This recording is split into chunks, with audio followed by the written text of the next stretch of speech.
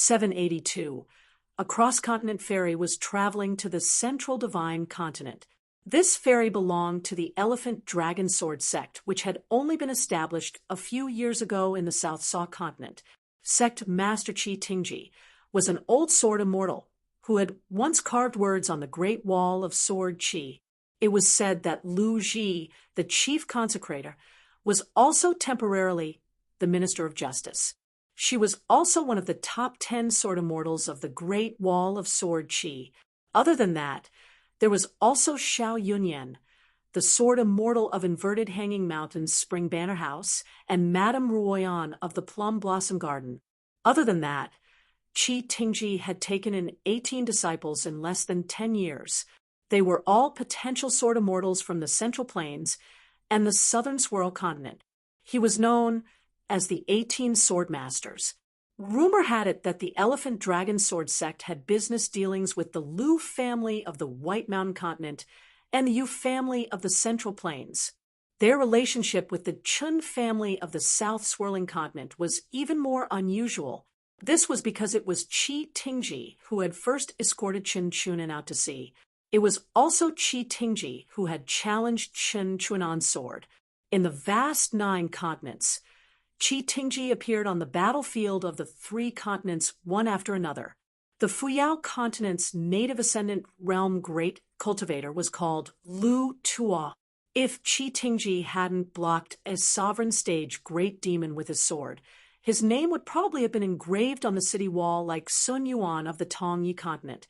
After Lu Tu's cultivation level dropped to that of an immortal, he went into seclusion to recuperate in the white porcelain grotto heaven of the Liuxia continent's lower sect for a few years.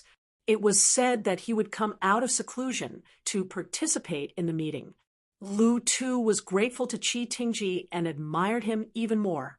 There were rumors on the mountain that Lu Tu came out of seclusion this time to discuss matters in the Confucian temple, and also to request to be the guest elder of the Elephant Dragon Sword sect. The Fuyao continent was a small continent. Its territory was only slightly bigger than the Aquarius continent. When Lu Tue had ascended to the Ascendant Realm, he was hailed as the Heaven Wasteland Solution. If Lu Tue really became a sect leader of a high-ranking sect and became a guest elder of another sect, it would be the first time in the world. The ferry was extremely close to an immortal crossing called the Wenjin Ferry near the Confucian Temple. Chi Tingji, who was admiring the scenery at the bow of the ferry, suddenly ordered the ferry to slow down as a gesture of respect to the Confucian Temple. Although Chi Tingji was fully deserving of the title of Old Sword Immortal, he had an extremely handsome and youthful appearance. Luckily, the Confucian Temple had yet to lift the ban on the mountain and water bulletin. Otherwise, Chi Tingji's magnanimity alone would have attracted a lot of admirers. Chi Tingji Wu Qingpei, Sun Jiyuan, and me were once known as the 4 most handsome men of the Great Wall of Sword Chi. Later on, there was a 5th person, but it was self-proclaimed by that person.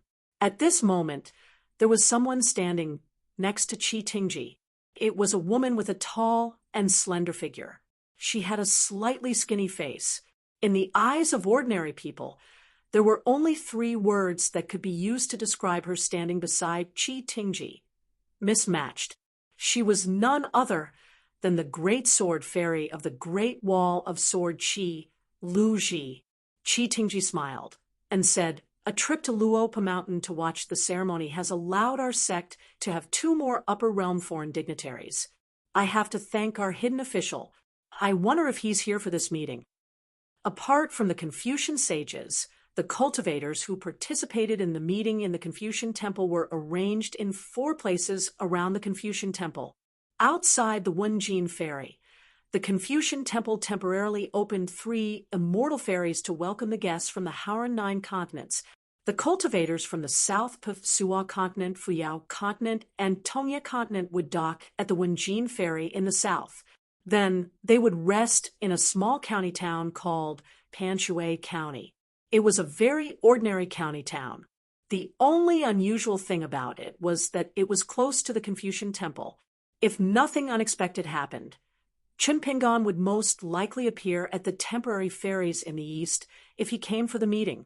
The people who represented the Aquarius continent in the meeting were Song Jianqiang, who replaced Emperor Dali Song, Heavenly Lord Qi Zhen of the Divine Advice sect, and the master of the Jiang family of Cloud Forest. Apart from Song Jianqiang, who was alone, the Divine Wisdom sect, and the Jiang family of Cloud Forest each brought a group of disciples like the Elephant Dragon Sword sect. Although they couldn't participate in the meeting and could only travel around the Confucian Temple, the area within 1,000 miles of the Confucian Temple was heavily guarded. It was a great honor for ordinary cultivators to be able to stay in a place with the fairies. Lu Ji said straightforwardly, "I know you two have been plotting against each other, but I hope you don't forget that Chun Pingan's plans are for the good of the Great Wall of Sword Qi. He's not selfish. He's not targeting you, and he won't target Qi Shou. Otherwise, he wouldn't have suggested Xiao Yunyan to be the Elephant Dragon Sword sect's guest elder. I don't wish for the Elephant Dragon Sword sect and the Luopa Mountain to work together and form an alliance. Besides, I don't know about the taboos here. You're the ones who are good at these things." Oh, Lu Ji had a similar temper when she was at the Great Wall of Sword Qi. She had always been straightforward. Either you had the ability to make her say nice things, or you didn't have the ability to make her say nasty things. Qi Tingji smiled and said, "Mr. Lu, don't worry. I'm not that petty and I won't make things difficult for my own guest elder." Lu Ji had a rare smile on her face. She leaned against the railing and looked into the distance. She said slowly, "You're all very good at doing as the Romans do. I can't do that." Chun Pingan was at the Great Wall of Sword Qi, and Qi Tingji was at the vast world. Qi Tingji was a little helpless. He reached out and patted the railing. He thought to himself, among the disciples, one of the two that I think the most highly of actually admires Chun Pingan. She even begged me, her master, to help her ask the hidden official for a copy of the Song Sword Immortal Manual once she enters the Jindan stage. Don't you think it's annoying? This was the guest elder Xiao Yunyan's fault. He had nothing better to do. He described the young hidden official as a rare figure in the world. The key was that he was young and handsome, but he was also devoted. How could the little girl not be moved after hearing this? A man's infatuation was actually the greatest romantic. After all, in the Great Wall of Sword Qi, there were too many exciting stories about the deputy manager to tell. Xiao Yunyan had bad intentions. He picked the good ones to talk about. Lu Ji said, "Don't worry, that girl is too beautiful. If she really meets Chun Pingan, she'll be so nervous that she won't be able to speak. Chun Pingan won't say much either. When the time comes, they'll be speechless and embarrassed to the point that they'll regret meeting." Qi Tingji laughed. Qi Tingji turned to look at Lu Ji and suddenly teased, "Mr. Lu, I'm very curious. What kind of hero can catch your eye?" Lu Ji shook her head and changed the topic. "Is Lu Tu really going to be the guest elder of the sword sect?" Qi Tingji nodded and said, "I don't even know how to turn him down. It's annoying." Lu Ji smiled and said, "This kind of trouble is rare." Qi Tingji leaned against the railing and sighed softly. "He's settling down in a foreign land just like that." Lu Ji was silent. Her thoughts drifted far away. When she returned to her hometown, she thought of many old people and things. On the wall of a wine shop, there was once an ensign nameplate that said, "Lu Ji is actually not good-looking, but her legs are long. I've liked her for many years. I can't get enough of her." Although the nameplate did not have a name, the handwriting was clear. Perhaps the swordsman did not intend to deliberately hide his identity. Some distant liking could not help but let others know. Only then would he be satisfied. However, before Lu Ji could argue with that old pervert, the swordsman who liked to squat by the side of the road every time he drank died in battle outside the city. Other than that nameplate, the swordsman had not spoken much to Lu Ji in his life. Therefore, no one in the world knew if he liked her too much or not that much. In the last few years of the Great Wall of Sword Chi, everyone left in a hurry. There was once a young shopkeeper who freeloaded on wine. Occasionally, when he drank too much, his eyes became brighter and brighter. He said that when he returned to his hometown in the future, he would open a wine shop to sell wine, yangchun noodles, hot pot, and stinky tofu. People from the Great Wall of Sword Chi could go there and make an exception. They could get discounts and credit. Someone asked if they could not pay back the money. It was meaningless to buy on credit. The young man smiled and said, "Let's talk about it after you go drink." Someone asked if they could hire a few more wine girls. They were so beautiful that water could be squeezed out of them. The young second shopkeeper laughed and scolded. There was no such wine shop in the world. The shopkeeper had to risk his life to earn such a small amount of hard-earned money. The crowd burst into laughter. In the foreign land that had yet to become their hometown, the wine shop in Ascension City was still there. However, the young shopkeeper was no longer there. Most of the swordsmen from the past were also gone. Xiao Yunyan, Madame Xianyan, and a few of Qi Tingji's direct disciples came over, facing the man who was both the sect leader and their master. These young men and women were very respectful. Instead, they were closer to Lu Ji. After the group of people bowed to Qi Tingji, a young man asked, "Mr. Lu, can you meet Alliance Swa Ning Yao and the hidden official?" Ning Yao had ascended with a sword. The young swordsmen of the Dragon Elephant Sword sect all knew about it. Lu Ji shook her head and said, "I'm not sure." The young man asked, when did the hidden official get drunk? Did he really say that Ning Yao liked him because of his looks and his talent? Xiao Yunyan smiled and said, "Of course not. Someone tricked him." Madame Xianyan smiled sweetly and said, "That's hard to say. Wine makes people brave." The hidden official didn't dare to say anything and didn't dare to do anything. When two armies faced each other, one person stood in front of the formation with a sword pointed at all the sovereigns. Xiao Yunyan smiled and said, "Are you praising or insulting him? Why don't I repeat it to him?" She sneered and said, "Up to you." After attending the ceremony at Luapa Mountain, Madame Xianyan had gained a lot of courage. Now, according to the hidden official's decree, she and Xiao Yunyan had both become elders of the Dragon Elephant Sword sect. Every time Madame Xianyan talked about the hidden official, she became calmer and more composed. Another young man said, "The hidden official only has a high position. I still admire Mr. Zwamore. His swordsmanship is the best in the world." Someone disagreed and said, "Of course Mr. Zwa is powerful, but I think Alliance is fiercer. After all, he is a true 14th realm swordsman." Qi Tingji left with a smile. He didn't want to listen to these childish discussions.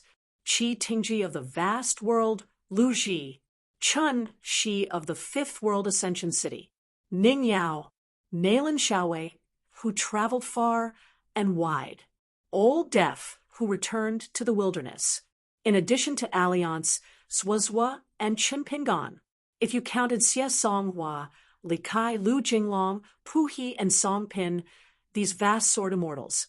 It was as if there was still a great wall of sword chi between heaven and earth, standing tall and strong. The current vast world still didn't understand the relationship between the two swordsmen who had once fought side by side on the Great Wall of Sword Chi. The former Great Wall of Sword Chi was like the world's purest place for cultivation. Local swordsmen were waiting for death, while foreign swordsmen were courting death. When someone from both sides survived, if they could meet again, they would be close friends, friends who would live and die together. Wu Shuang descended, and the interrogation official in Rongrong City.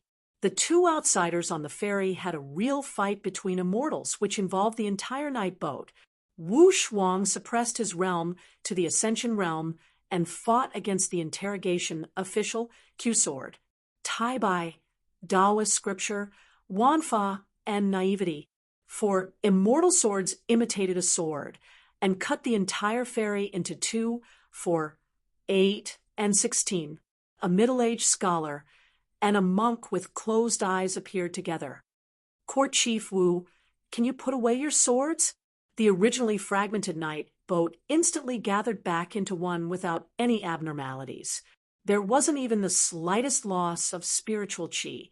It was similar to the great wall of sword qi that had been split into two by the wilderness grand ancestor. Wu Shuang smiled and said, Teacher Zhang, are you teaching me how to behave? The 4 imitated swords hovered around, their tips pointing in all directions. Bai Luo, the guardian of the year, appeared. The interrogation official held a sword in one hand. 2 halos, 1 golden and 1 silver, appeared behind him. They were like the sun and moon hanging in the sky, like a pair of eyes of a deity, piercing through the void and looking down on the mortal world.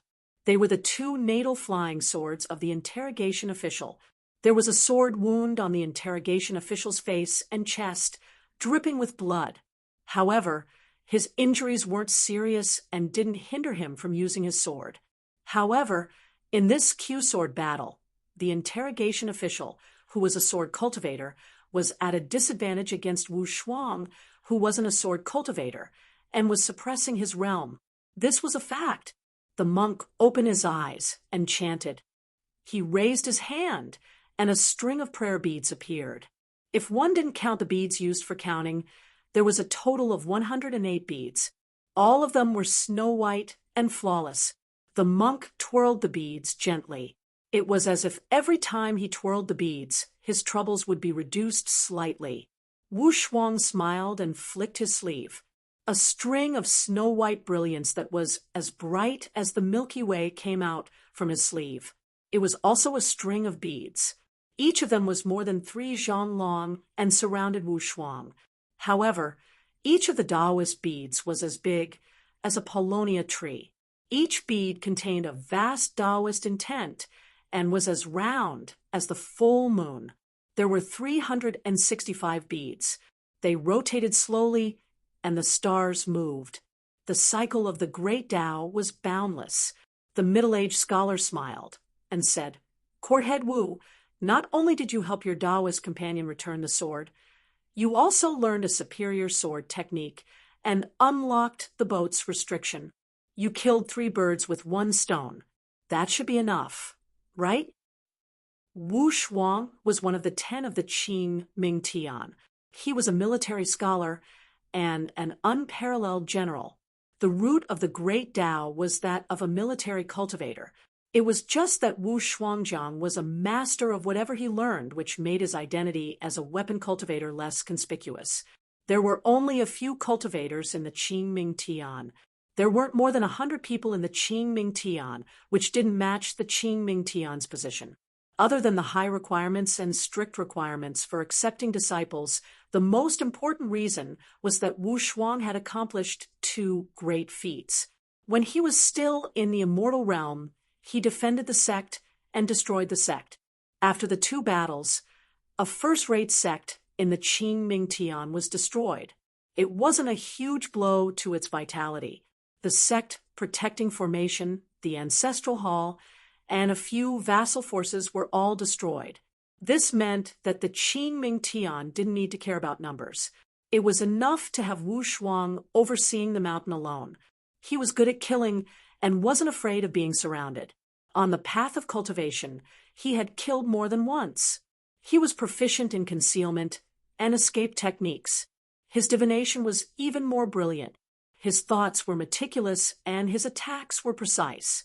Moreover, he was especially vengeful. He was fine when he didn't attack, but when he did, he was like a lion hunting a rabbit. He had to kill in a single strike, uprooting the weeds. After all, he was a cultivator that even Sun Huaizhong, the head of the great Xian dynasty, described as haunting. He was such an extremely difficult existence to deal with. Now that he had even reached the 14th realm, even the knight's sailing ship wouldn't be willing to become enemies with him. The middle-aged scholar smiled. Courthead Wu, the ferry has already reached the southern sea's ruins of Sinkhole. Wu Shuang smiled and kept the 4 imitation swords and a string of flowing pearls into his sleeve. He then dispelled the ability of the sparrow in the cage and left the night sailing ship with Bai Luo. He wanted to pass through the ruins of Sinkhole and head straight for the wilderness. In a pavilion by a lotus pond in Chuang City, the disciplinary officer put away his sword and 2 life-bound flying swords and landed in the pavilion. The monk vanished in a flash, leaving only the middle-aged scholar standing beside the disciplinary officer. The middle-aged scholar smiled. Still all right. The disciplinary officer muttered to himself, if the 14th realm is already like this, then what about the 15th realm? The middle-aged scholar said, unimaginable. Wu Shuang and Bai Luo hovered side by side in the air. Beneath their feet was the ruins of Sinkhole that had been opened by the great ancestor of the wilderness. The door was difficult to open and even harder to open. Wu Shuang lowered his head and looked over. The ruins of Sinkhole was in the shape of a huge ravine. In ancient times, it was said that the water of the 9 continents in the world and even the water of the stars in the heavens would flow majestically into the 4 ruins of Sinkhole. It was also said that within the ruins of Sinkhole, there was a huge turtle. Its back carried the territory of thousands of miles of mountains and rivers. In the ruins of Sinkhole, it was still as small as a bonsai. There were also 4 dragon gates erected within. It was once the opportunity for all the flood dragons in the world to transform into a dragon. Wu Shuang pointed and smiled. Our luck isn't bad. It seems to be 2 turtle fishes. Bai Luo followed his gaze and looked over. In the depths of the ruins of Sinkhole, there were 2 turtle fishes with the head of a dragon and the body of a fish. They were tens of thousands of feet long and were swaying their heads and wagging their tails leisurely.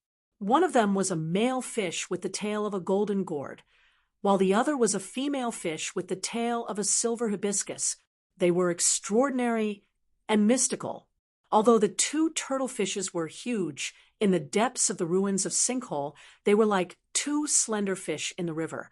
They were completely negligible. Bai Luo said helplessly, "You want to fight with others for this? You're already at the 14th realm. When you're outside, you should at least act like an immortal master." How was it good luck? It was clearly someone fishing for turtle fishes in the sea of clouds in the sky. Even ordinary fishermen in the mountains and rivers would have to spend money to set up their nests and lure the fishes if they wanted to catch something big from the great rivers and lakes. Now, these 2 rare turtle fishes were clearly lured over by the skinny old man with long eyebrows in the sky. They swayed their tails and floated up, slowly approaching a dragon pearl.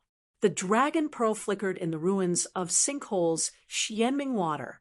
Every time it lit up, it shone brightly. The dragon pearl was only the size of a fist, but its light illuminated a radius of hundreds of feet. Wu Shuang raised his head and looked over. In the gap in the sea of clouds in the sky, a white-haired old man was fishing with his legs crossed.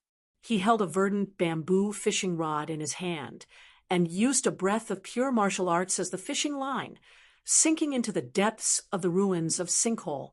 The old man with long eyebrows was giving Wu Shuang a look, probably telling him not to scare the 2 turtle fishes. Wu Shuang thought for a moment and retracted his aura, merging with the heavens and earth. Bai Luo also used a concealment technique to not disturb the old fisherman's fishing. She said telepathically to Wu Shuangjiang, "This person is called Zhang Tiaoxia, nicknamed Dragon Count. He's a 10th realm martial artist and has reached the pinnacle. Apart from martial arts, he's only obsessed with fishing. He's indifferent and stands aloof from worldly affairs. Only when he has no money to set up a nest would he run to the central divine continent to earn some fishing money. When the ruins of Sinkhole first opened, Zhang Tiaoxia was close to it, so he was the first person in the world to come here. He then waited here for the prey, picking up the bigger ones that slipped through the net. He successfully stopped several great demons that tried to escape back to the wilderness. Wu Shuangjiang nodded. He's indeed a god, but it's a pity that he's just a god. The two turtle fishes were still very cautious. They chased after the dragon pearl for a long time, but they never took the bait. The old man with long eyebrows suddenly raised his chi, and the dragon pearl that was pulled by pure chi suddenly rose up, as if it was trying to escape. One of the silver-scaled hibiscus tails no longer hesitated. It stirred up a huge wave, leaping up high and biting down on the dragon pearl.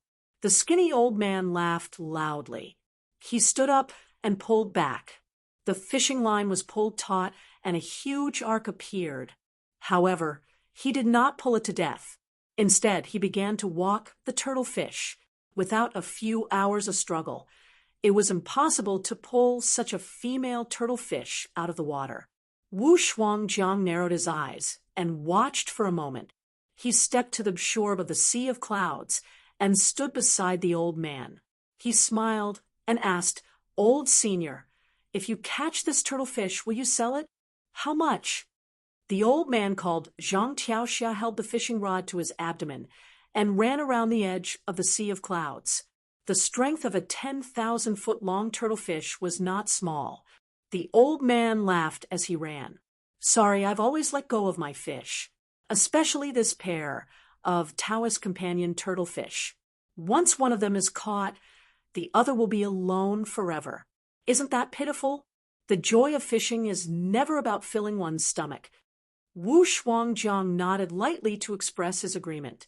He smiled and said, "What a fisherman!" Bai Luo heaved a sigh of relief. If she was not careful, this dragon count would be brought along by Wu Shuangjiang on a trip to the wasteland. Wu Shuangjiang suddenly asked, "That female martial god from the great Duan dynasty is called Pei Wan, right? Did you fight with her?"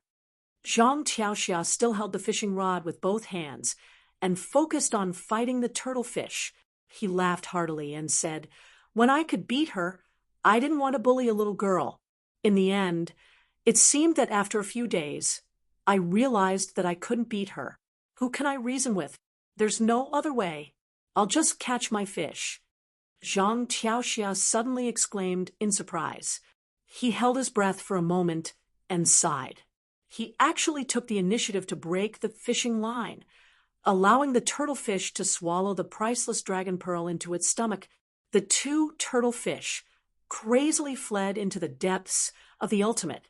In this way, unless Zhang Tiaoxia could change the bait to something like dragon pearls and dragon eyes, they would not be able to take the bait for at least 100 years. Wu Shuangjiang asked, "Senior Dragon Count, are you going to the Confucian Temple of Middle-earth to discuss matters?" Zhang Tiaoxia nodded and said, "The Grand Chancellor of the Rites Learning Palace invited me. I have to go." Zhang Tiaoxia would be playing with his life if he said that he did not guard against these two uninvited guests who suddenly appeared beside the ultimate. Although he could not see through the depths of the two people, he could tell from their expressions that they were at least two immortals. Zhang Tiaoxia thought for a while and could not find a righteous cultivator who fit his image. However, the long-browed elder felt that he had been wandering around the sea for a long time and could be said to be ignorant of the matters on the mountain. It was normal that he did not know them. Just like the sword immortal Su Ke from the Jinjia continent that he met earlier, he had never even heard of him before, let alone seen him. However, Zhang Tiaoxia did not have any enemies on the mountain, so he just treated it as a chance encounter with the two people. After living for a long time, he was not surprised. However, if he really had to fight a brainless fight, Zhang Tiaoxia did not mind stretching his muscles and bones. The 10 realms of martial artists were not just for show. Wu Shuangjiang gave a fist salute and smiled. "Farewell." Zhang Tiaoxia returned the salute with a fist salute. "We'll meet again if fate wills it." Wu Shuangjiang looked towards the depths of the ultimate and raised his hand. He formed a seal with 2 fingers and said, "Imperial edict to all the water descendants of the world." The 2 AO fish that had already traveled thousands of miles away shook their heads and wagged their tails, as if they had received an imperial edict. They obeyed the edict and changed their direction, swimming towards Wu Shuangjiang rapidly. Finally, they raised a huge wave and leaped out of the water. The two huge creatures with dragon heads and fish bodies were extremely docile and obedient. They hovered below the sea of clouds, as if waiting for Wu Shuangjiang to board the ferry and travel to the ultimate. Wu Shuangjiang brought by Luo and landed on the Ao fish's back. They entered the ultimate and traveled far away. Zhang Tiaoxia thought for a while. Fortunately, they did not fight. Indeed, one had to be kind to others when one was outside. A 10 realms peak martial artist kept the green bamboo fishing rod and turned into a rainbow, heading towards the central divine continent. In the ravine of the ultimate, Bai Luo and Wu Shuangjiang each rode a Ao fish. Bai Luo smiled and asked, "Palace Master, I heard that there is a saying of big and little Wu in the Qingming world." Wu Shuangjiang nodded. "That kid's fortune is just like mine. In other aspects, we are not that similar. The one who is truly like me is the young man that Lu Chen spoke of. Fortunately, he is not a cultivator of the same realm. Otherwise, I would have thought that he was defeated by some kind of pressure from the heavenly Tao of the 14th realm. For example, the struggle between the azure and the blue. The azure surpasses the blue, and the azure surpasses the blue." Bai Luo said. "So Palace Master's killing intent in the City of Entries. How much of it was real, and how much of it was fake?" Wu Shuangjiang smiled and said, "Chimpingon could not accept that Tao querying. Even if it was fake, it could still be fake. Even if it was fake, it could still be fake." Bai Luo frowned slightly. Wu Shuangjiang said, "That kid is able to let go. He will not hold any grudges. Moreover, he understands my thoughts very well." A person's knowledge was secondary. One's greatest fear was not being able to grasp things clearly. Bai Luo said. An immortal touched his head and bestowed him with the longevity scroll. She was referring to that tavern. Before Wu Shuangjiang left, he seemed to have casually patted the little water monster's head. It was not very beneficial to one's cultivation, but it was a genuine life-saving talisman. Perhaps Wu Shuangjiang had a deeper meaning, so Bai Luo could not be bothered to get to the bottom of it. Wu Shuangjiang smiled knowingly. Lu Chen has some plans. He is open and above board. I will fulfill his wish. Bai Luo did not chat about the Beko Keikyung building's third sect master. Wu Shuangjiang asked, "Do you know what Chimpingan's greatest gain is this time?" Bai Luo shook her head. Wu Shuangjiang smiled and said, "Finally, someone can prove that the path he has taken is correct.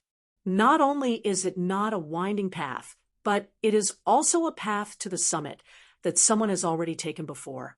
It's just that the path is slightly more winding." Wu Shuangjiang said something that sounded like a prophecy. "So just wait. In the next 100 years, Chunpingan's cultivation will advance by leaps and bounds in all aspects." "You think so highly of Chunpingan?" "I only think highly of every Wu Shuangjiang." Wu Shuangjiang suddenly laughed, as if he had thought of something fun. Bai Luo was a little confused. It was the Grand Chancellor of the Academy who invited Zhang Tiaoxia. Guess who invited Chunpingan? One of the 3 Confucian Temple's cult masters, 1 principal and 2 vice principals?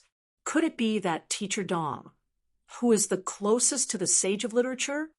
Wu Shuangjiang shook his head and did not give an answer. This great cultivator of the 14th realm rode a turtle fish and traveled the world. What he saw now was what his Tao partner would see in the future. Wu Shuangjiang put his hands behind his back and closed his eyes to rest. He laughed in his heart. As the saying goes, the devil rises 10. North Continent Lying Ground Peak. Zhang Shanfeng had finally reached the sea viewing realm and was about to break through. This young Taoist still needed a few more hours to stabilize his realm. His master was guarding outside the immortal cave. He murmured softly, the dragon hibernation technique. First sleeps the heart, then the eyes, and then the spirit. Sleep is the major return to the root, while breathing is the minor return to the root. During the breathing, the mind can be concentrated into a mustard seed, which is also returning to the root. This is the multitude of things returning to their roots. Immortal Fire Dragon, who was at the peak of the Ascendant Realm, White Cloud Mountain, Peach Mountain, Xian Peak, Yuanling Hall. These senior brothers, together with the new mountain master of the Tai Xia Mountain, were all guarding a cultivator of the cave-dwelling realm outside the cave. They had already set up a big table with wine, dishes, and a big pot of celestial fruits and vegetables. They were waiting for the good news. The senior brother of the Peach Mountain said seriously, "Little junior brother's breakthrough is impressive. It's very impressive. It's worthy of celebration." But in fact, Zhang Shanfeng's breakthrough was nothing impressive. He had really reached the sea-viewing realm with just a few bumps and bruises. The old perfected master smiled while stroking his beard. "Your little junior brother's appearance and bearing are better than Qin Pingan. There's nothing to deny." The senior brother of the White Cloud sect complained, "Master, this is an obvious fact.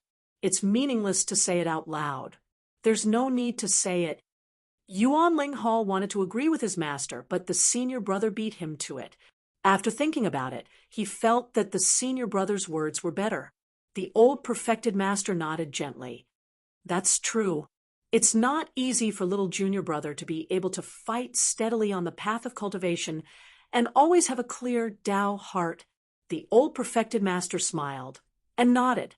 Yuanling Hall wanted to say that it was his master who taught him well. Unexpectedly, another senior brother said, "In fact, little junior brother's greatest ability is to pick the master's eye." "Master, forgive me for saying something disrespectful, but it's because of your good luck that you can take Shanfeng as your disciple." Yuanling Hall was suddenly speechless. The old perfected master sighed with emotion. "It's true. That guy picked up the empty wine cup. Offending master. I must punish myself with a cup." The old perfected master pushed a jar of green god wine in front of him over. "One cup is not enough. Punish yourself with 3 cups." Yuanling Hall was like an outsider who came to make up the numbers. He could not get a word in. If he had known earlier, he would have humbly asked Qin Pingan for advice at Luapa Mountain. The atmosphere at Luapa Mountain was not inferior to that of Crouching Ground Peak. From the mountain lord to the disciples to the guests, each one was better at talking than the other. Venerable Fiery Dragon suddenly stood up and said, "I have to go to the Confucian temple immediately. This time, I won't bring Shanfeng along. There are too many acquaintances, and it's easy to be exposed. The few of you remember to protect him." The few of them stood up and respectfully sent their master off to the Central Plains. Venerable Fiery Dragon glanced at Yuanling Hall, who seemed to be mute. "I'm talking to you." Yuanling Hall was speechless. The old perfected master disappeared in a flash, traveling across continents. He had no choice. The mountain was poor and could not afford a cross-continent ferry. He could only rely on this insignificant Tao technique. Central Plains Divine Continent, a saint's residence. One of the descendants of the saints had lived here for generations. This secondary saint's residence covered an area of more than 180 mu and had more than 400 rooms. It was adjacent to a temple. Next to the residence was the secondary saint's temple, which was filled with incense. A man rode the wind and landed at the city gate where the mansion was located. He chose to walk on foot. An old steward of the residence had been waiting for a long time at the bottom of the steps outside the door. When he saw the man, he hurried forward. The two of them walked into the residence together. The red-bordered black painted door was embedded with quintessences. Above the door hung a blue plaque with golden words, "Secondary Saint's Residence." It was written by the Sage of Rites himself. After bypassing a snow-white shadow wall, the second door was the Yi sect. On both sides, there were 2 painted door gods. They were as tall as a person, and were 4 of the 10 sages of the martial temple. The silent man and the old steward walked in through the armpit door. They passed by a secondary saint's hanging statue. On both sides there were couplets that read, "The Tao of heaven is yin and yang.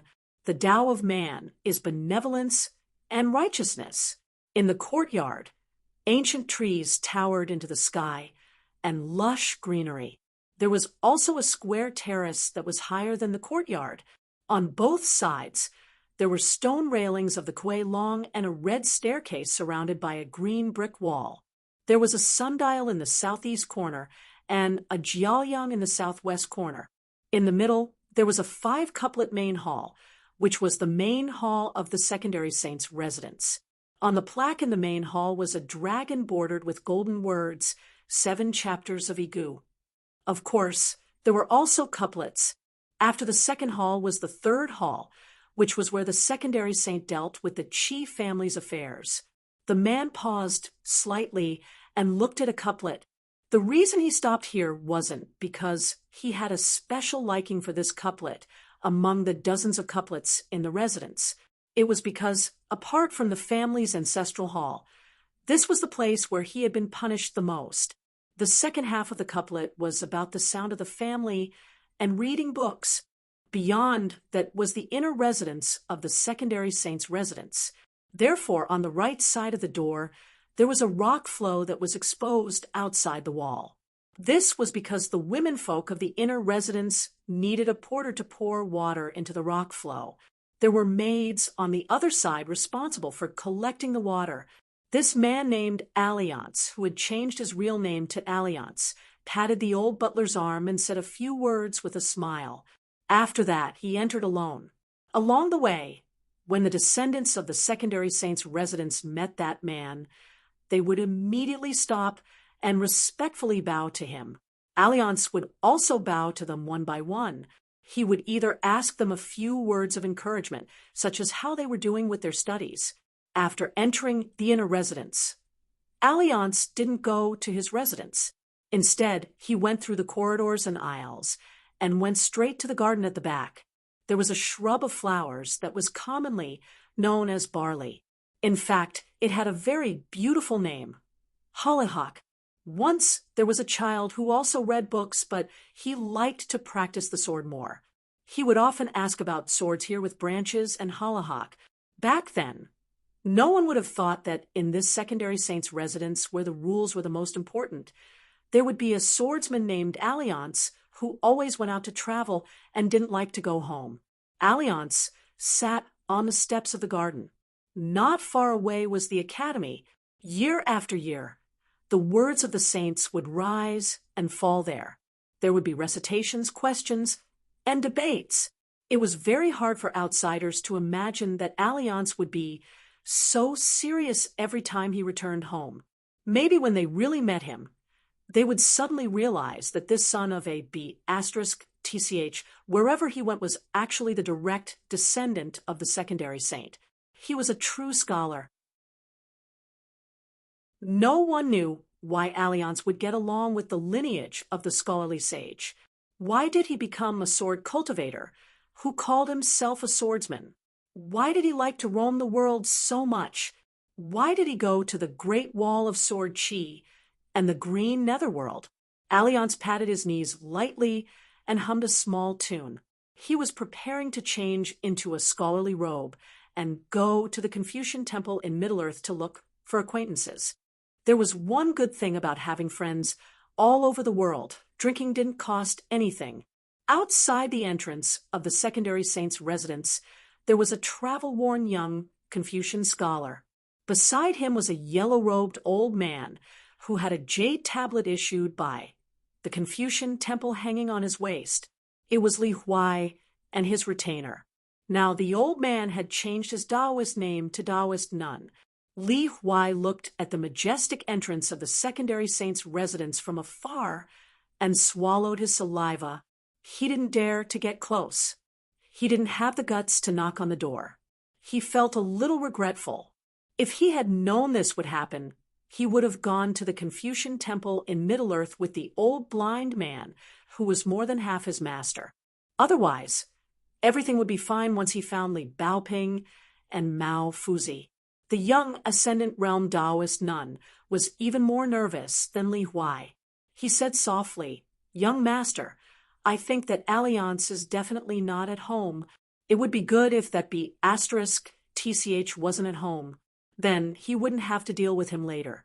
Li Huai carried the bamboo box on his back and held the mountain walking stick in his hand. He asked tentatively, "Then, should we go directly to the Confucian temple and wait?" The young Taoist nun rubbed his hands and nodded. "That's a good idea." Unexpectedly, a man wearing a scholarly robe walked out quickly from the entrance. He actually looked a little like a human. When the man saw Li Huai and the Ascendant Realm Taoist nun, he laughed and said, "Oh, isn't this Master Li Huai? You're not as handsome as when you were young. You were so good back then." Li Huai waved his hand. Alliance walked on the street, while Li Huai strode forward. Suddenly, he handed the mountain walking stick in his hand to the young Taoist nun, who was walking behind him with heavy steps. Almost at the same time, Li Huai and Alliance stopped 5 or 6 steps away from each other. The two of them got into a boxing stance and started to circle around each other.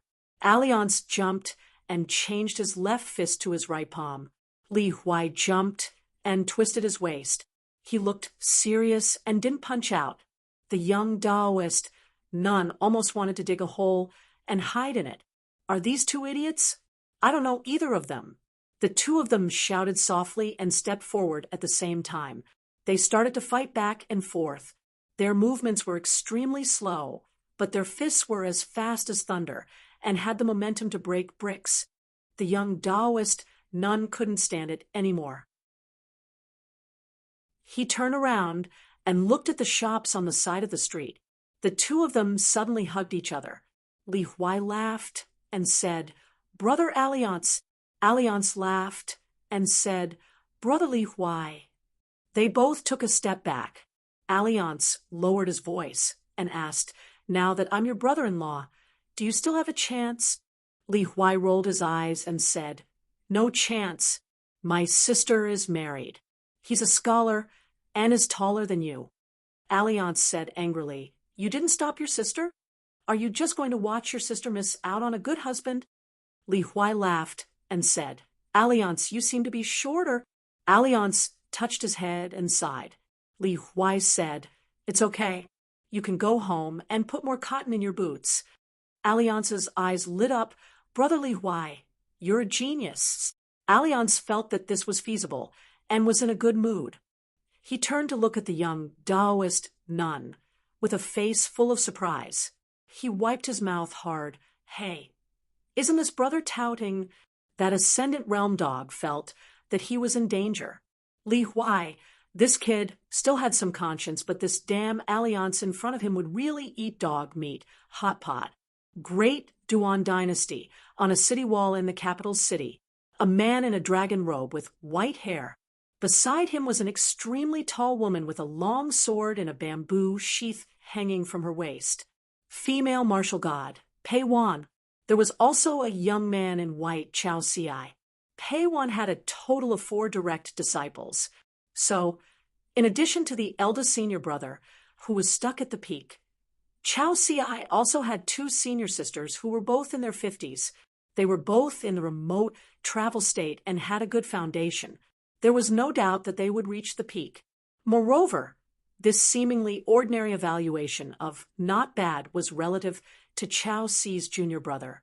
The martial arts fate of the great Duan dynasty was indeed shocking. In the words of the people of the Central Plains, the great Duan dynasty was the owner of the martial arts shop. His Majesty, who had once traveled to the inverted hanging mountain with Pei Bei, was already an old man past his prime. He looked at Pei Wan and said self-mockingly, "Miss Pei, you still look the same. I'm actually much younger than you, but I'm already so old." Pei Wan smiled. He said, "Then I won't disturb you and Chao Ci from going to the Confucian temple." Pei Wan nodded. He suddenly said, I've never touched Miss Pei's hand in my life." Chao Si left silently. Pei Wan patted the old man's arm and said, "I'm glad to meet your majesty." The old man patted the back of the woman's hand and said with a smile, "Okay." The emperor suddenly felt a little regretful and asked if that young secluded official is also going to the Confucian temple. Then our Chao Si won't be the youngest person to go to the Confucian temple, right? Pei Wan nodded with a smile. Actually, she didn't think it was a big deal. The old man turned to the seemingly flawless young man in white and asked, "Chao Si, why don't I help you change your age? After all, it doesn't matter if you're 1 year older or 1 year younger in the great Duan dynasty." Chao Si stood in the distance and cupped her fists with the childish old man. She said with a smile, "Your Majesty, let's forget about it." The old man was a little disappointed. At the temporary ferry to the north of the Confucian temple, the largest snowflake ferry in the world couldn't even reach the shore. It could only continue to consume spirit chi and eat immortal coins while floating in the air. The owner of the ferry didn't care about this little consumption. Between the ferry and the ferry, a 1,000-foot-long azure cloud bridge appeared. It was another money-consuming method. A group of people walked down slowly. A woman dressed elegantly was talking to the young man next to her. She said that he should take this opportunity to meet that fairy sister. That girl was a woman from the mountains. She was around 100 years old, so she wasn't considered old. A family of 3, the god of wealth of the snow mountain continent, Lu Jiubao and his wife, and their son, Lu Yuzhou. Other people cultivated hard, but Lu Yuzhou was busy with only one thing. His parents forced him to go on blind dates. After the blind dates, Lu Yuzhou had a lot of excuses for his failures. That girl's cultivation level is too high. She's already in the unpolished jade realm at such a young age. Why would she like a good-for-nothing cultivator like me? She's only here for my money. She's too beautiful. She's like a goddess who walked out of a painting. I'm not good enough for her, so I can only look at her from afar. She thinks my painting skills are mediocre. We're not the same type of person, so we can't talk to each other. Cultivators have long lives. They sleep on the same bed every day and have different dreams. Accidents are bound to happen. Therefore, his father was anxious and his mother was even more anxious. Lu Jiubao thought that Lu Yuzhou, the only seedling, should help the family to spread its branches. However, Lu Yuzhou's mother's thoughts were a bit unusual. She always felt that she had given birth to such a handsome and promising son. If she didn't show him off, she would feel uncomfortable chatting with those coquettish female cultivator friends. And this Mrs. Lu was famous for spending a lot of money on Howren Mountain. Any rare robes, beautiful hairpins and jewelry, expensive rouge and face powder, dressing table, letter paper, eyebrow, pencil, painting of court ladies. As long as she bought it, the price would at least double. Therefore, every time the forces on the mountain that did business with women had a new style of goods, they would take the initiative to send it to Mrs. Lu of the snow-peaked continent. If she didn't like it, she would return it. If she liked it, she would buy it at a high price. For free? Who are you looking down on? One of the biggest interests of the woman and her friends was to comment on the great cultivators on the mountain or the young and handsome Taoist companions. That woman was bewitching. At first glance, one could tell that she wasn't a decent woman. The uglier a village girl was, the more she liked to wear flowers. The flowers were fancy, and she wore money on her body when she had no money in her pocket. Don't be fooled by her appearance. Her cheekbones were high, and she killed her husband without using a knife. A scorpion carrying a wasp. This man and woman were really a perfect match. Don't be fooled by the two of them being intimately attached to each other. Just wait. In fact, they couldn't be tied to the same groove. Lu Jiubao didn't care about his wife's private gossip. Anyway, a dozen old women would find a reason to gather together and chatter. The content of their conversation couldn't be spread outside. The woman took her son's hand and said softly, "Son, you know what kind of wife a rich family should look for?" Lu Yuzhou was a little absent-minded and said perfunctorily, "How would I know?" The woman said to herself, "A woman who is too beautiful is either a femme fatale or a femme fatale. Don't look for her. First of all, she really likes you. Secondly, she has filial piety. She can treat her parents-in-law as her own parents. Finally, she has to have money in her eyes, but not to the extent of falling into the eyes of money. Otherwise, she is a prodigal woman. Of course, no matter how extravagant a daughter-in-law is, our family can't continue to be a prodigal. But the problem is there are so many gossipy women on the mountain. They love to gossip behind people's backs. I can talk about others, but others can't talk about me. If you look for the wrong person, a disaster can suppress 100 riches. No matter how big the family business is, it can't be protected. But as long as you find the right person, you can suppress 100 misfortunes with one blessing. Lu Yuzhou could ignore it, but the god of wealth of the Baijin continent could only patiently listen to the woman's nagging. He didn't have the right to speak. The key point was that it couldn't go in one ear and out the other. From time to time, there would be a test. What was the third sentence? If he wasn't careful, the woman would cry and complain that his heart was too wild. Once he went out, he was absent-minded. He didn't have her, this old woman, in his heart. The flowers at home were not as fragrant as the wild flowers. In the end, the woman restrained her expression and said softly, "Yuzhou, when you marry a daughter-in-law, you must marry a kind-hearted girl. That's a true blessing. It's the best way to attract wealth." Lu Yuzhou nodded. Although mother didn't study, she's still very honest. The woman patted the back of her son's hand. "Our Yuzhou is so good at talking. Why can't we find a daughter-in-law? There's no justice." Lu Jubao nodded in agreement. The woman remembered something and urged, "Why do you want to go to Tongya Continent? Don't go. It's a foul place. It's not interesting." Lu Yuzhou said helplessly, "Mother, can you stop nagging?" The woman took out a handkerchief and wiped the corners of her eyes. Lu Yuzhou could only comfort her. He tried his best to persuade her, so that she wouldn't cry. Lu Yuzhou suddenly thought of a girl he met at Leigong Temple. A ferry shuttled through the clouds to the west of the Confucian Temple. It was about a few thousand miles away. Compared to J Peak Continent's Lu family's ferry, it was very shabby. However, wherever this ferry from the Fuyao continent passed, regardless of whether it was wind-riding cultivators or other ferries, not to mention greeting them, if they saw them from afar, they would take the initiative to take a detour, afraid that they would not be able to avoid them. The reason was simple. White Emperor City's city lord, Zheng Juzhong, was on this ferry. There was also Lu Qicheng, who had returned to Glass Pavilion. He wore a pink Taoist robe. There was also Lu Qicheng's bad-tempered senior sister, Han Xiaosa. This senior sister was recognized as the cultivator with the best aptitude in White Emperor City after the city lord.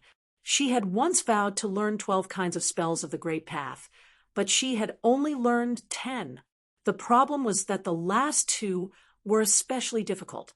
Zheng Juzhong only brought 2 direct disciples with him when he left Fuyao Continent and returned to the Central Plains. His eldest disciple was Fu Jing, a sword cultivator. His flying sword was Autumn Cicada, a blade strengthening gourd hung at his waist. Fu Jing and his master wore snow-white robes. His youngest disciple was Gu Ken. He wore a green robe and had a gentle look on his face. His aunt master, Han Xiaosa, was currently standing next to Gu Ken. She was talking to Gu Ken in a low voice about the eccentrics on Mount Vast Expanse. She was talking about who had good relations with White Emperor City and who had bad blood with them. Han Xiaosa's only good temper seemed to have been given to her martial nephew. Previously, Gu Ken had found the ruins of an ancient shattered grotto heaven in Fuyao Continent, and she had been secretly protecting him. However, she had not had the chance to do anything from the beginning to the end. On the ferry, there was also Chai Bofu, who was trembling in fear and did not even dare to breathe loudly. Thanks to Little Devil Goo, he had gone through a lot of hardships to reach White Emperor City. Although he had not been able to become a direct disciple of the White Emperor City's Hall of Ancestral Masters, he had become a registered disciple. Chai Bofu's gratitude was from the bottom of his heart. After all the cultivators in the world regarded White Emperor City of colored clouds as a holy land, just like the Confucian temple in the eyes of scholars. Lu Qicheng brought Chai Bofu to Gu Ken's room. Just because he did not knock on the door, Han Xiaosa, who was on the observation deck, rewarded him with a spell. Lu Qicheng was fine, but Chai Bofu had already fallen to the ground, lying in a pool of blood in the corridor.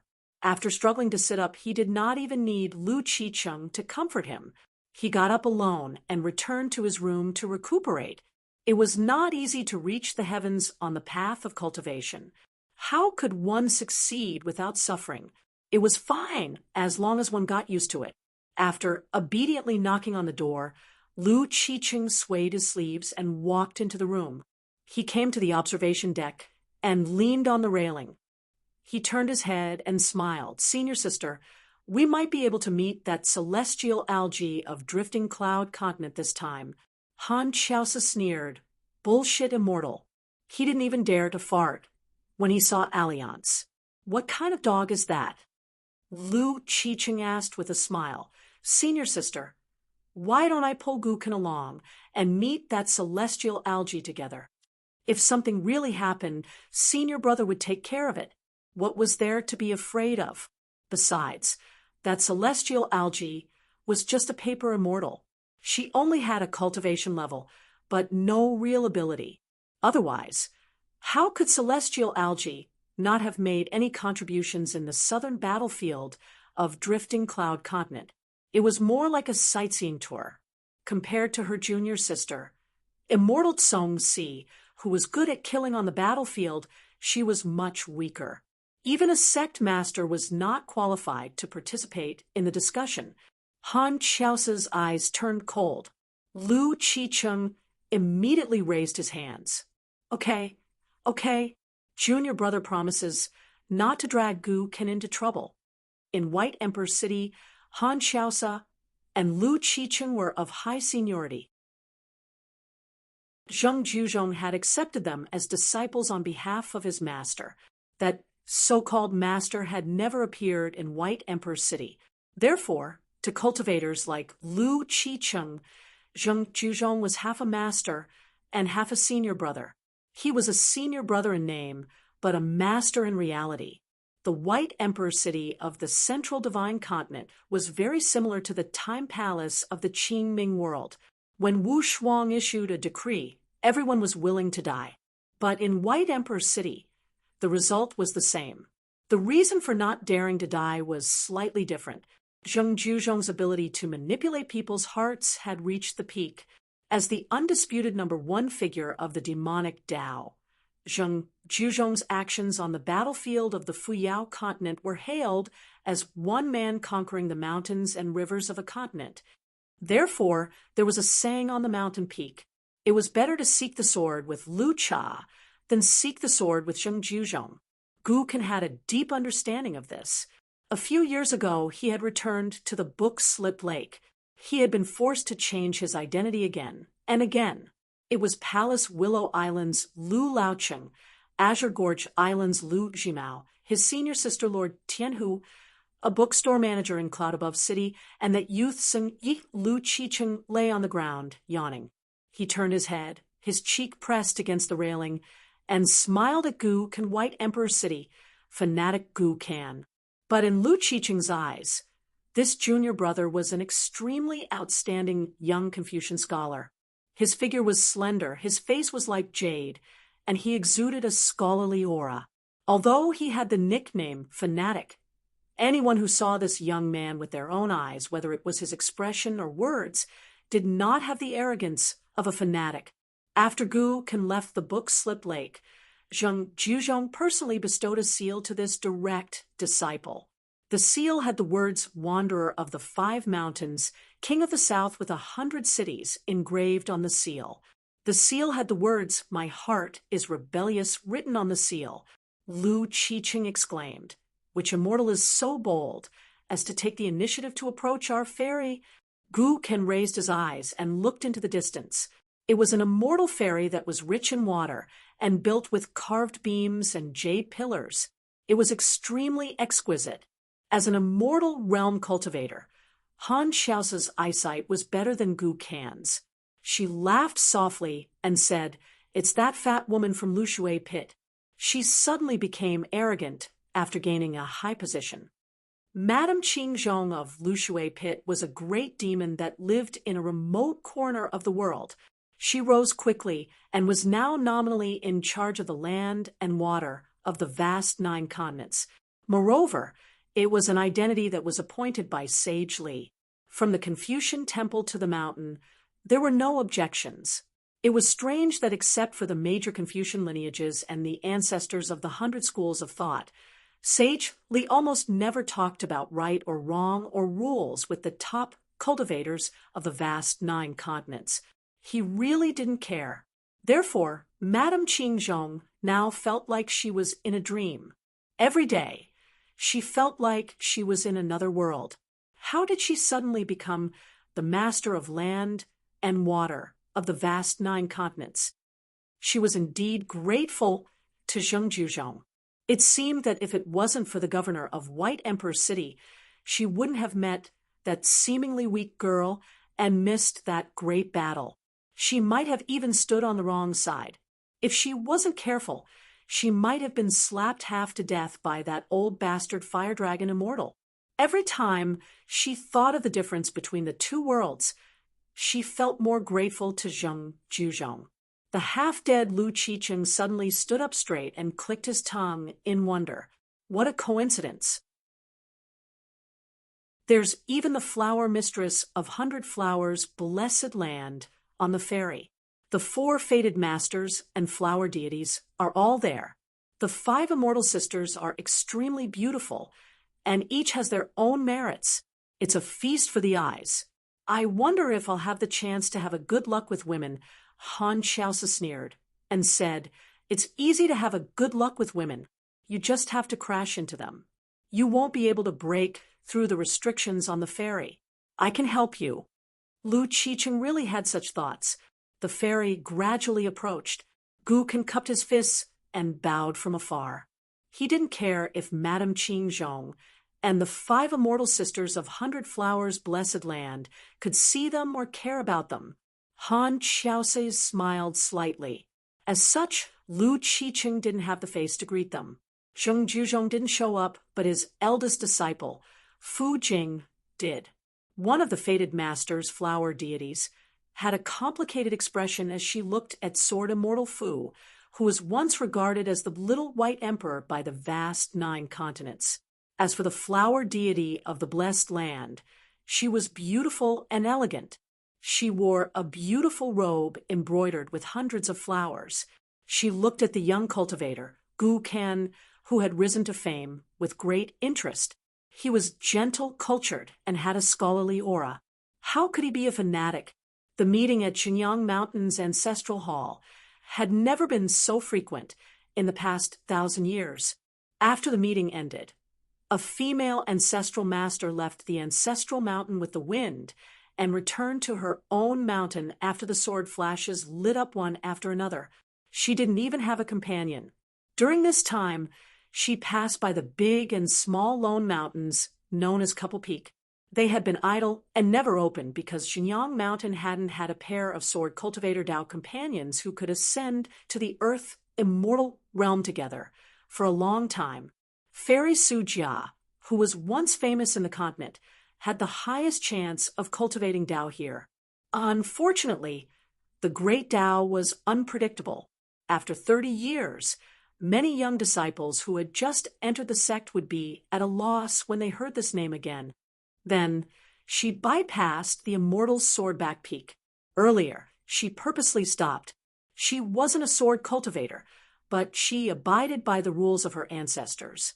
She made a sword gesture with one hand and bowed her head to salute from afar. However, when she lowered her head, the female cultivator named Tian Wan sneered. When she looked up again, she had a solemn expression. This peak was second only to the ancestral mountain in height. There was a long sword left behind by Xinjiang Mountain's ancestral master on the peak. It wasn't a high grade and wasn't a half-immortal weapon, but it was significant. The ancestral master set an iron rule. Only when the sword cultivators of Xinjiang Mountain became sword immortals could they take the long sword away and put it back in the ancestral hall. He had put a lot of thought into this. Therefore, this place was also called Sword Mountain. The guardian consecrator of Xinjiang Mountain, the white ape Yuan Xinye, cultivated on Swordback Peak all year round. As a descendant of the mountain-moving ancestor, Yuan Xinye had a good name, which meant peak. As Xinjiang Mountain succeeded in becoming a sect, the white ape's status also rose. Therefore, every time Yuan Xinye occasionally appeared on other peaks, the disciples of the sect would call him ancestor, mountain-moving ancestor, in a deafening manner. Especially when rumors began to spread on the mountain. The moving mountain's forefather actually quickly reached the shocking upper 5 realms cultivation base. Therefore, many young cultivators simply called him the moving mountain's great sage. The first upper 5 realms lord of 5 mountains in Aquarius continent was Wei Pai of Cloud Pinning Mountain. Then, this guardian consecrator would be the first upper 5 realms cultivator born as a demon. The hearts of the people of Xinjiang Mountain had never been so united. The spirit of the cultivators had never been so agitated and high-spirited. Even if it was an outer sect disciple who had just entered the mountain, even if it was an ignorant boy or girl, they began to feel that the once vast and boundless Aquarius continent seemed to have suddenly become very small.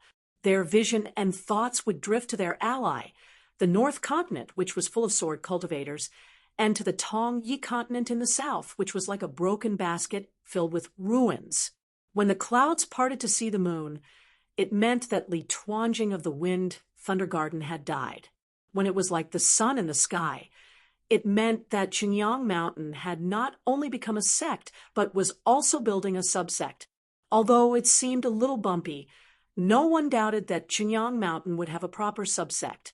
In the entire Aquarius continent, even the divine grandeur sect, which was the leader of the mountain, did not have a subsect.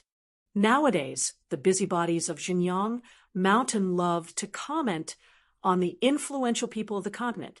More and more young cultivators on the mountain sincerely felt that Li Tuanjing was lucky to have died early. Otherwise, he would have been easily defeated by a young sword immortal of Xinjiang Mountain. Tian Wan returned to Zhuyu Peak. Her cultivation place was very simple. It was located in an elegant and quiet courtyard in the valley of the mountain. It was not even at a high point in the mountain with a wide view. She was Tian Wan of Xinjiang Mountain's ancestral hall, a female ancestral master who sat at the back. She was in charge of the Mountain View Bulletin and the Mirror Flower Water Moon of Xinjiang Mountain's Yamen. Nominally, Tian Wan was also in charge of intelligence, but she had long been taken over by the Ancestral Hall's discipline branch. She did not have the qualifications to interfere in this matter. She could only be brought out when there was a mistake. Therefore, Tian Wan was the member of the Ancestral Hall with the least sense of presence in Xinjiang Mountain. In the Ancestral Hall, there were not many with or without her. She did not teach any proud disciple with outstanding sword skills, nor did she have the right to speak. She only guarded Zhuyu Peak with few visitors. It was said that the height of a mountain did not matter, as long as there was an immortal. Poor Zhuyu Peak, because of Tian Wan, it was said that birds do not stand. However, she was also the junior sister of that speaking of heavenly affairs, Zhou Zi. She was also one of the 20 people who held a secret meeting. In the Mountain View's secret realm, that did not require cultivators to personally visit. The sect master of the 3 Mountains Blessed Lands Myriad Jade sect, the immortal cultivator Han Yushu, was inexperienced.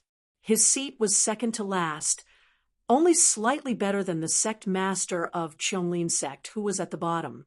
During every meeting, these two could not speak at all. They could only follow orders, and it was difficult for them to bargain with anyone. In recent decades, they had also recruited a group of young people. The selection process was extremely strict.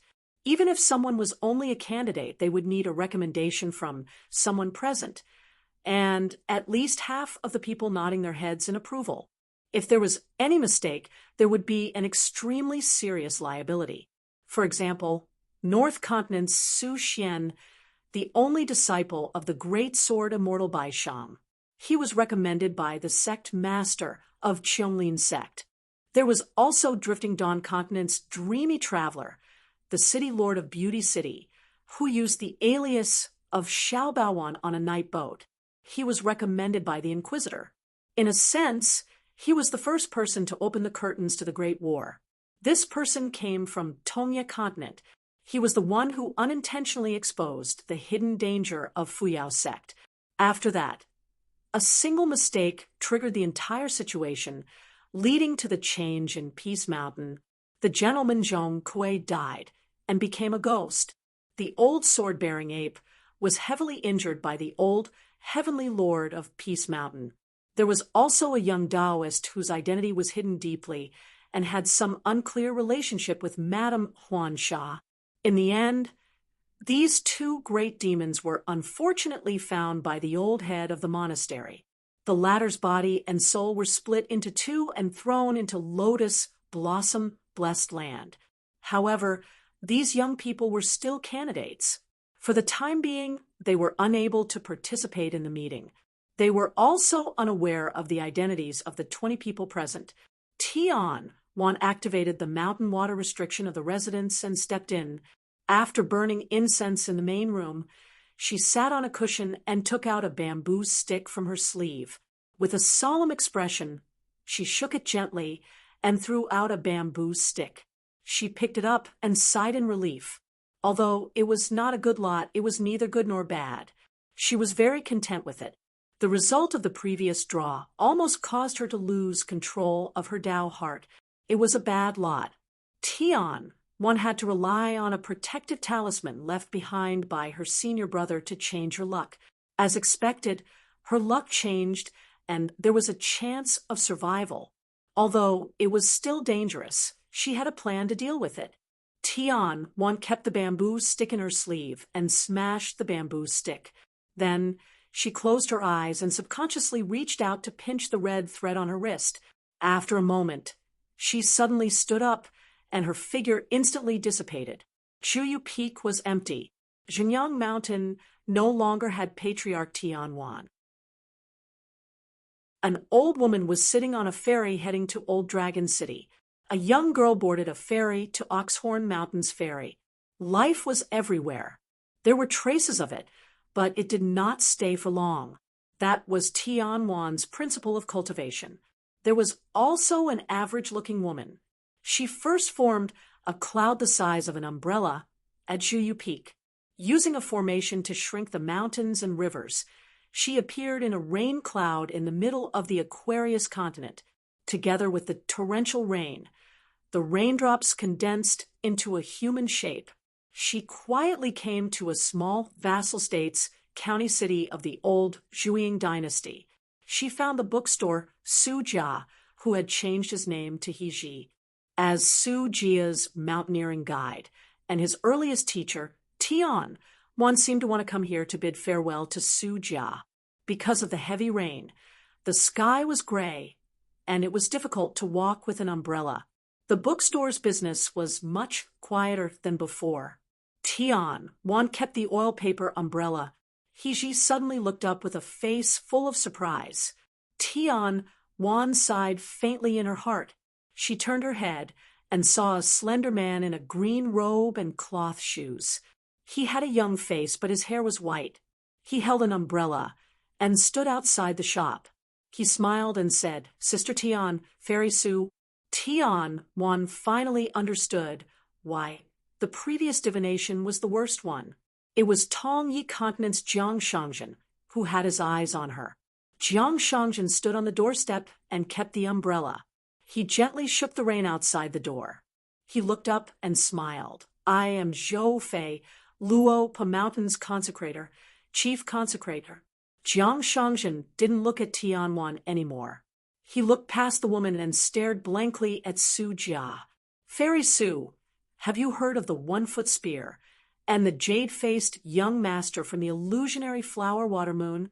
The two of them had argued about who was the #1 fairy of the Aquarius continent between you and He Xiaoyang from the divine grandeur sect.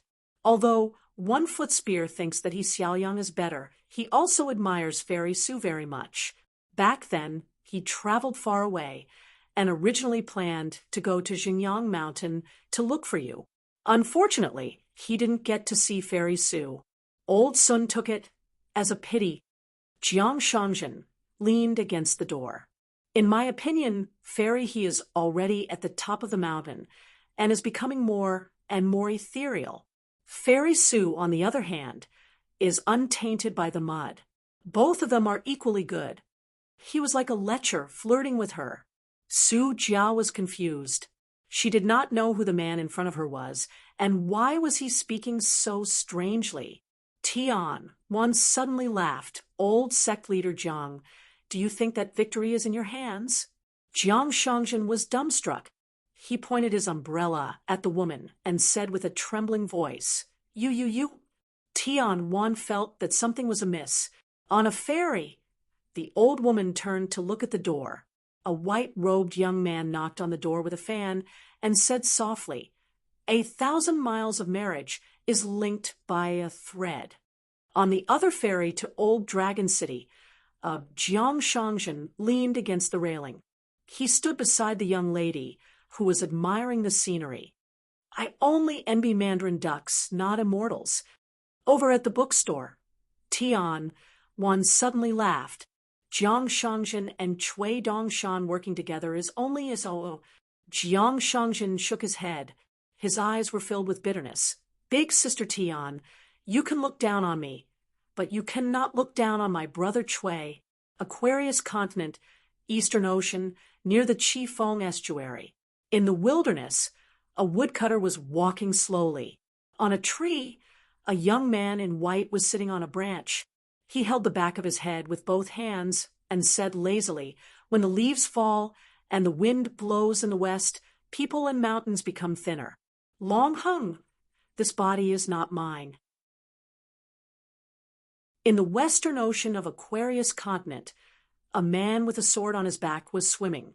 He turned and looked into the distance, his face full of smiles. Why not take pity on the person in front of me? The woman in the bookstore was stunned, speechless. She did not dare to gamble with her life. Jiang Shangzhen laughed. That's probably what they mean by, it's hard to meet and hard to part. The woman took a deep breath. How are you going to deal with me? Jiang Shangzhen consoled her. Don't worry, my mountain lord is the most protective of women. At the blacksmith shop by the Dragon Whisker River, the round-faced lady sat on a bamboo chair under the eaves. She looked straight ahead at the Dragon Whisker River. She softly said hey as a greeting.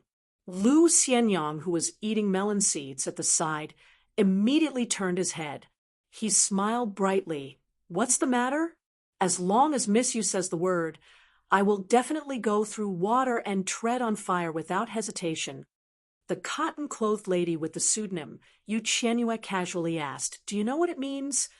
Lu Xianyang half-squatted, carried the bamboo chair with his hand, and moved over to Kuo-yu.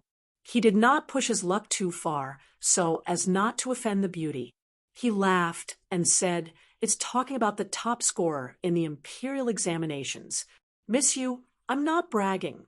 On that little bastard Chun Pingan's mountain, there's a scholar called Chao Qingleng. He's not old and is very serious. In his hometown's blessed land, a few years ago, he was only a teenager, but he consecutively won 3 prizes. Over here, he's still very powerful.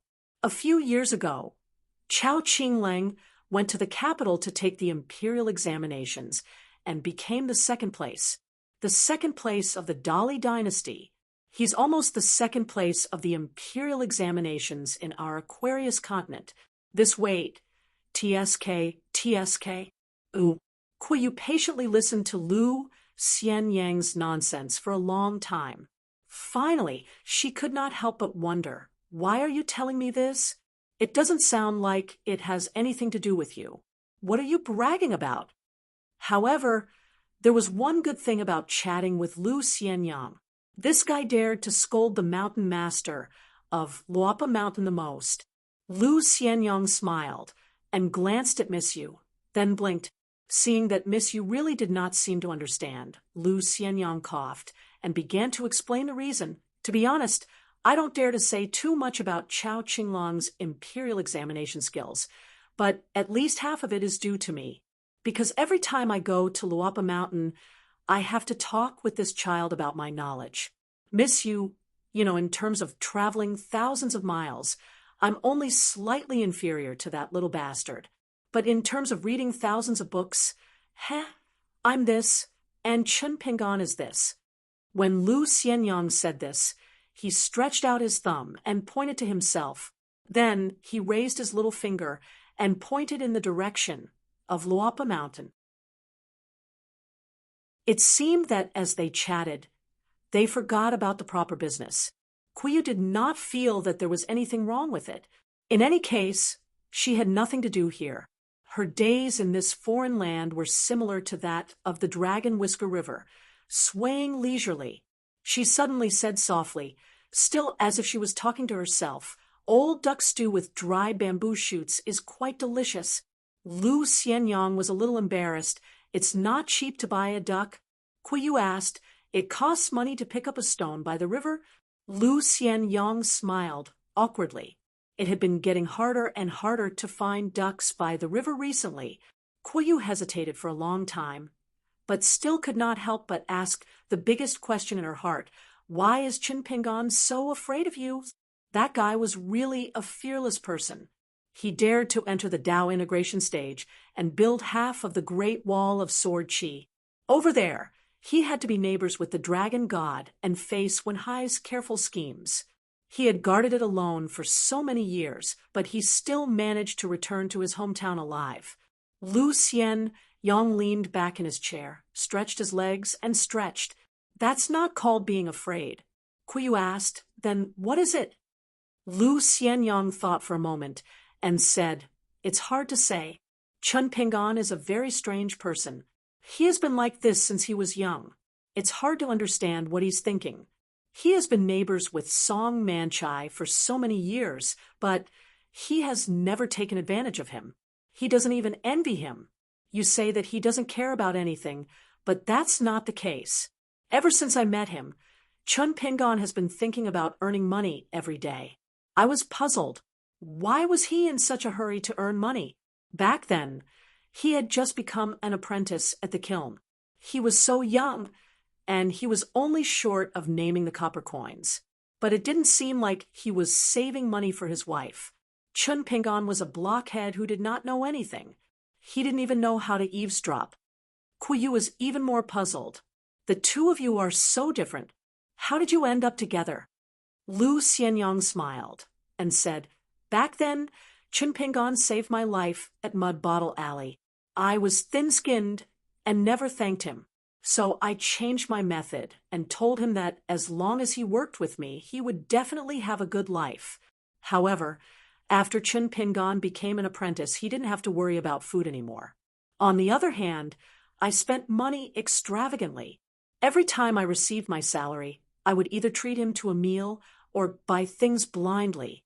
So I often had to borrow money from him. He also kept accounts, one by one. At that time, he was a bit like an accountant, but he never asked me to pay him back."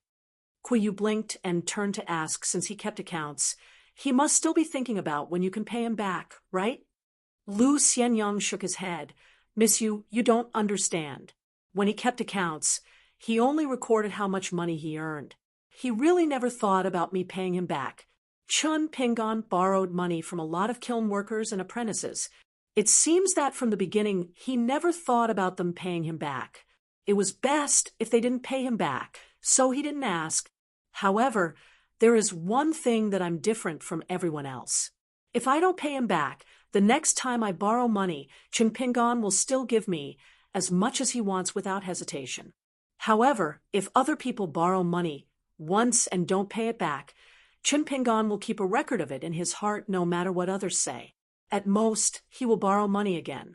After that, he won't lend me any more money. He won't even give me a copper coin. Kuiyu's mouth twitched. Oh, he could even use this to show off. He was really thick-skinned, as expected of a scholar. Lu Xianyang smiled and said, "Let me tell Monsieur something. Back then, when the three of us went to steal melons, the little slug was in charge of scouting. I moved the melons, and Chun Pingon was on the lookout. After stealing the melons, we found a place to hide and split the loot. Guess what? Chun Pingon, that fellow, didn't eat the melons every time. He just watched Gu Ken and I eat the melons. No matter how much we persuaded him, he wouldn't eat them. He stole the melons but didn't eat them. Instead, he was willing to be on the lookout. What do you think he wanted? One time, the owner of the melon field saw us. Gu Ken and I immediately ran away. When we looked back, that fellow just stood there and didn't run. Kuiyu said, "He's too different from that hidden official." Lu Xianyang asked, "Different? Isn't it too different?" Kuiyu was silent for a moment. He was so young and grew up in the countryside. So, Chun Pingon's actions were very inhumane. It's better to say it in another way. It doesn't conform to human nature. Lu Xianyang wasn't afraid of Chun Pingon, but she was very afraid of that young hidden official. Moreover, the more Lu Xianyang talked about these old things, the more afraid Kuiyu was. Kuiyu, who was the reincarnation of one of the 12 high gods, was even more afraid of someone who seemed to have some human nature at such a young age. "That's why I said he was a strange person," Lu Xianyang said with a smile. "The reason why we were friends was because Gu Ken was young. She felt that with Chun Pingon by her side, she didn't need to be afraid of anything. As for me, I was just certain of one thing. No matter what Chun Pingon thought, he never harmed anyone. At that time, I was certain that no matter if I only had a few copper coins on me, or if I learned the craft from Old Man Yao and became the best kiln master, and then made a fortune with a few thousand taels of silver in my hands, I didn't even dare to sleep in the middle of the night. So, if I called Chun Pingon to be my neighbor, this guy would definitely be like a fool and help me keep a lookout and guard the silver." Kuiyu was slightly relieved and said, "Now that you mention it, it does seem quite silly." Lu Xianyang said with a smile, "Chun Pingon is a person who doesn't need anyone to push him forward. However, he seems to need someone in his heart, no matter if it's walking in front or standing in the distance. As long as he can see it, he will know what to do. He's not afraid of taking the long road. He's just afraid that he'll take the wrong path." After seeing how Lu Xianyang lived, Chun Pingon felt that he knew how to live a good life and had something to look forward to. I don't know why, but since he was young, he understood a principle. It seems that some things, if missed once, will hurt his heart and hurt his lungs for a long time. Compared to starving and freezing, suffering these hardships are more difficult to endure. At that time, I just felt that Chun Pingon didn't have a reason to live such a hard life. To be honest, back then, I thought that Chun Pingon was stubborn and wouldn't be able to make a living. He didn't have the life to make a lot of money.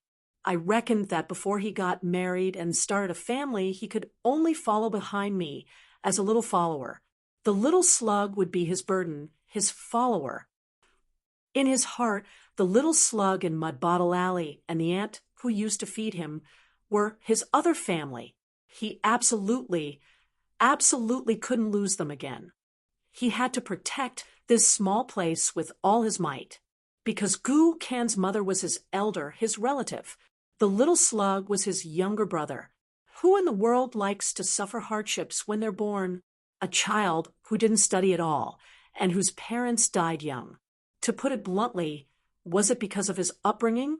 At such a young age, with a nominal age of 5, how much can he remember even if he remembers the good things about his parents? Therefore, Chun Pingon didn't become a good person for the sake of being a good person. Of course, he had a request, and it was nothing more than that. He wanted to make a deal with God. He heard the old sayings of the old people under the old locust tree. They said that good people will be rewarded, and that if he did more good deeds, he would be reincarnated as a human in his next life. Therefore, he wanted to be a good person for the rest of his life, including his parents. If he did 100 good deeds, then as long as God didn't always take a nap and saw a few good deeds, he would have profited. Therefore, when Chun Pingon was young, he was not afraid of death, and he was most afraid of death. He wasn't afraid of death because he felt that living was just the same. He was most afraid of death because he didn't do enough good deeds. The heart is Fuqian, and words and deeds are Feng Shui. Therefore, he must know how to cherish his good fortune and be able to hide the wind and gather the water. It was only at this moment that Kuo Yu realized something. Although Lu Xianyang was usually sloppy when he spoke seriously, he really did look like a scholar. Lu Xianyang had taken out a pot of wine at some point. He bent over, drank the wine, and looked into the distance. Kuo Yu asked, "Have you ever thought that things would become like today?" Lu Xianyang smiled and said, "Me, Chun Pingon, Guken, never thought that things would become like today." Kuo Yu nodded. "It's all about the same. As we walked along the road, things became like this." The light rain was hazy and soft. A graceful woman, holding an umbrella, walked leisurely along the riverside. It was as if she had entered a painting. She only passed by the blacksmith shop and walked toward the arch bridge. Lu Xianyang's expression became strange. Kuo Yu looked in that direction and asked, "She's GQ from Clay Bottle Alley, right?" Lu Xianyang nodded. Kuo Yu asked, "You're so familiar with each other. Why don't you say hello?" Lu Xianyang smiled and said nothing. For some reason, Wang Zhu returned to his hometown alone. He walked past the Dragon Whisker River Water God Temple without a statue. The incense there was very ordinary because the water god of the Tiefu River, not far away, was the highest-ranking river god in the Dali dynasty. A little further, after Chiduan Mountain and Red Candle Town, were the 3 temples of Xiuhua River, Yuyo River, and Chongdan River.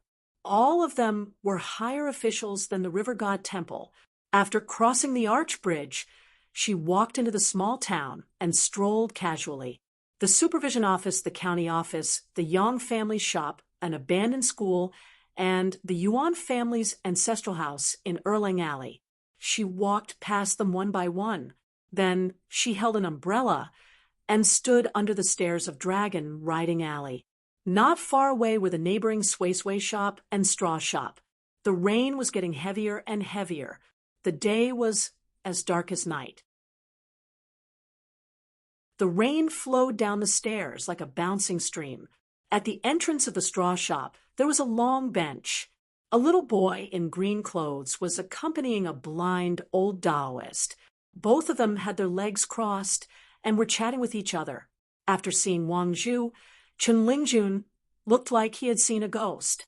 The old Taoist, Jia Cheng, who had a rough idea of the girl's identity and background, was not much better. The 2 brothers moved there, but at the same time, and sat side by side to encourage each other. They sat upright and still, no longer crossing their legs. When the little girl who didn't need an umbrella in the world walked up the Dragon Riding Alley, step by step, until she was far away, the 2 brothers finally felt as if a heavy burden had been lifted off their shoulders. They laughed heartily, their heroic spirit reaching the clouds. The old immortal of Dragon Gate stroked his beard and sighed. "How many people can you know in the world? It's a blessing in life to be able to meet Brother Lingjun." Chen Lingjun sighed. "It's a pity that although our realms are high, we don't have enough money. Money is the truth, and money is not the truth." That's why I can't raise my head in front of Wei Yayo. It's good to be rich, but it's hard to earn money. If only the immortals' money was like this rain, it'd be great. The old Taoist shook his head. Brothers, it's fine as long as we have enough money. We're not geniuses like the Hill Lord, after all. When it comes to earning money, we'll leave it to fate. Anyway, we don't ask for favors everywhere. After Wang Zhu arrived at Mud Bottle Alley, he walked quickly and then suddenly stopped, standing right outside someone's ancestral home. At the door of the house, next door sat a young man who looked like a scholar. He looked shabby and had an oil paper umbrella on his knees, as if waiting for Wang Zhu to appear.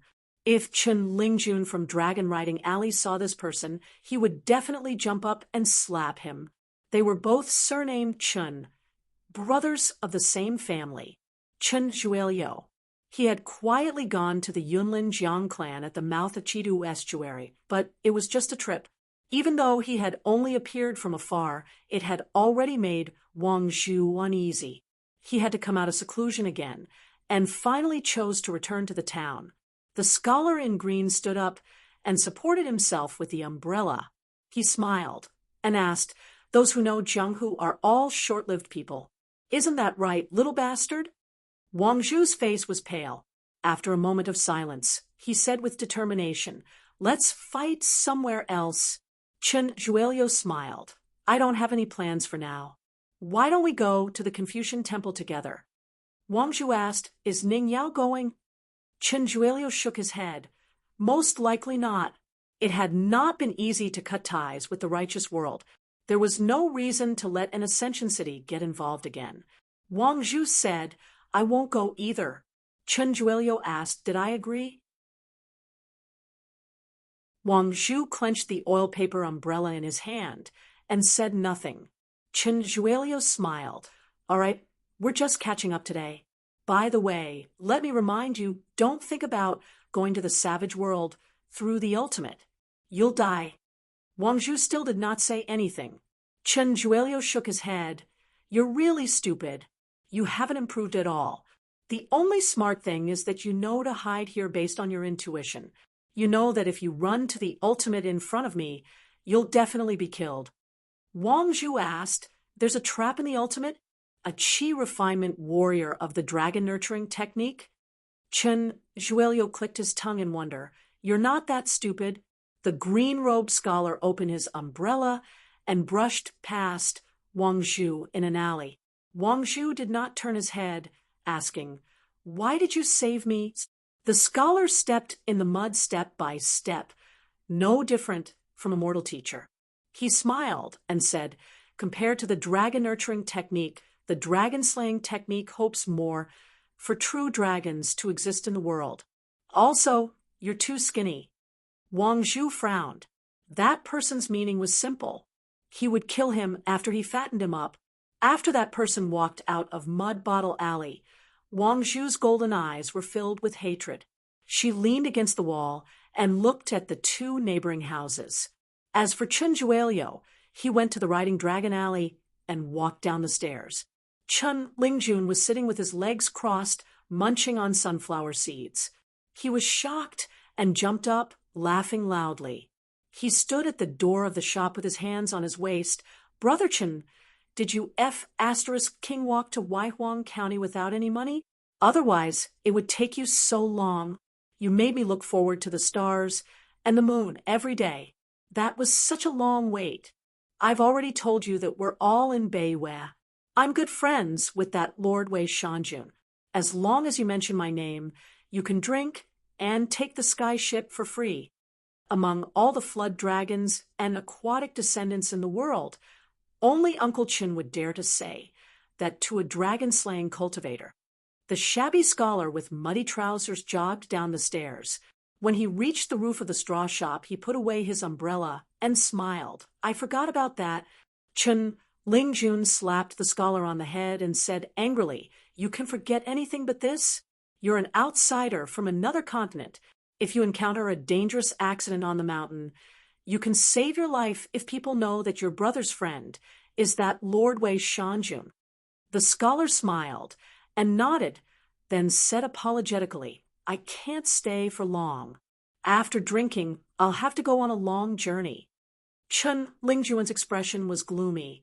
He had already thought of how to entertain this brother of his, how to stroll around his own Luapa Mountain, how to discuss with Wei Ba about pinning Cloud Mountain, how to bring his friend to a few more scenic places that outsiders could not visit, and how to leave after drinking some wine. However, Chen Lingjuan's smile soon brightened. He had to understand his brother. Chen Lingjun immediately turned to the old Taoist and shouted, "Brother Jia, prepare a table of dishes." The old Taoist gave him face and laughed. "Since Brother Lingjun has spoken, I must prepare a table of good food." The scholar crossed the threshold with his umbrella and suddenly asked, "If there can only be one true dragon in the world, who do you think is more suitable?" Chen Lingjun chuckled. "Look, you haven't even drunk yet, and you're already talking big. Good. As expected of my good brother. You're like this before drinking, but after drinking, the heroes of the world are only those around the table." He winked and deliberately lowered his voice. "Do you know that woman called Wang Zhu? She's a true dragon. She walked out of her house. Didn't she just pass by riding Dragon Alley right after you? She even greeted me, calling me little brother Lingjun, making me feel a little embarrassed. Do you know why I'm so familiar with her? My master has been her neighbor since young. What relationship? Childhood sweethearts are nothing. It's this." Chen Lingjun stretched out his hands and tapped his thumbs. The scholar dismissed it with a smile. He reached out and touched Chen Lingjuan's head. In the end, he was elbowed by that brat and scolded, "Impudent! I treat you as a brother, but you treat me as a son." A drifting cloud boat appeared suddenly, as fast as a startled swan. In the blink of an eye, it steadily docked at the northern ferry. 3 people walked down: a vulture-like youth with a sharp gaze, a handsome young master carrying a bird in a cage, suave and elegant. There was also a beautiful girl, as beautiful as a flower. He was the great cultivator who dropped in Fuyao Continent and came out of seclusion to recuperate in Drifting Cloud Continent, Lu Tuo. The 2 immortals of Drifting Cloud Continent were from the same sect Master Qin Zhao and Senior Sister Tsong Niu. Qin Zhao, who did not dare to speak along the way, finally could not help but say, "Senior Sister, are we really going to bicker with that guy?" He was talking about Alliance, who was a guest at the sect and specially came to visit Senior Sister. Tsong Niu glared at him. "You don't have to do anything. When the time comes, just wait at the side." The extremely old great cultivator with a youthful face, Lu Tuo, gloated, "If we fight here, Alliance will definitely be at a disadvantage." A bearded old man with a bamboo cane and straw shoes, followed by a youth with a backpack and a young girl with a big bag, were called Juyu and Diansu. Inside an immortal shop on the Wenjin Ferry, there was an immortal master on the mountain who was asking the shopkeeper about the price of the shop's most treasured calligraphy. It was a wood and stone painting and was said to be Susie's authentic work. The shop had just obtained it from Fuyao Continent. There was a small cluster of bamboo on the slope and a withered tree. It was full of wild charm. The old man with the bamboo cane smiled and listened to the 2 sides haggle. Dian Su said softly, "Master, it's a fake." The old man waved his hand. "Don't talk nonsense." The youth rolled his eyes. The shopkeeper knew how to do business, so he did not argue. However, a young shop assistant said angrily, "How is it a fake? Dozens of painting masters helped to inspect it. It's authentic." The old man with the bamboo cane quickly pulled the youth and the young girl out of the shop. In Panshui County, a handsome young man in white had a willow branch hanging from his waist. Beside him was a man who looked like he was in his 30s, carrying an oil paper umbrella. Beside the 2, there were 2 women. One of them wore a headdress and had a slender figure. The other was a young girl called Chunxing. Around the Confucian Temple, where the North Continent's heavenly lord Xie Shi, the great sword immortal by Shang, the Dayuan dynasty's Emperor Lu, the Chongxian Agency's Cloud Palace Master, and the Dayuan Imperial Tutor Yang Qingzhu. The Aquarius continent's Heavenly Lord Qizhen of the Shenzhou sect, and the Dali dynasty's Song Zhengqiang. There was the young emperor with two beauties. When the fairy docked, he hesitated for a while and took off the great frost armor on his body. He gave the military armor pill to the beauty called Zhu Xiu. There was a white-haired, barefoot old man in a purple robe with a wine gourd hanging from his waist. He appeared from the sky like a falling star. The Suishan mountain god and the nine-headed mountain god left their respective territories and rushed to the Confucian temple. Other than them, the Five Lakes water god was also on his way. On the Tongya continent, the new sect master of the Yugui sect, Wei Ying, came to the Confucian temple alone.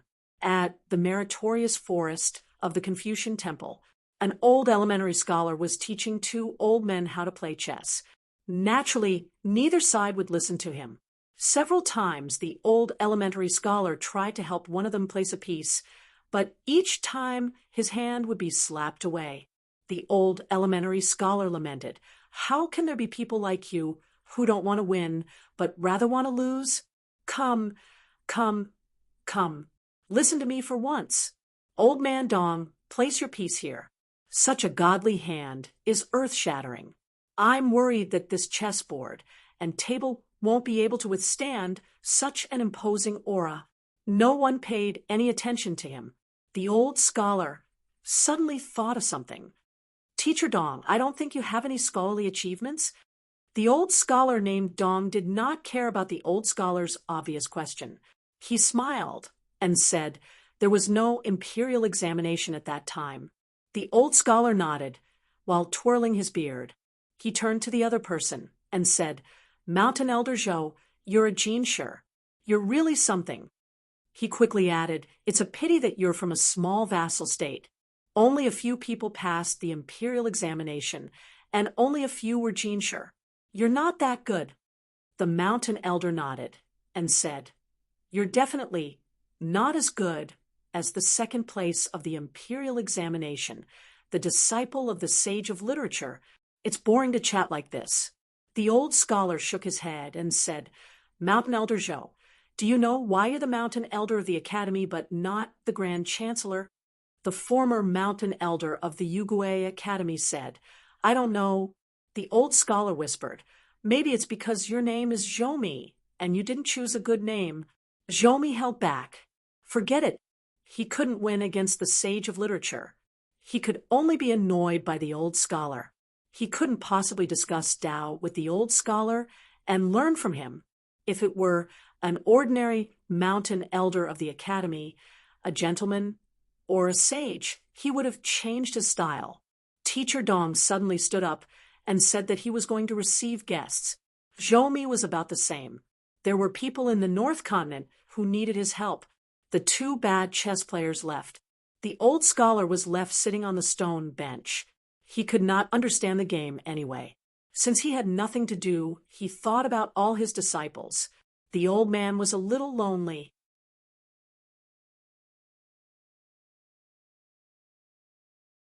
(783) The four immortal fairies around the Confucian temple were the resting places for cultivators. They were Panshui County, Yuanyangzhu, Turtlehead Mountain, and Parrot Continent. An old man with long eyebrows, who had just arrived from the Southern Sea, was already fishing at Yuanyangzhu. Two immortal fairies stopped at the ferry near Turtlehead Mountain at almost the same time. They were from the Shuami dynasty and the Xiaoyuan dynasty.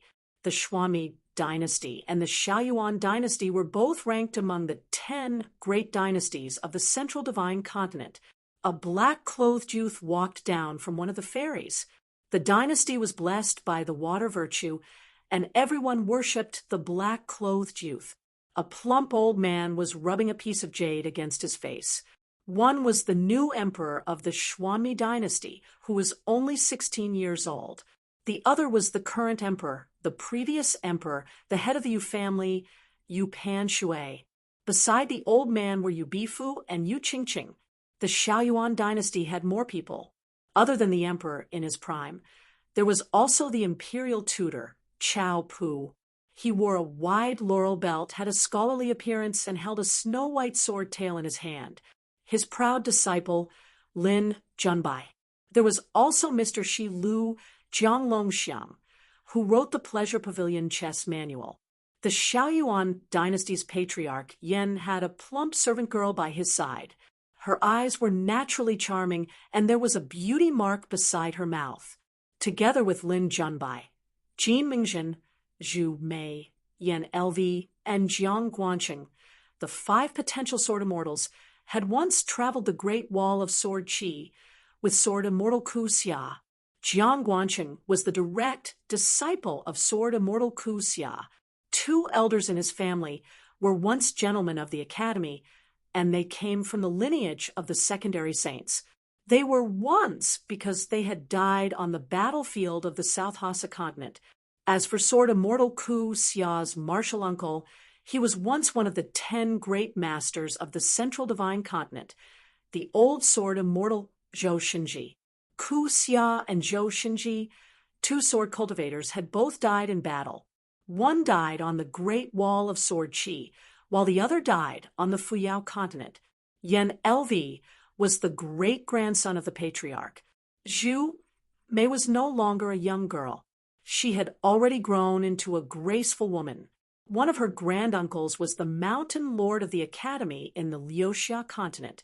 It was also rumored that when Zhu Mei was young, she had sleepwalked to the Yanji mountain and signed a secret contract with the great mountain lord, a woman of high status. It could be said that she was extremely lucky. Soon, 2 Go games were set up on the side of Ao2 Mountain. One was Go, and the other was Chinese. The 2 main defenders were young people who had been forced by their elders to do things beyond their abilities. They were Lin Junbai from the Shaoyuan dynasty and Su Bai, one of the 10 young substitutes. Jiang Longxiang and Lin Junbai went first. There were many spectators, including Yu Zhuanfu and Yu Qingqing.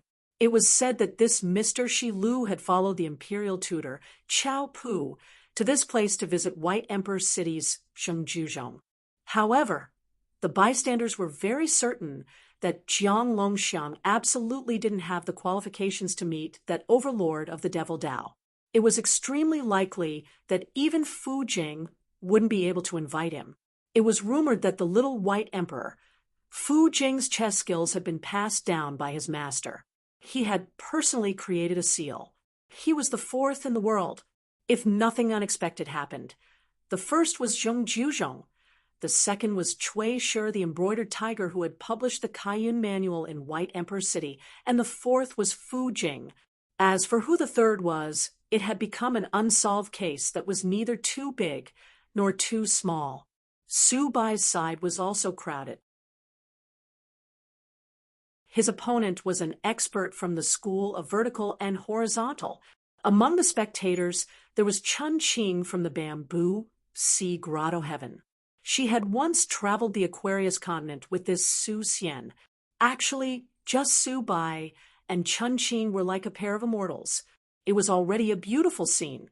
Outside of the 4th, there were a few relatively secret places where the Shi Daobing sect and the 100 schools of thought were placed.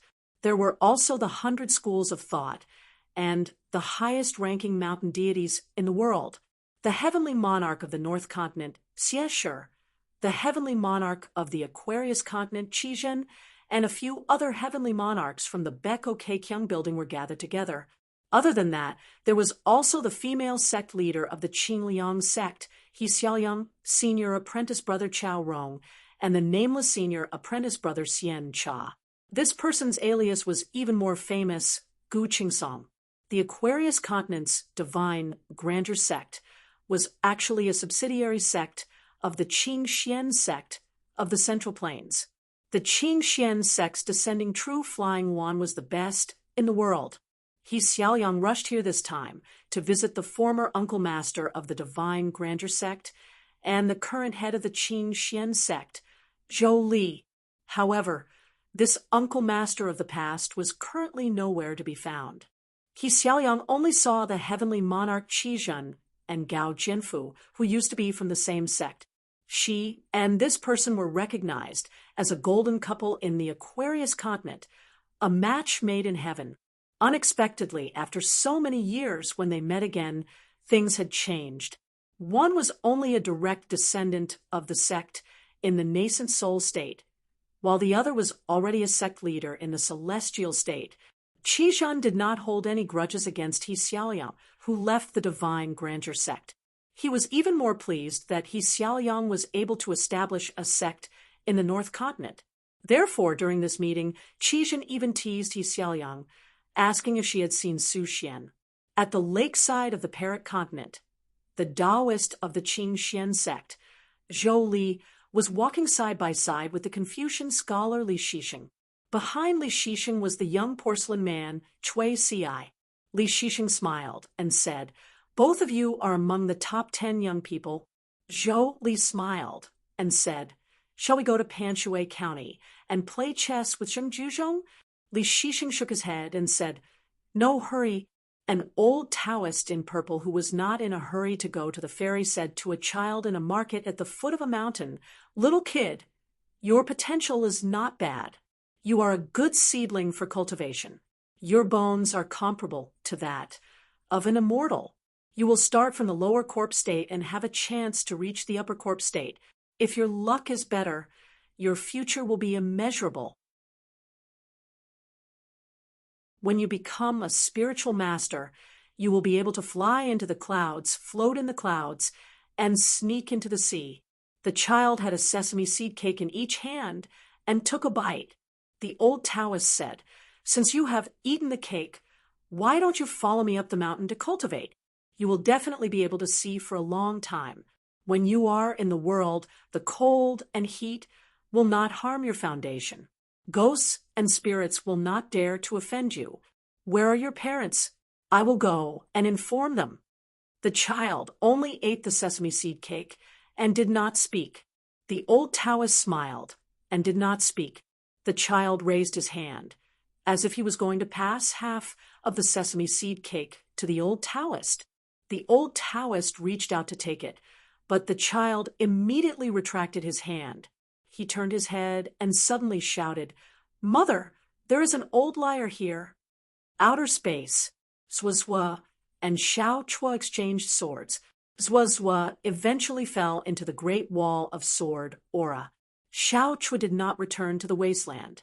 Instead, he was slashed by Zhuozhuo to the green underworld. Zhuozhuo squatted on half of the city wall, holding his sword with one hand. He was covered in wounds. As for the little girl with ponytails, she cursed and was actually cut off by Zhuozhuo's sword. She hovered in the air and reattached her legs. Zhuozhuo raised his head. He saw a burly man rushing over with the wind. Beside him was a timid little demon. The man smiled and said, "Senior Zhuo." Zhuozhuo stood up and did not speak. The man said helplessly, "Senior Zhuo." Zhuozhuo nodded. Not far from the city wall, there was a wooden man wearing straw sandals. He was the current master of Moism. He was originally going to the Confucian temple of Middle-earth with Lu Shilu. Zhuozhuo did not greet the master of Moism.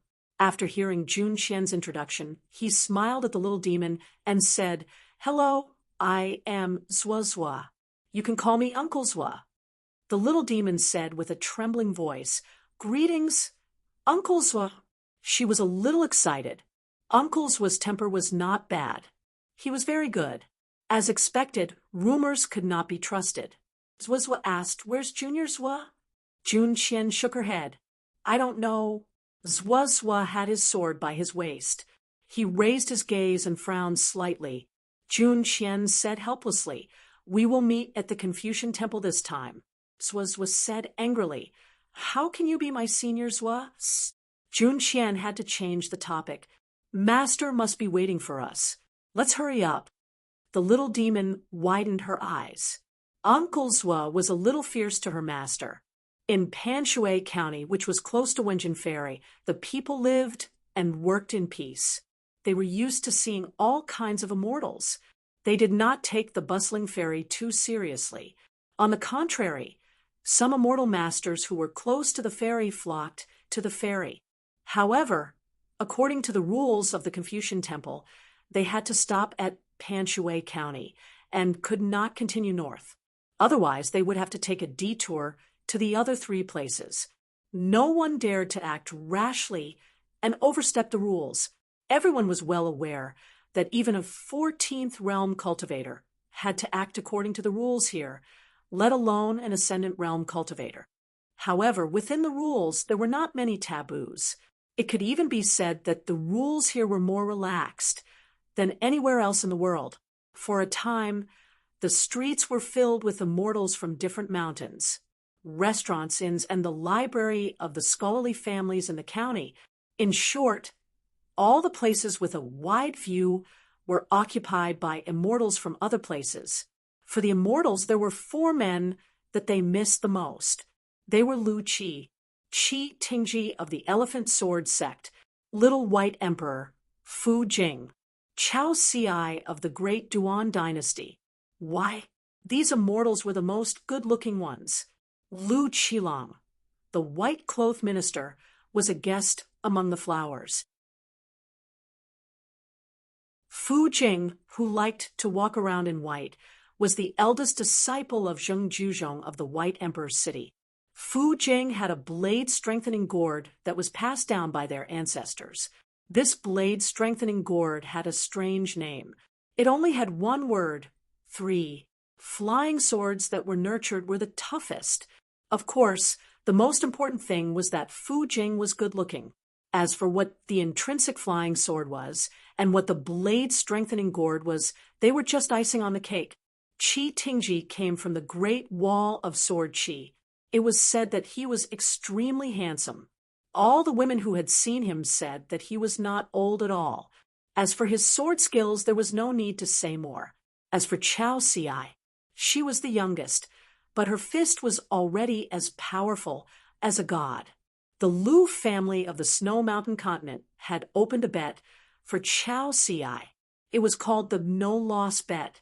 Within 500 years, as long as Chao Ci lost to any pure martial artist, the Lu family would pay 10 to 1. In the Lu family, whose businesses were spread all over the world, anyone could place a bet. There was no limit to the amount of immortal money. It was scattered and messed around. Most of it was snow or summer money. It was just a waste of money. Hence, there were a few extremely large bets of immortal money that were very eye-catching. Yupon water, 300 grains of grain rain money. It was said that venerable fiery dragon of the ground-lying peak had taken out 500 grains of grain rain money. There was a guy named Zhou Guangshan from the Tongya continent who did not treat money as money. He had lost his mind and bet 1,000 grains of grain rain money. There were also male cultivators who spent a lot of money to hire a master painter to travel with them. They were there for the legendary fairies and beauties. If they saw them, they would leave a painting scroll. The Lady of the Azure Immortal Mountain, the Flower Lord of the 100 Flowers Blessed Land, the 4 Fated Masters, the 10-tailed celestial fox from the celestial master residence of the Dragon Tiger Mountain, and Lady Huansha. There was also Lady Wuoyan from the Elephant Dragon Sword sect. There were many bookstores in Panshui County. A cultured and elegant young man in a green robe walked into a bookstore to pick out some books. The store was not big, but there were many books. There were not enough bookshelves, so a small mountain of books was piled up in the corner. The shopkeeper of the bookstore smiled and asked, "Young man, are you here to accompany your master?" The old man was just an ordinary teacher. However, he was not afraid of these immortal masters whose appearance did not match their age. The young man raised his head and nodded with a smile. The old man hesitated and asked tentatively, "Could it be that you can participate in the Confucian Temple's meeting?" The old man smiled to himself. "If that's the case, just pick the books. You can take them for free. You can even fill a sack with them. However, Remember to leave a calligraphy piece. How about that? The young scholar shook his head and said, I'm not qualified to participate in the meeting. The old man was a little disappointed. He was a talkative person. He asked, Aren't there more immortal treasures in the stores at Wenjin Ferry? It's just that the prices are a little expensive. However, for immortal masters like you, it shouldn't be much. The young man said, Actually, there are very few books sold at the Wenjin Ferry. The old man smiled. Indeed, no matter how expensive the books are, no matter how rare they are, there's a limit. It's really hard to make a lot of money. The old shopkeeper asked, Are you a disciple of the Mellow Scholarchin families? The ferries of the South Hassa continent, Fuyao continent, and Tongya continent mostly stopped at Wenjin Ferry. The young man smiled and shook his head. After buying the books, he paid the bill and left. He didn't return to his residence directly in a secluded place. Instead, he walked on foot, wanting to pass through more streets and alleys. At the corner of a street near a house, the young scholar walking in the alley saw a young girl from afar. She had a bag slung over her shoulder and wore a Xiangjuan dragon lady dress that didn't particularly fit her. She wore a pearl in her palm refined from a string of dragon beads on her wrist. She would often subconsciously touch the beads, as if she was worried that she would lose them. She stood on her tiptoes and looked over, holding a bronze mirror in her hand. Guken glanced at it. It was the style of the translucent mirror on the mountain, because there was a circle of inscriptions: immortal cultivation, immortal legacy, seeing the light of the sun, seeing the splendor of the moon. The world is bright. However, the dress, beads, and mirror were all fake. It was like the imitation of an official in porcelain. It wasn't that valuable, but it was still valuable. If it was elsewhere, his first thought would be an assassin. Here, there was no need for that. However, it was better to be safe than sorry. There was nothing wrong with being cautious. Guken restrained his aura and slowly walked towards the young girl. There were more than 10 houses in Panshui County, and it was clear who lived there. This was because the people who came to the Confucian Temple to discuss matters rarely used concealment techniques after they appeared at Wenjin Ferry. Firstly, there was no need for it. Secondly, it could be a form of distant respect for the Sage of Rites. Almost all of the ferries were rushing towards Fujing. The men, on the other hand, were here for the flower goddesses of 100 Flowers Blessed Land. Guken carried a stack of books and walked through the alley. He stopped and asked with a smile, Miss, are you looking for Fujing of White Emperor City? The young girl shook her head. She was too embarrassed to admit it. Guken walked out of the alley and walked towards the main street. He turned around and saw the young girl wiping the sweat on her forehead with the back of her hand. It was as if she would be nervous if she talked to someone. He laughed involuntarily. How could a fairy like her rely on the mirror image to earn money? What was there to be embarrassed about earning money? Guken suddenly stopped. Inside the house, Lu Chicheng pulled Chai Bofu out and asked, Brother Longbo, do you know about Zhang Tiaoxia? Chai Bofu shook his head. In the past, the Mountain and River Bulletin of Aquarius Continent did not mention much about the strange people of other continents. For example, there was an occasional mention of Mountain Master's saber room hanging upside down, and it was because of the bounty on Song Zhenqiang's head. To the cultivators of Aquarius Continent at that time, it was a matter of pride, so all the Mountain and River Bulletins wrote about it. As for the bounty on Song Zhenqiang's head, they did not mention it at all. They only said that Song Zhenqiang had caught the attention of the experts of other continents. The current Aquarius continent would definitely not do such a thing again. The cultivators of Aquarius continent would think that they were 1 head shorter than Dwarf Tree continent and 2 heads shorter than North continent, which was filled with sword cultivators. As for Central Plains Divine continent, they could forget about it. Even if they jumped up and spat, they would only spit on Central Plains Divine Continent's knees. Lu Chicheng spoke up. He has a conflict of Tao with you. I have to help you. If I am not wrong, he should be fishing at Mandarin Duckshu. Let's work together and beat him up. Chai Bofa's heart was about to turn cold. Seeing Lu Qicheng walking as if he was flying, Chai Bofu carefully followed behind him. He mustered up his courage and asked, "Why is there a conflict of Tao?" Lu Qicheng said, "He has a nickname called Dragon Count. Can you bear it?" Chai Bofu said anxiously, "Of course. Why can't I bear it? It was fine if he caused trouble elsewhere, but how could he do it now?" Lu Qicheng sneered, "You are an earth immortal of golden core now. What are you afraid of?" Chai Bofu asked carefully, "What is Zhang Tiesha's realm?"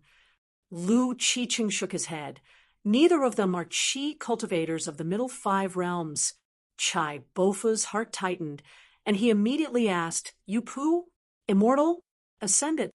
He almost asked if Zhang Tiexia was at the 14th realm. Lu Qicheng shook his head. Neither. Chai Bofu was puzzled. Lu Qicheng said, "Oh, he is just a martial artist of the 10th realm." Before Pei Bei appeared, he was the leader of the pure martial artists in the world, but he was delayed by fishing. After he reached the end realm, he almost never fought with others, so he was not famous. Ooh, Chai Bofu stood still. Lu Qicheng reached out and took Brother Dragon Count's arm. Chai Bofu gritted his teeth and directly ran his spiritual qi to knock himself out. Blood flowed out of his 7 orifices, and he fainted on the spot.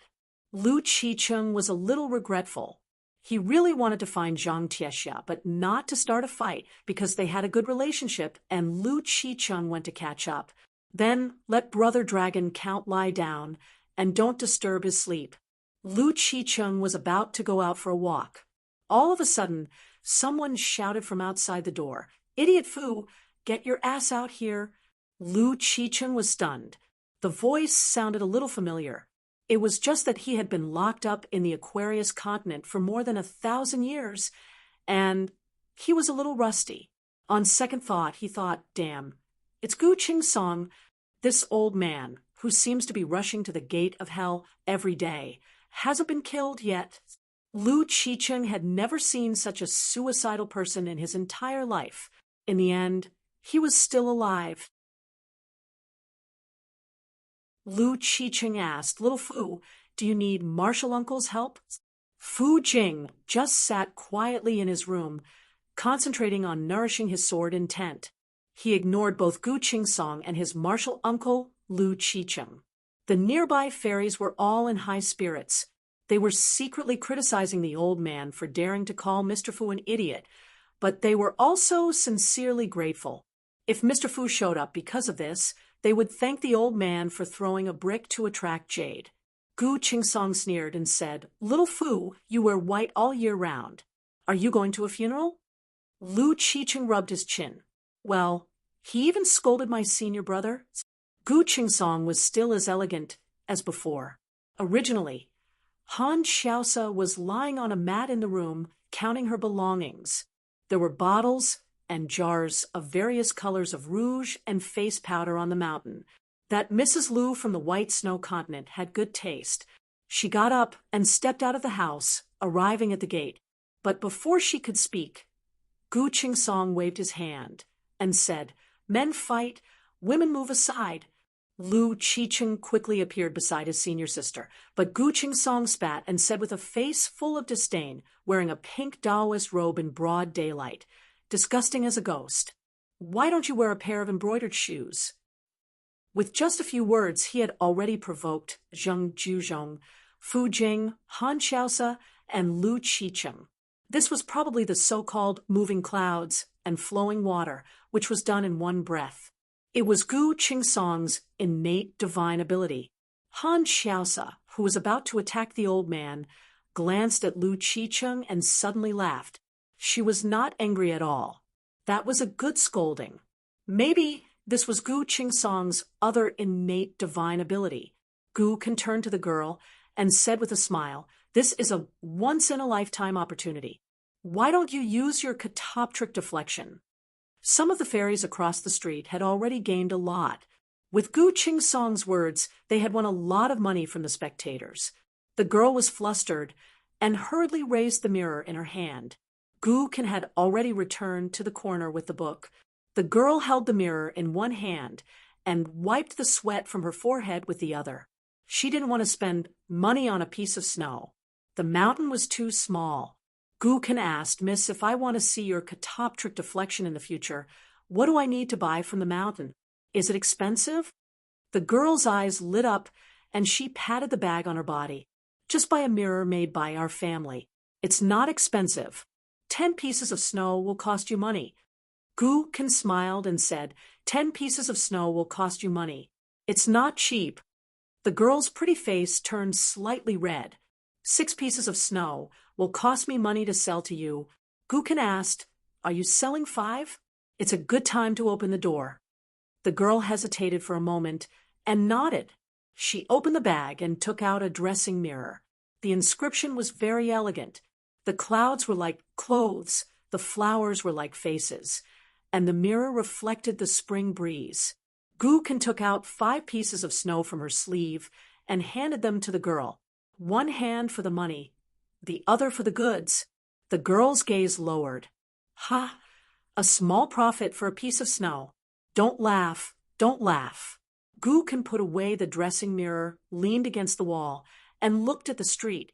Gu Qingsong, whose real name was Xian Cha, was a cultivator in the pure jade realm.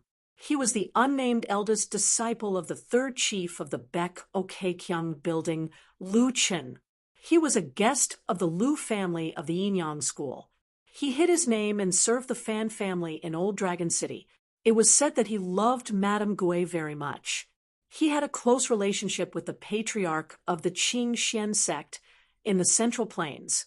He was famous all over the world. Although he had never won a fight, he had never lost a quarrel.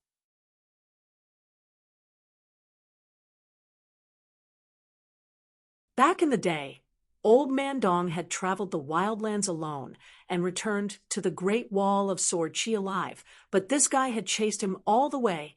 If it wasn't imprisoned in the 100,000 mountains by the old blind man, given the current situation of the desolate land, it would have piled up a mountain taller than the moon, supporting mountain.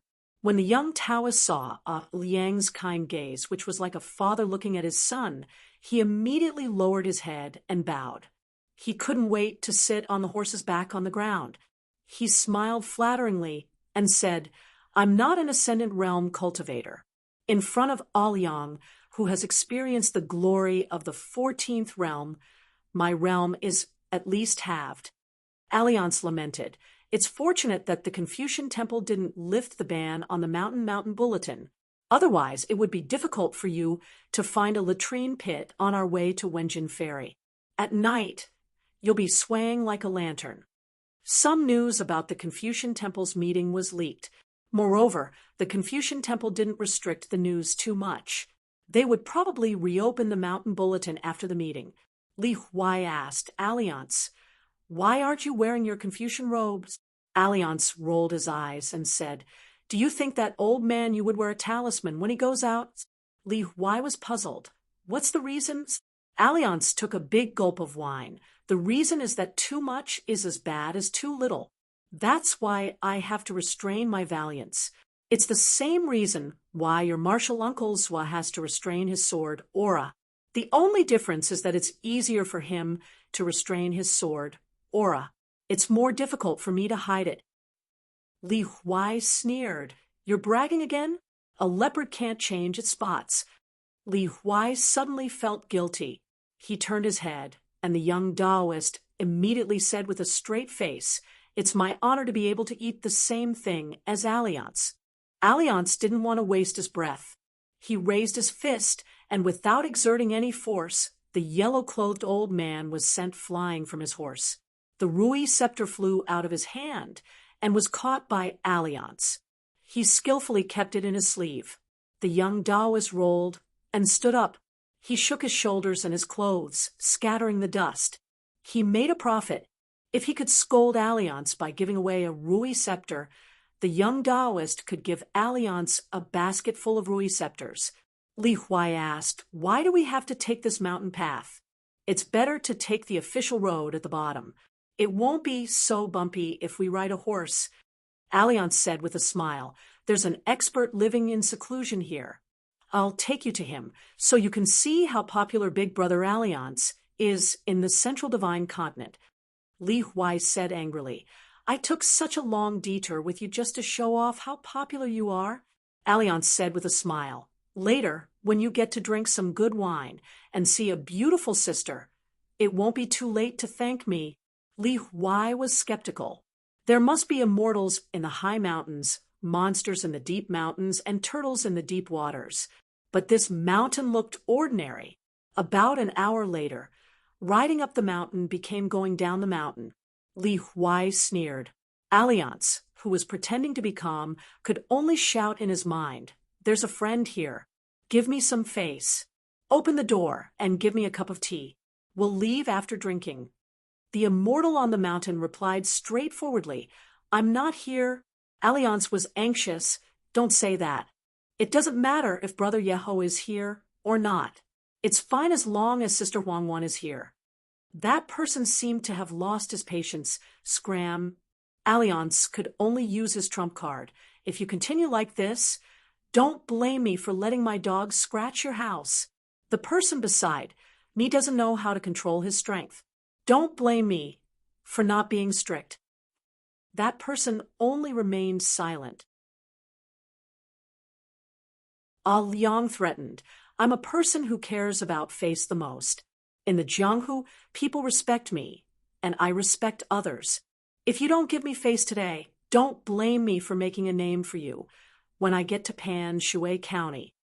In an immortal mystic realm with many restrictions, mountains and rivers intersected, there was a winding dragon neck stream that flowed into a lake that was as green as a mirror. It was like a dragon entering the water. Not far away, there was a famous mirror peak that was as sharp as a knife.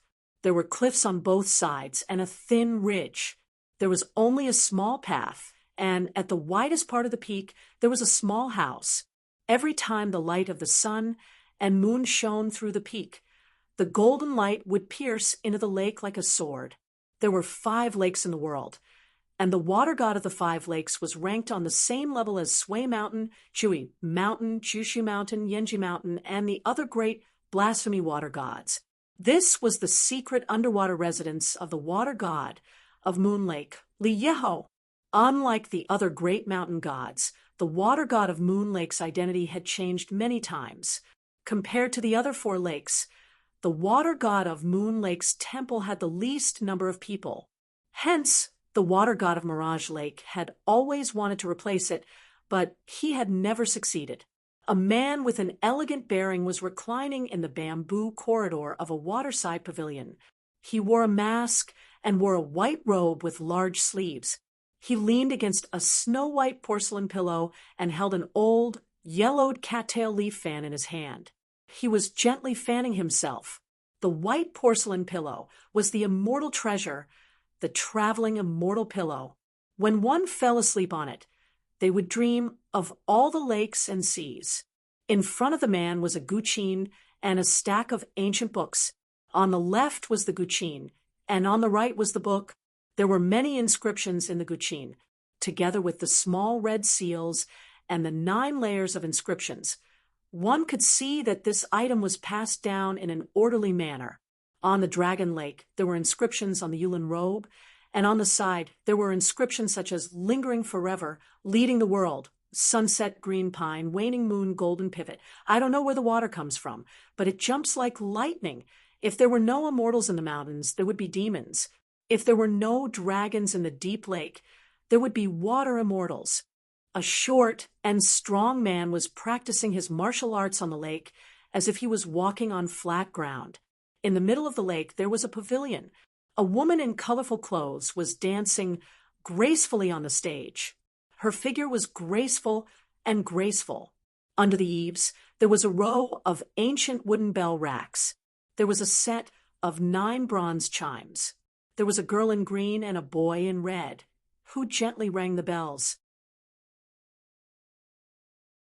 The sound was beautiful like the sound of nature. Behind the man, there was a signboard with the words Book Warehouse. a pair of couplets, 30,000 toothpicks on the racks, 2,000 bamboo slips on the racks. On the other side of the mountain road, Li Huai had no choice but to remind him, "Ah Liang, if we continue on like this, we'll reach the foot of the mountain. What's wrong? Did the immortal master friend on the mountain doze off? Or did he coincidentally go out to travel?" Liang adjusted his bamboo hat and dismissed it with a smile. He put his hand on the handle of the bamboo blade at his waist. "Damn it, this Li Yeho wants to do things the hard way. Don't blame me for not caring about our old friendship."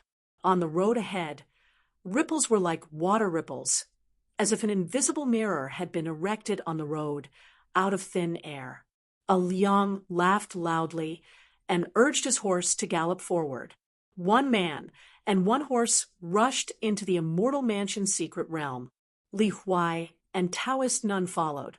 In an instant, Li Huai found himself on a road beside a lake, only a few steps away from a waterside pavilion.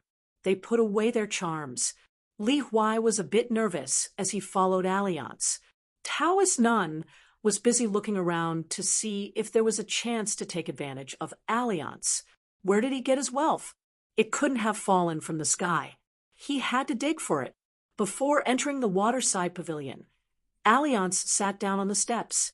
He kicked off his boots, frowned, and quickly put them back on. Li Huai didn't know what was going on, so he followed suit and put on his boots again. Alliance took off his bamboo hat and put it under his armpit. He leaned against the pillar and looked at the graceful woman on the lake stage. His eyes were full of resentment as he muttered to himself, "Every time the wind blows in the bamboo yard, the moon shines on the banana window. Looking at the scenery, I'm infatuated." He suddenly started counting with a smile. 3, 2, 1. Li Huai was confused. When Liang counted to 1, the woman in colorful clothes on the stage at the center of the lake suddenly stopped and looked towards the waterside pavilion. "Die, you bastard." Alliance smiled. "Li Huai, what do you think?" Li Huai asked. "What do you mean, what do you think?" Alliance clicked his tongue. "Absence makes the heart grow fonder. Beating is affection, scolding is love. Don't you understand?" The colorful woman floated over, and a long sword appeared in her hand. The tip of the sword went straight for the bastard's head. Alliance closed his eyes and looked like he was waiting for death. The woman was stunned. She didn't expect that Alliance wouldn't even try to dodge. She hesitated for a moment, but still stabbed with her sword. The tip of the sword only slightly touched the man's forehead. It only left a small wound, and she withdrew her sword. She didn't expect that the man would fall to the ground with a thump.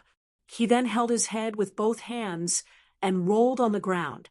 He even shouted, as if he was trying to encourage himself, "A real man bleeds, but not tears. Alliance, you have to be strong. You can't lose your heroic spirit in front of Sister Huangwan." Li Huai sighed in amazement. Taoist nun was full of admiration. The lake lord Li Yeho stood up. He took off his mask and put it in his sleeve, revealing the face of a middle-aged man. He didn't look old, but his eyes were deep and experienced. This white-clothed lake lord, who lived in seclusion, had an extraordinary bearing. Although his attitude was slightly depressed, it was not to the extent of making people feel that he was dispirited. Li Huai glanced at this immortal master and then looked at Liang, who had rolled all the way to the white porcelain pillow. Liang had taken over the pillow, just like that. He leaned against the pillow, crossed his legs, spread his arms and legs, and complained that he was floating. Li Yeho didn't even bother to look at Alliance. He nodded to Li Huai and Taoist nun. Li Huai quickly bowed. "Cliff Academy, Scholar Li Huai." The yellow-clothed old man smiled and introduced himself, Taoist nun. A servant of young Master Li, Li Yeho was a little surprised. Why would a young scholar from Cliff Academy from Aquarius Continent have an ascendant realm? Great demon as a servant? The woman in colorful clothes floated down the corridor. She held a long sword and shouted angrily, Alliance, make room for my master. The short man who practiced martial arts on the lake also came to the waterside pavilion. He didn't say anything bad to Alliance. Alliance turned his body back facing the railing of the waterside pavilion. He assumed the posture of a jade mountain lying down, as if he was angry with the woman. He said with a sad voice, "I won't." As the leader of the Bright Moon Lake's water descendants, she was called Huang Wan on the Golden Jade archive of the Waterlord's residence. She liked to eat moths in her life. As for the water ghost spirit, he was called Sha Qing. He was a 10th realm martial artist when he was alive. His current status was equivalent to the head guest of the Bright Moon Lake. Huang Wan quickly stepped forward and slashed with her sword. Alliance quickly supported himself with one hand on the ground, head facing the ground, and legs facing the sky. After dodging the sword, he bent his elbow and used his strength to flip his body. He sat cross-legged and snapped his fingers. Nothing happened. Alliance snapped his fingers again. Still nothing happened. Alliance turned to look at Li Yeho, who was leaning against the railing. He laughed and said, "Brother Yeho, you are half the host. Let me take a look at the scenery around the 4th ferry." Li Yeho waved his sleeves, and a painting of mountains and rivers appeared on the lake. The mountains were undulating, and there were specks of light. They were as big as lanterns and as small as mustard seeds. The disparity was huge. This was the Qi observation technique of the gods of the mountains and rivers. The specks of light were Qi cultivators. Alliance leaned forward and rested his chin on one hand. There are not many people from the North Continent. Li Yeho kept silent. This was the arrangement of the Confucian temple. He was just a small lake lord. It was not his place to comment. Alliance asked, "Is old Pei here?" Li Yeho held the yellow fan and fanned himself. He said, "The Confucian temple didn't invite him. Pei Min didn't show up either." Alliance asked again, "Is it Monk Ming Ran from the Xiankong temple?" Li Yeho said, "He's here. The people from the Buddhism and Taoism sects, the patriarchs of the 100 schools of thought, and the gods of the mountains and rivers, including Sui Shan, won't stay near the ports. The Confucian temple has other arrangements and won't forbid them from visiting friends. However, there aren't many people who are willing to visit."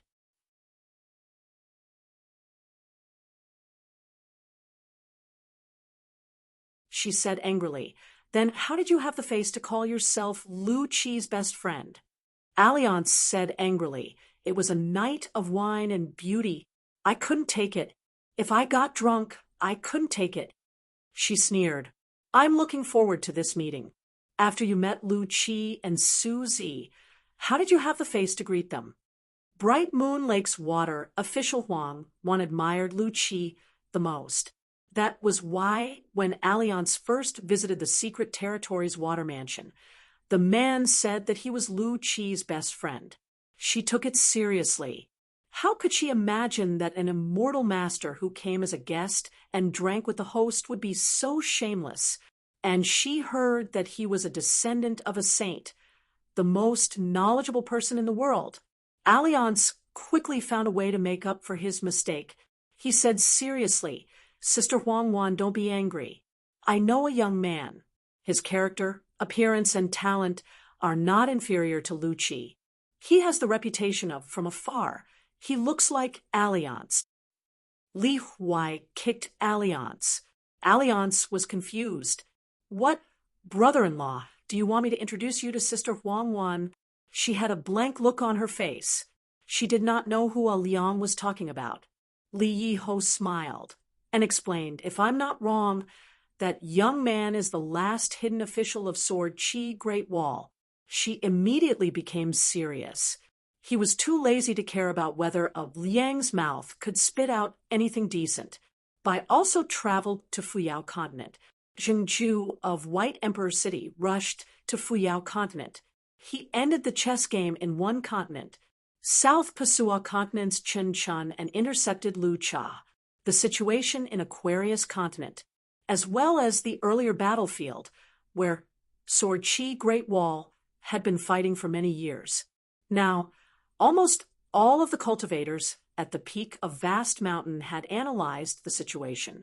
No matter what entrance they chose, they could not go around Sword Chi Great Wall and Aquarius Continent. Everyone had their own opinions about the heroes that had appeared out of nowhere. For example, Huang Wan admired a young man who was not from his hometown.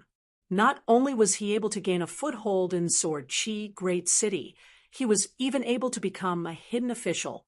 Not only did he delay the army of Savage Lands for many years, the key was that the longer the war lasted, the more people survived.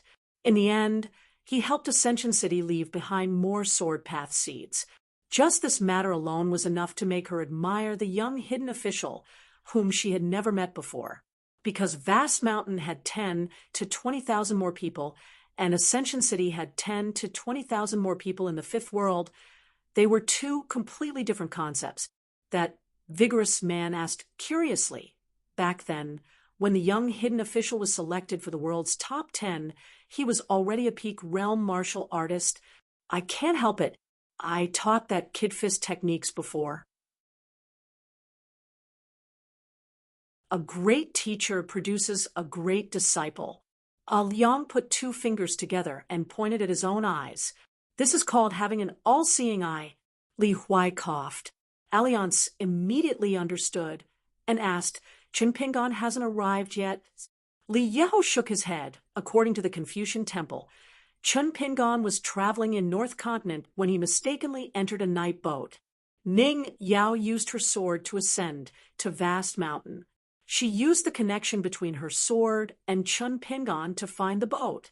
But after that, there was no news about her and Qin Pingon. Alliance raised his thumb and wiped the corner of his mouth. His eyes were deep. This is a bit troublesome. It's easy to miss the meeting. Li Huai was a bit worried. Could it be that he still couldn't see Qin Pingon after running around for so long? Li Huai whispered, Alliance, is there no other way?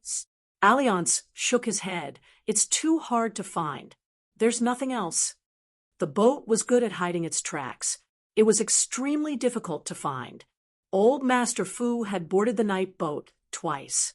He had both positive and negative comments about the boat. The old headmaster used to make a very vivid analogy. Compared to the vast world, the floating of a ferry on the sea was like a mosquito in an ordinary house. As long as the mosquito did not actively buzz, it would be difficult to find it. Someone asked curiously, could it be that even the Sage of Rites and the Sage of Sages couldn't find the boat? Old Master Fu laughed and said, I was talking about how the two of them viewed the boat. As for ordinary people, they would try their luck to board the boat and disembark based on their knowledge. Some people were lucky enough to board the boat and disembark. Afterwards, they sighed with emotion. When it comes to storytelling, I hate that I didn't use enough prescriptions. If I knew there was such a boat, I would have flipped through all the books of the 100 schools of thought. On the boat, one paid attention to the exchange of opportunities. Every item was a bridge, a ferry, and the customs documents with a knowledge of passers-by. It was equivalent to holding a sum of money in one's hand to buy passage. Therefore, a night boat was like the manifestation of the world's knowledge. And the most valuable place in the world was this boat. Huang Wan smiled and introduced the women one by one. Green Immortal Mountain's Madam, a female immortal, a flower goddess who is the master of 100 flowers paradise. Alliance turned a deaf ear. If two people had feelings for each other for a long time, why would they be together day and night? Li Huai said in surprise, Alliance, you've pursued so many women? Do you think you're fishing and casting a wide net? Alliance raised his hands and stroked his sparse hair. It's hard to say who's pursuing who. Li Yeho smiled and said, other than the Eastern Ferry, there are too few people. The other three places, Panshui County, Mandarin Duck Shu, and Ao2 Mountain, are going to hold 3 gatherings soon. The 3 organizers are the Lu family of the Snow Mountain Continent, Yu Panshui, and the master of 100 Flowers Paradise. Yu Panshui mainly pulled in Green Immortal Mountain's Madame and Lu Chichao's group, so it's quite a big deal. Li Yeho roughly explained the general direction of the invitations. Lu Jubao's Mandarin Duck Zhu gathering invited the people of Elephant Dragon Sword Sect, North Continent's Fire Dragon Jinren, Sword Immortal Bai Shang, the Yuan Dynasty's Emperor, and Imperial Tutor Yang Qingzhu. Fuyao Continent's Lu Tu, Liuxia Continent's Tsong, Li, and Celestial Algae. Because of Green Immortal Mountain's Madam, Yu Panshui invited the Talisman Yu Xian, Dragon Tiger Mountain's great Heavenly Master Zhao Tianlai, and a large group of nobles from the Heavenly Master residence. There was also a Heavenly Fox and Madame Huan Sha, who used the alias of Junyang.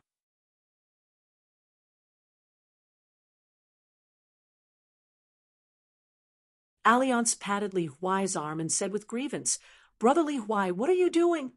Li Huai increased his strength and laughed mischievously. "I've gained face. Today, I've gained face. When we arrive at Panshui County, we'll go our separate ways. Don't tell anyone that you know me." Alliance could only stand on his tiptoes and stretched his neck. He patted his chest and promised, "No problem. I'll tell everyone that I don't know Li Huai." Li Huai was so angry that he laughed. He leaned back, and Alliance's feet almost left the ground. Yu Panshui would probably cry if he saw this scene. That young Taoist's admiration for Li Huai rose spontaneously. His young master was amazing. A dragon among men. He kicked the old blind man and grabbed Alliance's neck. Most importantly, they didn't fight back. Li Huai let go of his hand and asked, "Are there so many people in the meeting?" Alliance hesitated and said in his mind, "There are actually two meetings, one with more people and the other with fewer people. There will be very few people." The meeting at the Confucian Temple was 2 days away. At the Meritorious Forest, the old scholar sat on a stone bench and muttered to himself, "Were the people in the Confucian Temple useless? They couldn't even find a single night boat." However, after counting his fingers, he realized that Zhuozhuo and Jun Qian would arrive soon. Bored to death, the old elementary scholar played chess with himself. The restrictive spell suddenly opened, and the old scholar turned his head to look. 2 familiar figures appeared in front of him. Lu Shiliu's first disciple, the little monster, was temporarily placed somewhere else. After all, the Meritorious Forest was not an ordinary place. Zhuozhuo and Jun Qian bowed at the same time. "Greetings, teacher." The old scholar didn't see the disciple he wanted to see the most. He turned around and stared at the chess game, pretending that he didn't see or hear anything. After a while, the 2 disciples still bowed. The old scholar suddenly smiled and waved his hand. "Why are you standing there? Come, let's play a game." Jun Qian wanted to go behind the teacher, but was called Junior by Zhuozhuo. She could only sit on the stone bench opposite the teacher. Unexpectedly, the old scholar stood up and gave his seat to Zhuozhuo. He said, "It's rare to see you fellow disciples. Let's play a game." The old scholar walked slowly around the table while pointing at the chess game. He patted Zhuozhuo's shoulder and Jun Qian's head. The old man didn't say anything. After a round of chess, the old scholar looked at the chessboard and clasped his hands behind his back. He was very satisfied. Under his guidance, his 2 disciples had played an exquisite game of chess.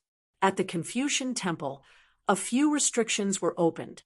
Then, a rainbow-colored figure appeared and went straight to the Meritorious Forest. The old scholar suddenly raised his head. He was wearing a green robe and had a jade hairpin on his head. He had a sword on his back.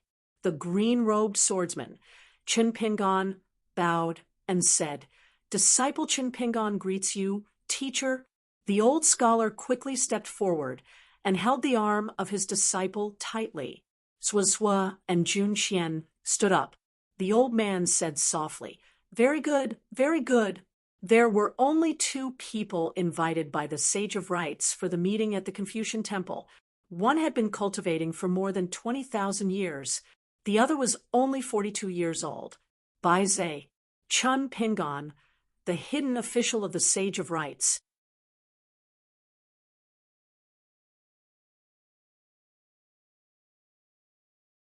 (784).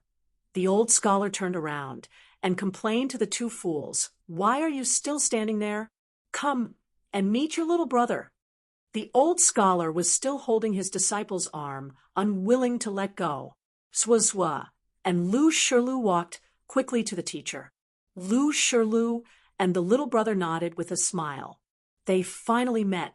Chun Pingon immediately bowed and said, "Greetings, Senior Junxian." This senior brother, whom he met for the first time, helped him earn a large sum of gold and copper coins at Luapa Mountain. Zhuoz was said with a straight face, "You're quite capable." Chun Pingon stood up and looked at the teacher. The old Xiaozai jumped up and slapped his left and right side of his head. "As a senior brother, how can you talk to your junior brother like that? Who taught you to be so sarcastic? Who taught you that?" Zhuozhua didn't move. He hesitated and said, "Half of it is the truth." The old scholar found that his disciple was still a bit aggrieved. He immediately shouted to Zhuozhua, "The other half is for you. Spit it out if you can. Say it. The teacher will uphold justice and will not be partial to anyone." Zhuozhua could only say against his will, "Then it's the truth." Lu Shilu had a principle which was to turn a blind eye and turn a deaf ear. It had nothing to do with him. If Zhuozhua and Chun Pingon really got into a fight, it wouldn't be too late for him to stop them. No one could imagine that among the disciples of the Sage of Literature, Zhuozhua had the best temper. Therefore, Zhuozhua was the one who was beaten and scolded the most. Of course, Zhuozhua wasn't someone who didn't fight back or talk back except for the teacher. Zhuozhua was a bit better in the sect. As long as he left the Sage of Literature, Zhuozhua would be a completely different Zhuozhua after practicing the sword. The talisman was a direct disciple of the Xianmen sect. The noble Huangzi of the Celestial Master's residence in Longhu Mountain and the direct disciple of Han Qianxi in White Emperor City all had the potential to become sword immortals. Chun Pingon bowed and said, "Greetings, senior brother." Zhuozhua frowned slightly. He didn't bicker with Chun Pingon because of the teacher and student. The four of them sat down. Chun Pingon glanced at the chessboard on the table. Teacher must have taught the two senior brothers before. Only then did old Xiu grin from ear to ear. "Look, what does it mean to be able to see the big picture from a small clue? What is a proud disciple?" This is it. Anger welled up in his heart. Lu Shilu suddenly understood the source of Luopa Mountain's atmosphere. That was strange. Teacher didn't have much knowledge to impart to youngest junior brother, and the time they spent together was very short. How did youngest junior brother surpass his teacher? The old scholar seemed to only have Chun Pingon in his eyes at this moment. He said, "My teacher is here every day and can't get away. He can't find you." Chun Pingon stood up and bowed again. The old scholar sighed and stood up. He gently patted Chun Pingon's arm and said softly, "Don't be like this. Otherwise the teacher will feel even more guilty. Let's sit down and talk." Lu Shilu glanced left and right, and his complexion became better. Lu Shilu shifted his gaze slightly and looked at the young man in green with a sword on his back. He sat upright with his back straight and his fists clenched on his knees. He had a pair of memorable eyes. They were clear and bright, like the streams in Luopa Mountain. There was no place that he couldn't go. The old scholar said, "Left and right, Junxian, tell me about you. Don't wait for youngest junior brother to ask you." Lu Shilu talked about his experiences after returning to the Hao Ran world. He went to Luopa Mountain and asked the Heavenly Fist. After that, he went south to Old Dragon City and then to Tongyi Continent, where he took in a direct disciple in a blessed land. Finally, he went to the wasteland and arrived at the Great Wall of Sword Chi. He met up with senior brother left and right, and they went to the Central Plains Confucian Temple. After about half an hour, Chun Pingon listened attentively. During this time, he only asked about two things in detail: the demon-subduing tower in Tong Yi Continent and the first disciple of senior brother Jun Qian. When it came to left and right, he didn't say much.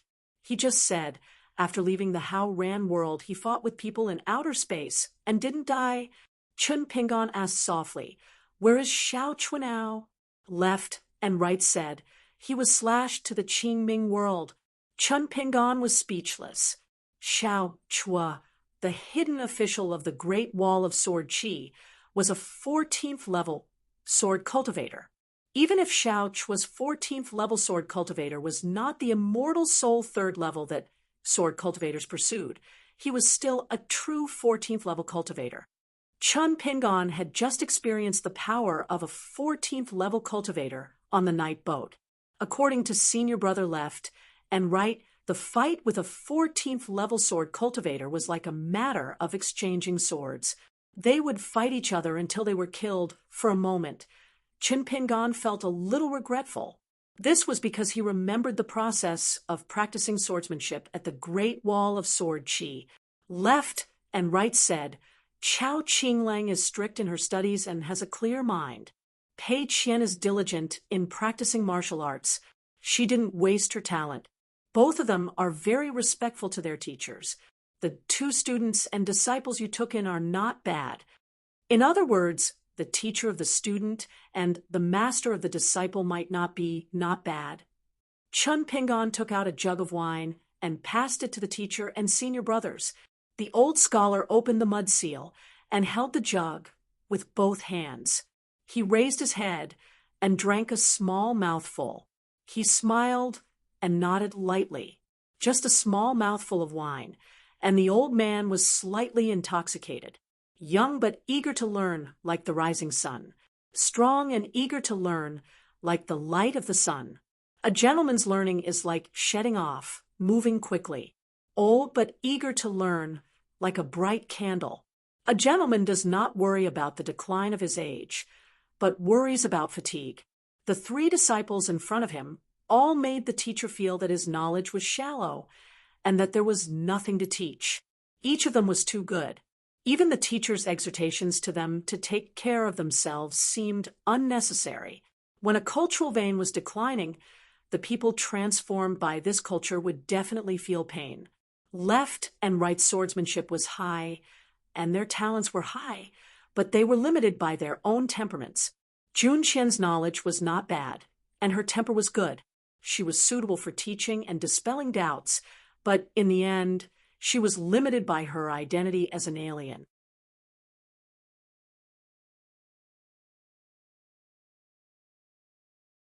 "Teacher," the old scholar pointed to left and right and Chun Pingon.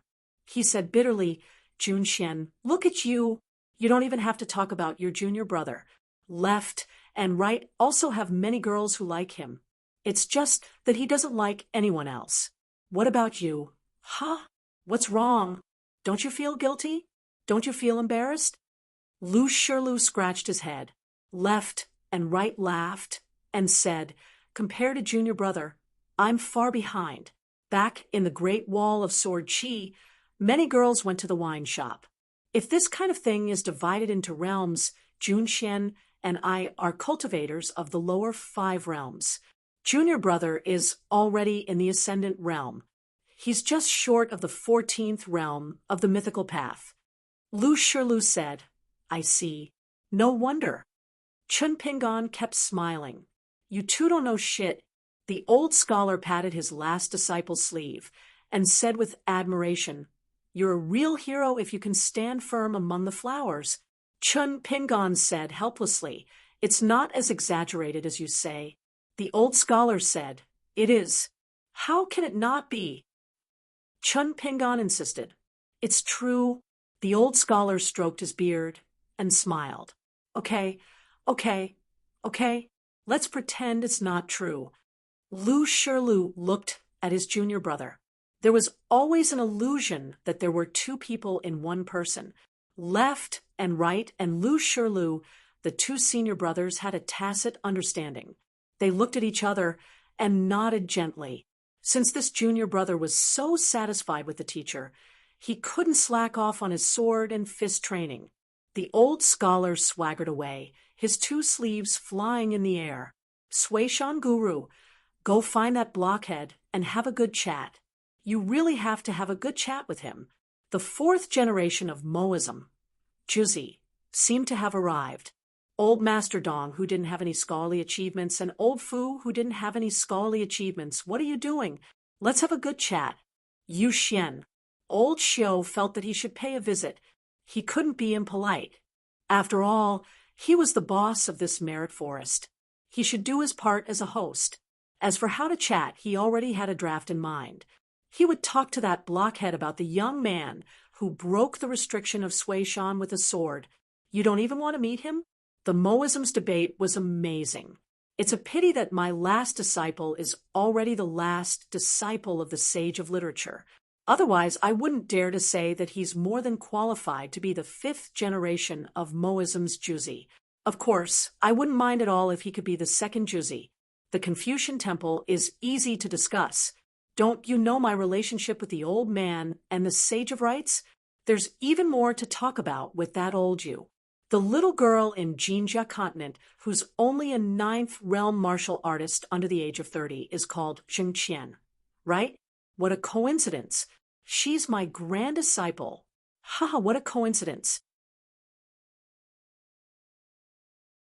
The young man who broke the restrictions of the Confucian temple is Zheng Qian's master, my last disciple. The old man looked back, left and right. Jun Qian, Chun Pingan. The old man was very proud. However, he quickly turned his head away, as if he didn't dare to take another look. The old man felt a little sorry for them. How did they become his students? A 3-story ship sailed on the river. Compared to the celestial ferries at the Wenjin crossing, this ship was not eye-catching. It was not fast either. The ferryman had obviously calculated the time and rushed to the Confucian temple for a meeting. He was very different from Zinfei and Yan Ge, who had nothing important to do but rushed there early for free food and drinks. The three of them rowed slowly to the shore. Alliance saw the ferryman sailing on the river. Coupled with the familiar aura, he immediately understood. He adjusted his bamboo hat, twisted his hips, and stood on the horse's back. He shouted at the top of his lungs, "Brother Ding! Brother Ding! Over here!" As the ship approached the shore, more than 10 immortals appeared at the bow of the ship. Actually, some of them were not willing to show up, but they did not expect that the bamboo hat man's gaze would wander past them. He took care of all his old friends, so they had no choice but to call their friends and ask them to share the burden. They walked out of the cabin together. The man in the middle was like the moon surrounded by stars. He was a short man with an ordinary appearance. However, there were 2 beautiful maids standing beside him. Even with light makeup, he was a national beauty. The man had an ordinary autumn water goose feather saber hanging from his waist. He didn't have any aura. He looked like an inconspicuous handyman who swaggered among a group of nobles. Li Huai was not interested in these strange people who sought immortality on the mountain. After all, he couldn't afford to be associated with them. It was meaningless to be treated with kindness. Thus, even more attention was still placed on the ferry. There was actually a white dragon and an inky WIREM pulling the boat in the water. The 2 miraculous beings slowly stretched out their heads, and there was actually not the slightest splash. This scene gave Li Huai a great fright, but he quickly came to an understanding. It was most likely the work of the talisman. Li Huai lowered his head and looked at the horse transformed by the horse talisman under his, but he then looked at the celestial mansion's grandeur. It was infuriating to compare oneself with others. He was indeed a little shabby when he was with Alliance. If they were not good brothers, he wouldn't have suffered this. According to Li Huai's usual style, it was better to go for broke and travel on foot than to puff oneself up at one's own cost. When he traveled with Chun Pingan to study, he only had a pair of straw sandals on his feet and a few pairs in his book box. He didn't look down on anyone. Alliance said to Li Huai, "What are you waiting for? Call me Brother Ding. If he's my good brother, he's your good brother, isn't he?" Li Huai was not stupid. He turned sideways and cupped his fists toward the ship. "Senior Ding." This time, Li Huai didn't tell him his identity. He didn't want his reputation to be ruined before he even entered the Jianghu. The two maids beside the man had strange expressions on their faces. The man with the saber didn't care. This cultivator at the top of the mountain in the Central Plains was Guofuding. His Taoist name was Yuming, and he was the master of a sect. Only the Confucian temple knew his real name. He only took a few more glances at the yellow-robed old man. Was there such a cultivator at the top of the mountain in the world? Guofuding didn't think too much about it. She just thought that the weather was like the awakening of hibernation. There were many old mountain people with different identities. It was difficult to find them. Alliance waved his hand and said, "Little sister Yun Fei, little sister Mei Rua, I haven't seen you for a few years. You've become thinner. Big brother Alliance's heart aches when he sees you." The three of them stopped their horses, and the ship stopped as well. Alliance squatted on the horse's back and pointed at Li Huai with his thumb. "Brother Ding, this young man beside me is named Li Huai. He's young and talented. He's young, but his knowledge is not inferior to Yuan Zhen's. His boxing skills are not inferior to Chun Qing's. He's not inferior to Fu Jing's and Go, and he's not inferior to Su Bai's." Alliance quickly added, "Actually, I know him. He doesn't know me. I haven't cut off a chicken's head and burned yellow paper to write my name on the Golden Orchid book." Li Huai's face stiffened. When there were no outsiders present, he would definitely thank him. The young Taoist on the horse's back on the shore sighed faintly. His young master was truly blessed. Other people had to fight for their lives to earn a little bit of fame, but Uncle Li Huai had it effortlessly. Guokuding smiled slightly and remembered the young and talented Confucian scholar Li Huai. This great cultivator in the ascendant realm knew Alliance very well, so he was about to leave. He could not give Alliance any chance to climb up the ladder. If Alliance boarded the ship, the consequences would be unimaginable. The small group of great cultivators in the world who could be remembered by Guokuding, no matter who they were, could be traced and speculated about, no matter how treacherous and eccentric they were. However, the man in the bamboo hat in front of him would never know what he would say next and what he would do next. For example, if they met the big devil in White Emperor City, as long as he did not talk about his master, everything would be fine. Guokuding had never felt that Lu Qi was the most underestimated cultivator.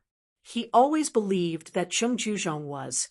Another example was that left or right, who was extremely arrogant and difficult to get close to. As long as one did not provoke him, there would not be any trouble. However, that scholar, who was a descendant of a saint who did not even care about his surname when he traveled to Jianghu, was really capable of doing anything. Alliance laughed and waved his hand, saying, "Forget it, you don't have to invite us to board the ship. I want to ride a horse with my good brother." Guokuding was a little surprised. When did Alliance change his personality? Any cultivator on the mountain would find a way out when they saw that the situation was not good. However, this son of a B***TCH only knew how to find a way out. The ferry moved slowly in the water, but its speed was still much faster than the three horses. Soon, it left Alliance and the other two far behind. Seeing Li Huai confused, the young Taoist helped to reveal the secret. "It's Guokuding from Iron Tree Mountain." Li Huai was speechless. Oh my, was it the dim radiant ancestor who was known to cut the Yellow Springs Road in half? He was one of the 10 people of the Central Divine Continent, and was also an ascendant realm demon. Iron Tree Mountain was a great sect, If White Emperor City was the holy land in the hearts of the wild cultivators, then this dim radiant sect master's Iron Tree Mountain was a place that all the spirits of the mountains and lakes yearned for. The young Taoist let out a long sigh. They were both of a different race, but one of them was doing well in the world, establishing a sect, and being respected by thousands. The other was lying in the 100,000 mountains, guarding the door every day in a place where even birds did not shit. Enduring that vexing vexation, Li Huai came back to his senses and was once again tricked by Alliance. He poked Alliance with his mountain walking staff and said angrily, "Ting, don't call me Ding. Ding, your grandpa Ding." Ooh. Alliance dodged the mountain walking staff while picking his nose. "I can call you whatever I want. Didn't you see that Brother Lotus Sting also agreed? If it were anyone else, they wouldn't be able to stop that Lin, Li, Fairy, even if they shouted themselves hoarse."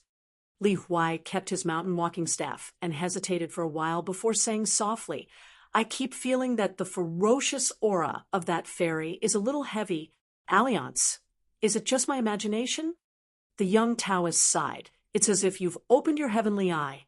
It's as if the gods are helping you." Alliance took out a bottle of bright moon wine and took a big gulp. He laughed. "You're still young. You haven't even heard of many of the grudges on the mountain peaks, much less seen them with your own eyes.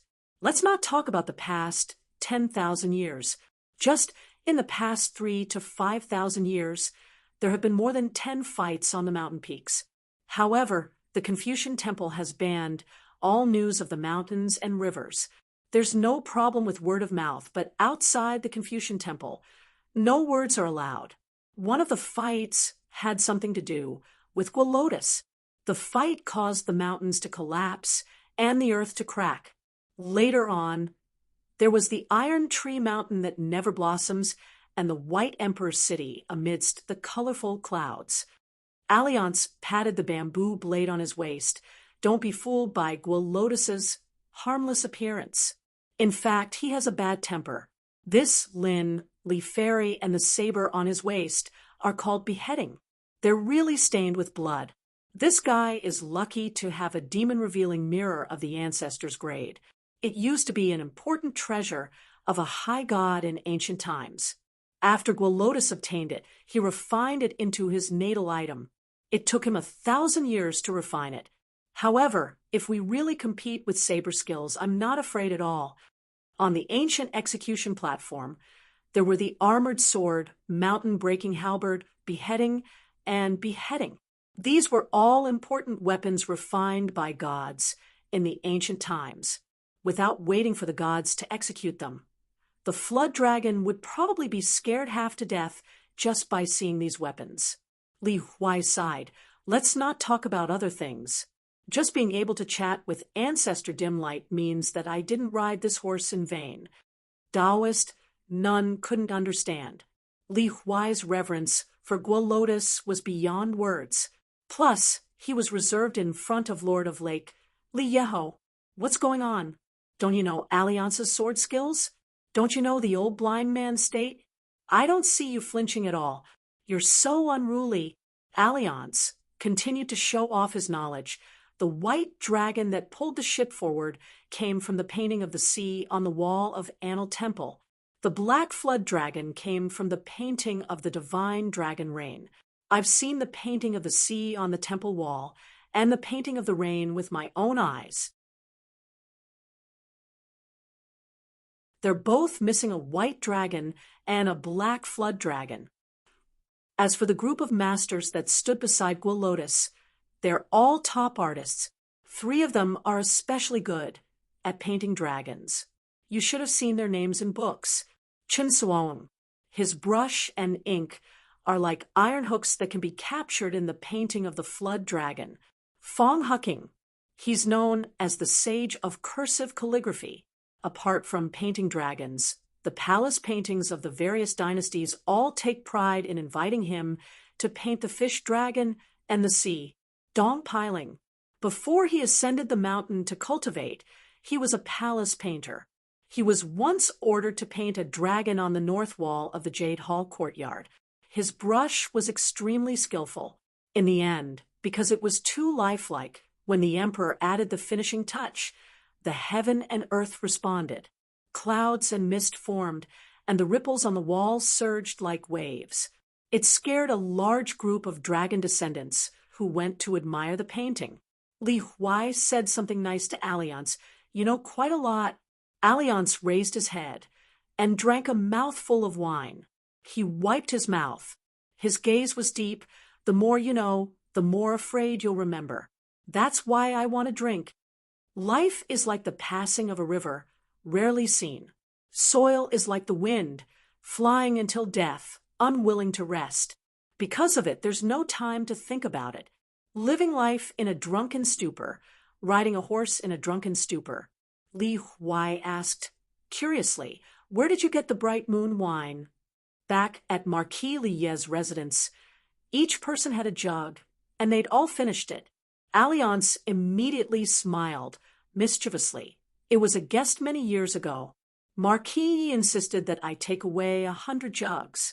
Otherwise, I wouldn't let them go. I couldn't refuse such kindness. What could I do but accept it? Drink it quickly.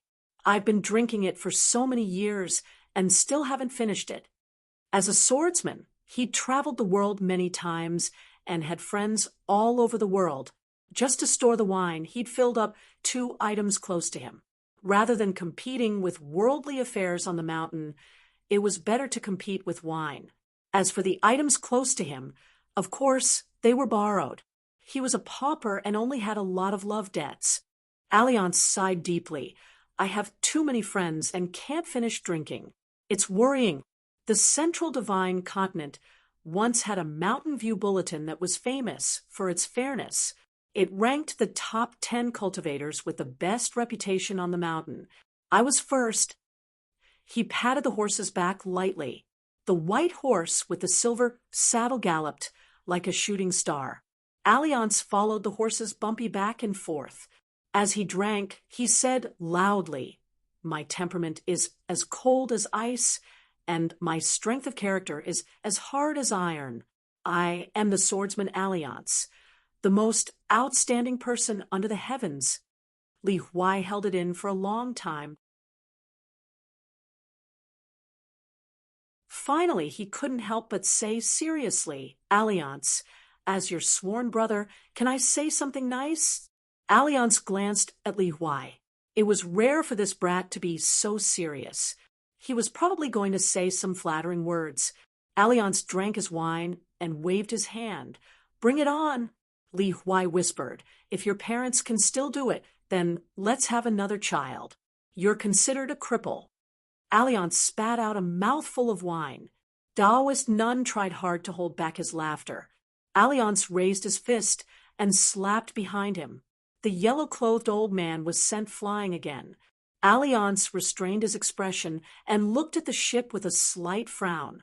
The Iron Tree Mountain was formed by Guokuding using the collapsed mountain range as a form of punishment, according to the promise. As long as the iron tree on the ancestral mountain did not bloom, Guokuding would not be able to. If flowers were not planted on the Iron Tree Mountain, how could it bloom? And the person who almost killed Guokuding was the dragon slayer later. He was also the disciple of White Emperor cities Zheng Juzhong. He was also the nominal master of Han Xiaosa and Lu Qiqing. It was said that the first time the Iron Tree Mountain bloomed was when Zheng Juzhong ascended the mountain. After that, no more flowers bloomed on the iron tree. Alliance knew many of these old stories. Today, the land and water fate of the world had Lady Tantan, whose Taoist name was Qin Zhong. But outside of the land, there was still no proper owner of water fate.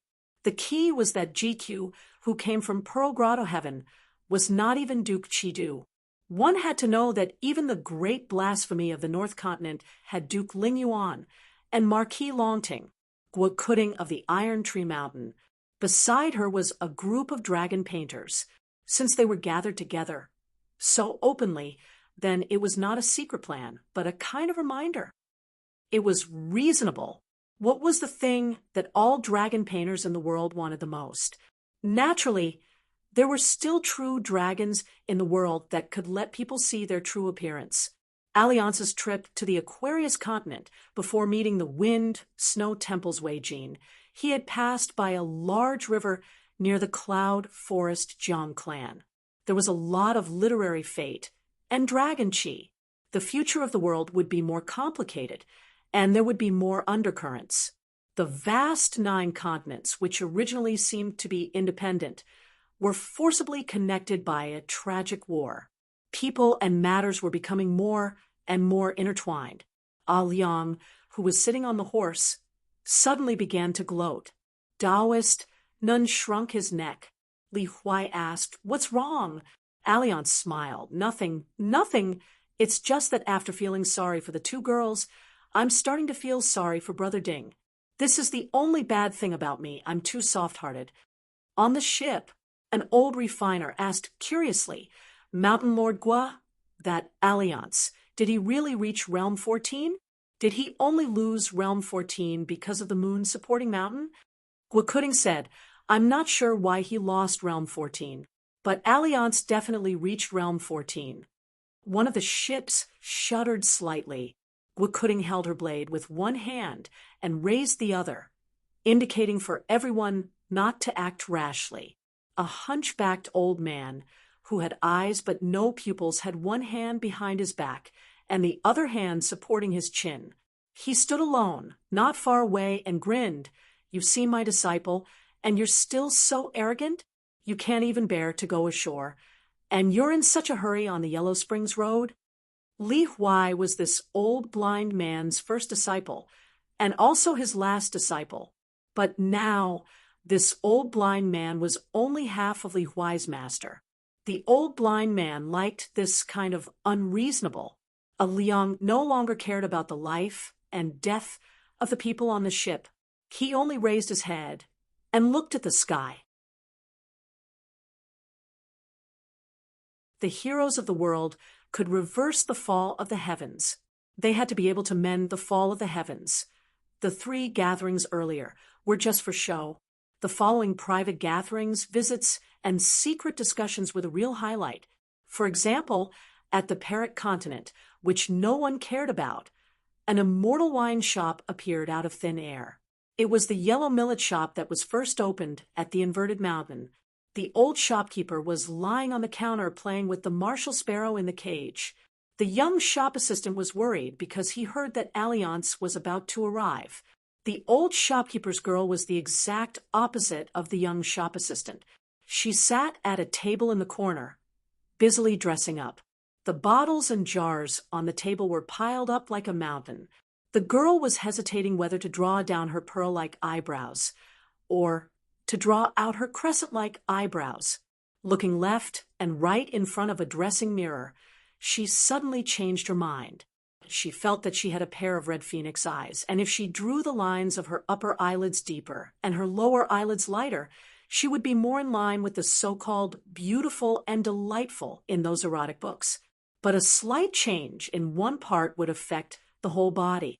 If she changed the makeup of her eyebrows and eyes, she would have to change her face, lipstick, hairpin, and dress. Wouldn't she be worried? At the moment, the guests in the shop were the Wei elder of the military school, Mr. Fan of the Shang clan, a young master of the Inyang Lu clan, and 2 ancestors of the clan. There was also a swordsman who was used to holding his sword behind his back, the Mahist Wander Su Ruwa. One of Mr. Fan's retainers was drunk and instigated Su Ruwa, who was drinking at the same table, to find an opportunity to kill that son of a bitch. In the end, the shopkeeper's daughter slammed the table and scolded him. In a mansion on Turtle Mountain, the 5 mountain lords of the Central Divine Continent gathered for the first time. In the end, 2 groups of guests came to visit together. One group wanted to ask for a few pots of calamus from the 9 Peaks Mountain. The other group was a few young sword cultivators from the Shao Yuan dynasty. Zhu Mei wanted to meet the female mountain lord of Yanji Mountain who had formed an alliance with her. Thus, the 5 mountain lords dispersed, but soon other guests came one after another. In the end, none of the mountain lords were free. In an underwater secret realm above Yuanyangzhu, Li Yeho of Bright Moon Lake, and the other four lake lords were chatting, but no one invited Lady Tantan of Lushui Pit.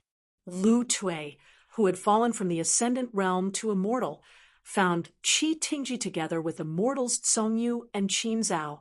Lu Tui was cursing Wanyan Laojing, that old bastard. Huayin found the god of fortune, Lu Jubao. Lu Yuzhou and Huai Qian were old friends. Lu Yuzhou wanted to say something, but stopped because Yu Zhuanfu was also here. However, her marriage with Huai Qian seemed to be unsettled. Lady Huan Sha, who had come with the celestial master residents of Longhu Mountain, took the initiative to find Jade sect Master Wei Ying and ask about the recent situation of the Great Spring Dynasty.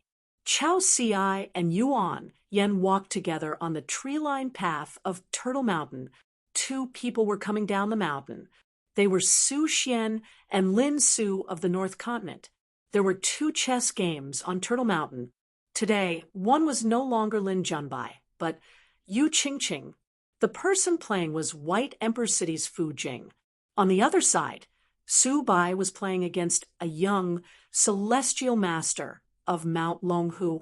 The head of the Jiang family of Yunlin left the rest of his descendants and only took Jiang Yun to tour Yuanyangzhu.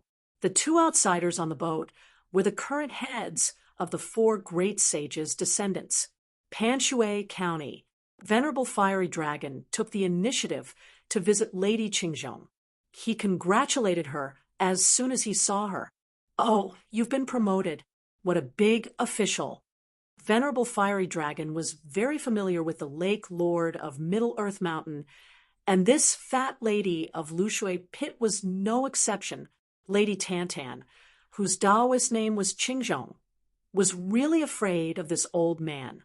He was a skinny old man with a short stature. He was dressed in purple and had white hair. A wine gourd hung at his waist.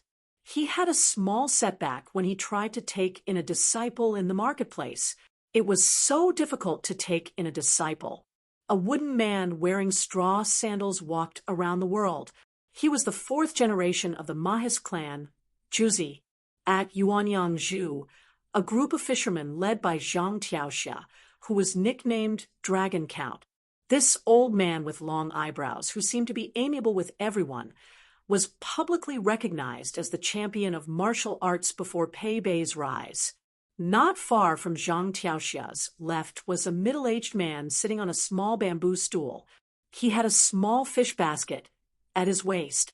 He liked to wander the ruins of ancient battlefields and capture heroic spirits and malicious ghosts. There were three people on her right. They were the master and disciple of Lei Gong Temple from Snow Mountain Continent, Pei Axiang, and Lu Suiyu.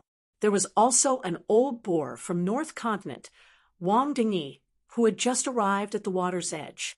He sat between Zhang Tiaoxia and Pei Axiang and smiled. "Isn't this Sister Axiang?" Wang Dingyi was now a consecrator of the great Yuan dynasty's Lu family. He came here purely because he was bored and wanted to take a breather. Pei Axiang ignored him. Zhang Tiaoxia smiled and asked, "How's the heir's martial arts?" Wang Dingyi sneered. "It's S.O. His fists aren't heavy and his legs aren't fast. If you didn't ask, I wouldn't even bother to talk about it." Zhang Tiaoxia nodded slightly. She didn't really believe him. In his early years, when Wang Fui was trying to ascend to the level of God's arrival, he suffered from qi deviancy derangement. The mountains, rivers, lakes, and seas within the small world of his human body evaporated, as if the mountains and the land had sunk. The atmosphere was in chaos. Wu Fu's pure genuine qi was restrained by several sword immortals working together. Lu Suyu smiled and asked, "How so?" Wang Dingyi replied without hesitation, "Li Er used all his strength and couldn't kill me with 3 punches. How strong can he be?"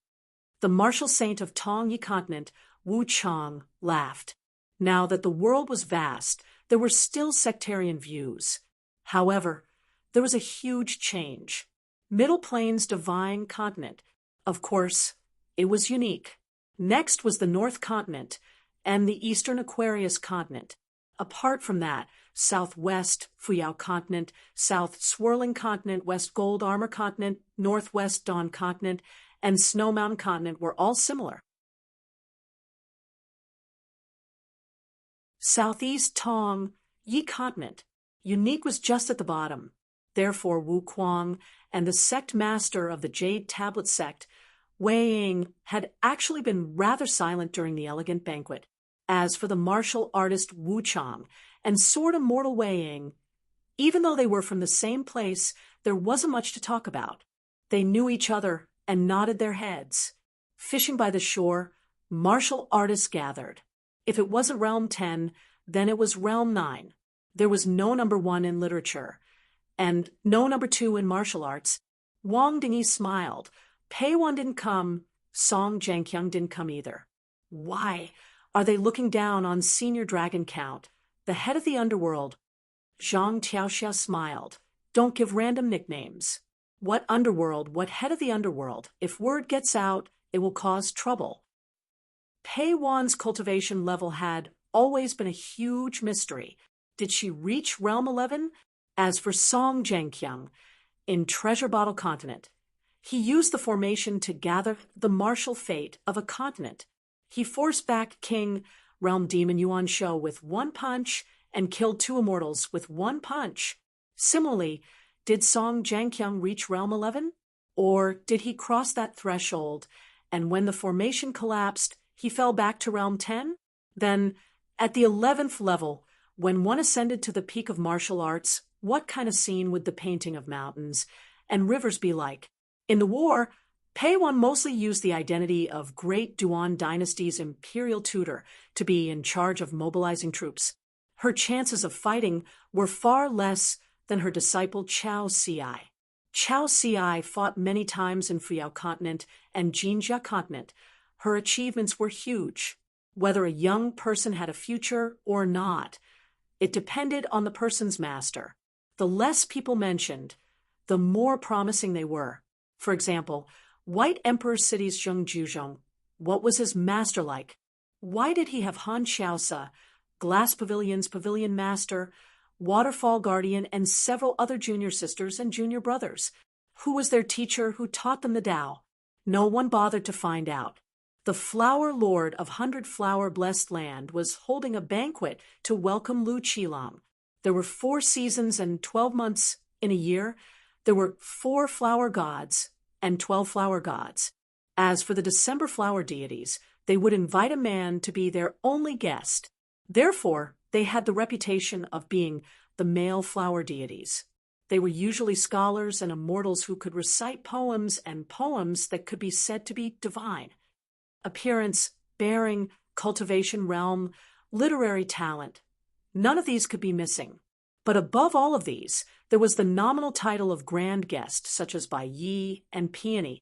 This time, apart from the Blessed Land's flower lord and 4 flower gods, there was also a phoenix fairy flower god with a young girl's face. Her talent in 100 Flower Blessed Land was shallow, and her position was low. She was nicknamed Rui Feng. She managed to reach Realm 7-3 life with great difficulty and had the reputation of feather guest. But the saying of chrysanthemum servant made her sad, and it spread more and more. And the first person to mention this sad saying was one of Su Zi's favorite disciples. In addition, in the past 100 years, there had not been a single popular poem that had been passed down. The next time Mr. Bai Shan, Zhang Yi, and Zhou fucking held the Blessed Land selection together, it was very likely that she would directly fall to the 9th level. Over at the Wen Jin Crossing, a man with a bamboo hat under his armpit would go wherever the fairy's catoptric deflection was. He would poke his head out and look around. He would jump a few times here and there, waving a few times there. Otherwise, he would stand on the spot and raise 2 fingers, smiling brightly. The fairies who were more reserved would look at the man with sad eyes and remind him, "Get out of the way." The less good-tempered ones would tell him, Get out of the way. The young girls nowadays were unromantic. The man was speechless. Didn't he just leave vast heaven for 100 years? He was a little hurt. What was wrong with the world? Li Huai learned his lesson and brought Taoist none far away. Alliance ran to Li Huai's side and asked, "What do we do next? Do we find a place to stay or go directly to Merit Forest to find Qin Pingan? If we want to see him, we have to hurry because the meeting will start soon." Li Huai asked, "Who are you?" Alliance said helplessly, "Uncle Li, be honest." Li Huai said sullenly, "It's more like Qin Pingan to see me." Alliance sighed. He didn't find it strange. Back then, when they were traveling, Li Huai was the closest to Qin Pingan, and Qin Pingan was the most distant. Alliance suddenly slapped his forehead. "I'm convinced." Not far from when Jean Ferry, a man in a green robe with a sword on his back, slowly walked over with a smile on his face. The route he chose was very particular, and he just happened to avoid the ferries. When Taoist Nun saw that person, his heartstrings tightened. Li Huai had a brilliant smile on his face as he dashed over. Suddenly, he stopped and gave Qin Pingan a high five. Alliance and Taoist Nun stood at the side. Alliance smiled and said, "You're half as handsome as me." Qin Pingan smiled and said, "I wouldn't dare." In an instant, everyone who was qualified to participate in the meeting heard a gentle voice in their minds. "Let's start the meeting." Qin Pingan and Li Huai said, "I'll find you later." The green-robed swordsman and the man in the bamboo hat disappeared into thin air on Wenjin Ferry. At this moment, the spectators at the ferry were talking among themselves because someone received the message from the flying sword. They realized that those two were the people who participated in the meeting of the Confucian Temple. On the square of the Confucian Temple, the sky and earth were clear. There was no hierarchy in the seats. Everyone sat in a big circle. The sages of the Confucian Temple, the 3 sect masters of the Confucian Temple, the 3 chancellors of the 3 academies, and the headmasters of the 72 academies, the ancestors of the 100 schools of thought, the sect masters, ascendants, and immortals, the warrior of the limitless realm, the emperor of the dynasty, the mountain lord, and the water lord of the 5 lakes, the owner of the blessed enclave in the vast world. Heroes and sages gathered here. They looked around and sized each other up. The holy master didn't show up. The sage of ceremony, who was the first to attend the meeting, didn't rush to speak either. 5 of them stood together in an interesting position. Qi Tingji, Lu Ji, Alliance, left and right. Alliance didn't stand next to the quasi-sage. Left and right didn't stand next to the sage of literature either. Between Qi Tingji, Lu Ji, Alliance, and left and right, there was a slender young man standing in the middle. He was Qin Pingan, the hidden official of the Great Wall of Sword Qi. In an instant, it was as if the whole world was looking at the same person.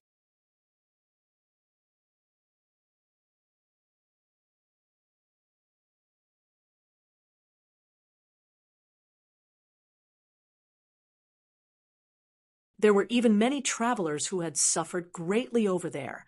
However, after returning to their hometowns, they could only pretend to be young ladies and complain to their teachers and friends. They definitely did not have the courage and ability to take revenge. In the Great Wall of Sword Qi, for 10,000 years, one's identity and name were not recognized. One's master and backing were not recognized. Only swordsmanship and battle achievements were recognized. In addition to Qin Pingan, who was in the middle, these 5 sword cultivators, they were like a brand new Great Wall of Sword Qi, like an unparalleled world of Sword Qi. Even if you were a great cultivator of the 14th realm, regardless of whether it was the right time, place, or people for the Tao unification stage, there was no doubt that you would die if you were to become enemies with them. At the beginning of the meeting, the small group of people who received the most attention were either those with high cultivation levels and good relations with others. For example, Yu Xian, who had already begun the Tao unification stage of the extraterrestrial galaxy, was a confirmed great cultivator of the 14th realm. The saying of Talisman Yu Xian would only be more true to his name. Of course, there was also Venerable Fiery Dragon, who liked to travel the vast 9 continents and never took cross-continent ferries. His gaze quickly scanned half a circle. Apart from the Confucian sages, if he looked at anyone who dared to not look at him, he would visit them as a guest to show his sincerity. This would prevent such an awkward situation in the future. They were either young or unfamiliar faces on the mountain. At the same time, they stood out in this battle. They were young, but had made great contributions. Naturally, their future was limitless. For example, Chao Si's hometown was the Confucian Yuanzhu and Subai of the Green Netherworld. For every young cultivator who participated in the meeting, those who were younger than 500 years old were considered young. Today, being able to participate in this meeting was equivalent to obtaining the greatest protective talisman in the world. Of course, Chao Si was definitely an exception. This pure martial artist did not need it.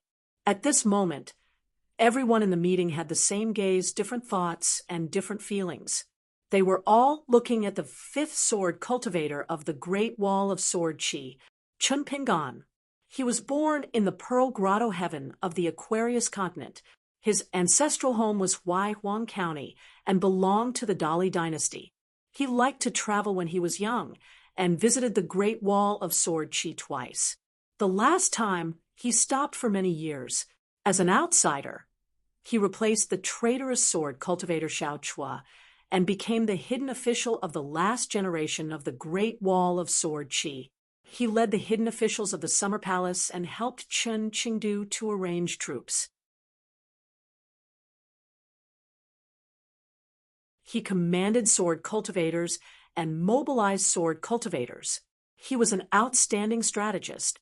One of the 2 military ancestors, Grandmaster Wei, had extremely high standards. However, he had a high evaluation of this young man, who he had never met before. He was not stingy with his praise and said a few words that carried a lot of weight. In the beginning, the hidden official mobilized 100,000 sword cultivators to guard a city. In the end, Xiao, who controlled the Dali cavalry to defend half of the continent's mountains and rivers. The young hidden official could be said to be a Confucian general. In the Jiu-Su mountain, which had the densest martial fate in the world, the great mountain lord Hualian had said that if the Great Wall of Sword Qi fought for a few more years, it would be equivalent to the vast world fighting for a few less years. For the sake of the vast world, countless lives were saved. Hualian, who had the nickname of Abacus, commented that this person was relatively mature and prudent. He said that the hidden official overseeing the Great Wall of Sword Qi's summer palace was more of a matter of taking advantage of the situation. The merit did not belong to Chen alone. However, the person who contributed the most was undoubtedly Chen. Zheng Juzhong, who had always looked down on everyone in the world, had also joked that the Great Wall of Sword Qi was a game of life and death that had not been seen in 10,000 years. The winner was that the chess player on the defensive side placed his chess pieces coldly and mercilessly. He viewed both sides, the demon race, the sword cultivators, and even Chen himself, as a dead chess piece. Therefore, he was able to find a way out of death and exploit the vitality of the wilderness. Chun Pingan's title as the last disciple of the sage of literature was not particularly eye-catching in the eyes of the heroes and sages who were qualified to take a seat in the meeting today. It might even be inferior to the identity of Ning Yao's Taoist companion. He was only in his early 40s and was already a sword cultivator of the Jade primitive realm. He was also a martial artist of the ultimate realm. This young swordsman who had entered the site of the Haotian mountain peak for the first time had a calm expression in front of everyone. The great deity of Mount Sui was tall and sturdy. He wore golden armor and held his sword with both hands. His pair of golden eyes were sizing up Chin Pingan. In the early years, it was this kid who had inexplicably split open the Mount Sway's restriction with a single sword. This had caused a lot of exclamations and criticism, and was even speculated by the busybodies on the mountain peak. Venerable fiery dragon stroked his beard and smiled. Good kid. After not seeing him for a few years, his bearing and magnanimity had almost caught up to the mountain peak. The white-haired, purple-robed old immortal Yu Xian scratched his ears. Previously, he was pulled by the sleeves of his Taoist robe by the old scholar and was nagged so much that his ears almost grew calluses. He was really scared. However, the old scholar's saliva splattered everywhere. There was a reason that was considered fair. Just like Yu Xian's Taoist lineage, the upper beam was straight, and the lower beam would not be crooked. Then Qin Pingan and Pei Qian, this pair of master and disciple, was even more so. Yu Xian carefully thought about the battle of the Golden Armor continent. The actions of the little girl with her hair tied into a bun could not be picked out at all. Yu Xian could not help but think highly of the newly built Luo mountain in the Aquarius continent. He planned to pass down a decree before returning to the outer heavens galaxy, allowing his disciples and his own blessed land to do some small business with that mountain. After all, that Zheng Qian had said that her master admired him, the talisman Yu Xian. It seemed that this Qin Pingan, although he was young, had a shrewd eye. No wonder he could be a hidden official. Lady Tantan in the Lushui pit thought of the white-clothed youth who claimed to be this person's proud student. When it came to business, he was really an expert. Her family's treasury was completely emptied. She could completely predict that in the future, whether it was the Xiangjun Dragon Lady dress or the pearl bracelet, Luo Mountain did not dare to say that they would monopolize the market, but at least they would be able to monopolize half of the Xiangjun Dragon Lady dress and the pearl bracelet. The old man Fu Sheng had actually met this youth long ago. It was at the Lu Lion Garden in the Aquarius continent's Qingwan country. His Taoist lineage had a deep understanding of the 3 graves and 5 classics. Among the few Taoist lineages of the Confucian school, it could be considered as an ancient school. However, there were not many branches and leaves. The key was that the inheritance of the Taoist lineage was relatively loose. Among the 3 great academies and 72 schools, only 3 of them had Fu Sheng as their leader. However, in general, Fu Sheng could be considered as the founder of the Confucian school in exegesis, music, and calligraphy. However, this identity had never been recognized by the Orthodox Confucian school. For example, the number 1 scholar in calligraphy and calligraphy, Lord Zhaoling, was only a good friend of Fu Sheng. The 2 of them did not have a teacher. And this Su Zhaoling was Su Bai's teacher in the true sense. However, it was not until this meeting that Su Bai found out that the teacher from his hometown who had come to watch the game, the teacher who stood next to the new family head of the Chun family in the South Hassa continent, was actually the famous Lord Zhaoling. Beside Fu Sheng was the current Jixia Academy's Si, a middle-aged Confucian sage who was once the abbot of the Hongdu Gate School. He had just been transferred to the position of Si for a few years. Fu Sheng turned to him and smiled. "Did you not expect this day to come?" The Si nodded. "I did not expect it." The Madam of the Green Immortal Mountain looked at the young man with a gentle gaze. Although her smile was faint, it was not easy. She had found out about this person through several channels. Her disciple, Chunqing, had returned from her travels and had mentioned that Cui Dongshan was that person's student. There was also Ma Kuxuan from the Aquarius continent. Ma Kuxuan especially was one of the 10 substitutes. He was extremely arrogant and had defeated Jianyu, Chunqing, and Su Bai. For some reason, Ma Kuxuan had said something about Qin Pingan to Chunqing. "Little girl, why are you learning martial arts? You are not even fit to carry the shoes of that Qin guy. You should cultivate well." Then there was the bamboo sea grotto heaven. Now, everyone knew that there was a young man nicknamed Second Shopkeeper who sold wine from the Green Immortal Mountain at the Great Wall of Sword Chi with a few bamboo leaves. The sword cultivators at the Great Wall of Sword Chi liked this. They liked to squat by the street and drink wine. In the entire world, only that small wine shop would sell wine from the Green Immortal Mountain with a plate of pickled vegetables. They were both scholars at the Great Wall of Sword Chi, but there was a world of difference. The current generation of Moism, Juzi, did not doubt the old scholar's words. His last disciple had paid attention to the 3 different Moism. He had also researched about debaters and the 10 different things. However, there were other things. For example, that disciple of mine, at such a young age, was extremely respectful of the school of Moism. He had deep attainments in it. What he said was true. What he said. His understanding was unique, and he did not lose to any of the 3 branches of the school of Moism. Especially with regards to the flying bird shadow, he almost made contact with it from afar. He showed signs of enlightenment by observing the water. Therefore, the school of Moism had contributed a lot to one of my disciples' flying swords. Therefore, when you return, you should go to my disciple's side, one to thank the other, and the other to accept his gratitude. This could be considered a good story. After all, you can call each other brothers. You don't have to be so particular about seniority. Juzi, with regards to the old scholar's drunken ramblings, it was fine. Pei Wan turned to Chao Ci and smiled. What do you think? Chao Ci said, we can decide the victor with a single round of will-seeking fist. The premise is that Qin Pingan is willing to do so. In fact, there was no need for will-seeking fist to compare the fist techniques of 2 people of the same age. Chao Ci was already at the peak of the returning state, while Qin Pingan was only at the completion of the flourishing state of Qi. However, Chao Ci said that the will-seeking fist was needed to determine the victor.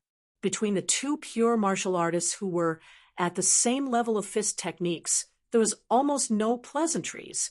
They did not pay attention to the etiquette of a gentleman's friendship, and there was no hypocritical harmony.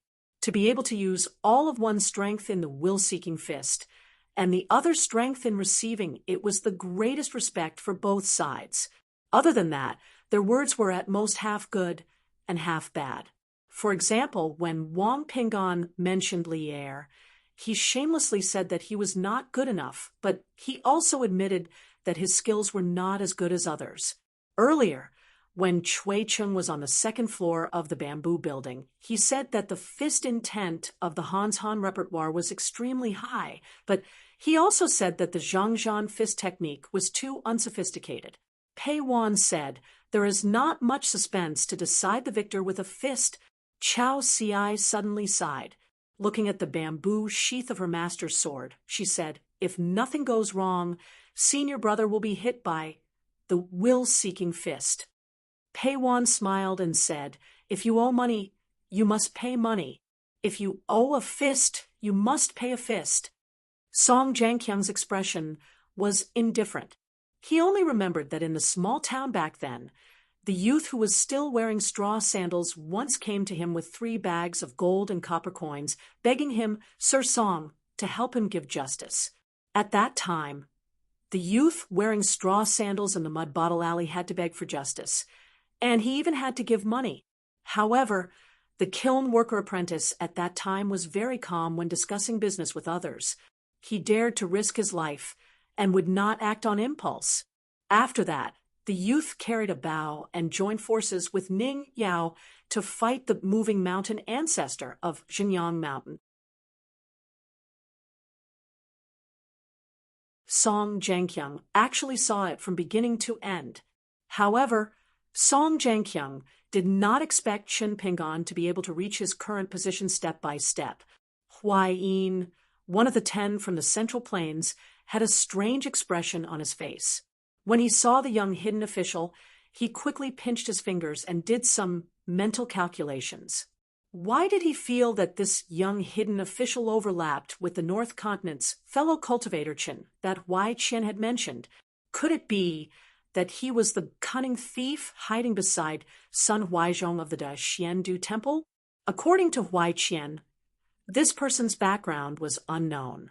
He was very shrewd and was good at avoiding danger. His life-saving skills and skills were all superb. The imperial tutor of the Xiao Yuan dynasty, Chao Pu, finally met the hidden official that his student, Lin Junbai, had been thinking about for the first time. Back then, Chun Pingon had also used Lin Junbai to pass a message to the imperial tutor of the Xiao Yuan dynasty, who was from the quasi-sage lineage. It was a principle that human nature did not talk about good and evil first, but only talked about good people and kindness. He said that the light of human kindness was everywhere in the world, and it only depended on whether others were willing to open their eyes and see it. The female immortal from the Liuxia continent, Song Yi, felt that the hidden official looked very familiar. Not his appearance, but his eyes. After thinking about it, she suddenly widened her eyes. It was the man on the sea near Luhua Island. He was a guy who claimed to be the guest of Yugui sect, Chao Mo, at the entrance of the Cave of Fortune. However, when Song Yi met him, there was an extra ferry with 9 children on it. That's right. Only the hidden official of the Great Wall of Sword Qi could bring 9 young cultivators with him in the sea around Luhua Island of the Rain Dragon sect. At that time, Song Yi even chatted with him for a while. This guy said that he knew Jiang Shangzhen, but that playboy didn't know him. At that time, the other party's eyes were quite sincere. Thinking back, this Chen Pingon must have recognized her identity as the master of the pine, mist blessed land of the Liuxia continent, Senior Sister Celine Zhao, by the sachet she hung on her waist. Well, he really knows how to pretend. As expected of the hidden official, no wonder he would stand on Alliance's side. On the way here, Alliance wore a scholarly robe for the first time in a flash. It was clean and tidy, without the slightest bit of sloppiness. At this moment, standing between Chen Pingon and Zuyu, he was probably defeated by the pressure of the great path, by the scholarly robe. He finally lost some face. He knew that he had to first turn his head, then he spat, smoothed his hair, and carefully rubbed his palms against his temples. He whispered to Zuyu, "So many people are staring at me. It's very embarrassing." Zuyu nodded and said, "Among them is the lady of the green immortal mountain, Alliance, who still had a bamboo blade made of the green immortal mountain hanging on his waist, looked straight ahead and stopped. Lu Ji began to close her eyes and rest. Before participating in the meeting in the Merit and Virtue Forest, you asked Chen Pingon how he would treat the upcoming meeting. Chen Pingon's answer was very simple. He knew who he was, what he had done, and what he hadn't done. When the time came to participate in the meeting, he would watch more and speak less. If he could not speak, he would definitely shut up and be a mute. Su Bai stood among the numerous people of the 100 schools of thought's old ancestors. In fact, it was not easy for him.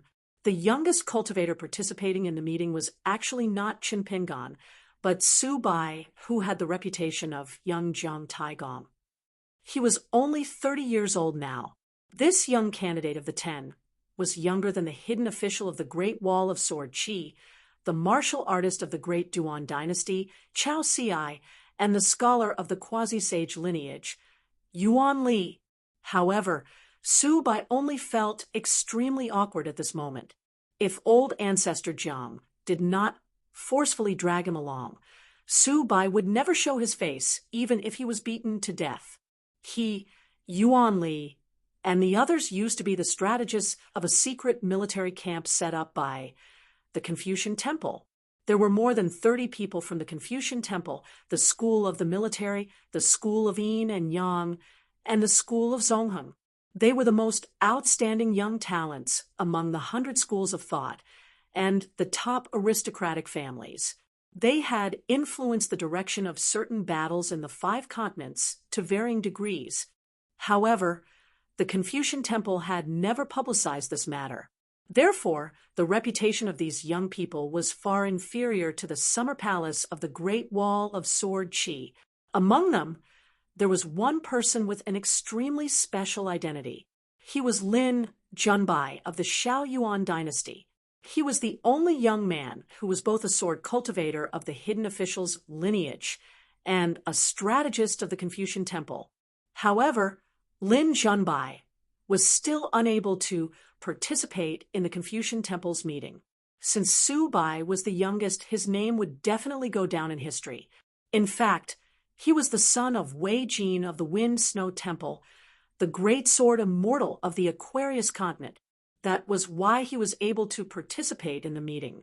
The facts proved that Su Bai's thoughts were not unfounded. This was because there were indeed many seniors at the summit who did not conceal their indifference, sarcasm, and contempt in their eyes. It was not obvious, and they all hid their strengths well. However, Su Bai could vaguely sense it with his talent. The most terrifying thing was that a few great cultivators at the summit who had a good relationship with the military school seemed to be smiling at him at some point, but their hearts were cold. Su Bai did not care about these condescending gazes. He could not care less about them. He just followed the others and looked at the young hidden official. He was calm and composed, but he did not have the arrogant and wild demeanor that Su Bai had imagined. Instead, he had a gentle and elegant demeanor. In Su Bai's original imagination, the person who could establish himself at the Great Wall of Sword Qi and become a hidden official as a wandering outsider was a pure martial grandmaster who had no shortcuts on the path of martial arts. He must be a young man who showed off his abilities. Of course, one could not judge a book by its cover. It was still hard to tell what the hidden official's true temperament was. Beside the sage of rites stood a quasi-sage and an old shiozai. However, the old shiozai was still not the sage of literature. The old shiozai looked at his last disciple and said in his mind, "Don't feel guilty and don't have stage fright. It's only right and proper." The old shiozai was immediately worried. However, in this way, won't many narrow-minded old immortals find it an eyesore and uncomfortable? This kind of arrangement is not appropriate. This time, the quasi-sage did not think that the old shiozai was pretending to be innocent. There was no end to learning, but one only asked about the hard work and not the harvest. There were many people on the mountain who had a high realm, but it did not mean that they had a profound cultivation heart. They still liked to only see the harvest and not the hard work. These people looked at the unfamiliar young man who seemed to have appeared out of nowhere, and how he became a hidden official at the Great Wall of Sword Qi. After integrating with the Great Wall of Sword Qi, it was almost as if he had died once. He had to face the meticulous schemes of the Jiazi camp and the sea of literature. He also had to confront the sword cultivator dragon monarch every day. They would pretend to ignore these past events. Every time they turned a blind eye to these events, it would be a dangerous accident if they met each other on the mountain. The sage of rites said indifferently, "If you like to feel uncomfortable, then feel uncomfortable. If anyone feels that it's inappropriate, ask him to come and find me." The quasi-sage smiled and nodded. Chun Pingan's actions are only natural. It's not that he's young and impetuous, but it's for the sake of all the sword cultivators who died in battle at the Great Wall of Sword Qi. As a hidden official, he has to stand tall and stand here. If the old immortals who don't understand this principle find it an eyesore and uncomfortable, then they should bear with it obediently. Sage of literature, if anyone doesn't hide their traces well today, you can record it and get someone to settle it later. I won't stop you this time. After Qin Pingan became a hidden official, he once found an ascendant realm great demon who had hidden very deeply in the vast world at the inverted mountain. He joined forces with Qin Chunan and killed the demon on a boat on the sea. The young man was not greedy for credit.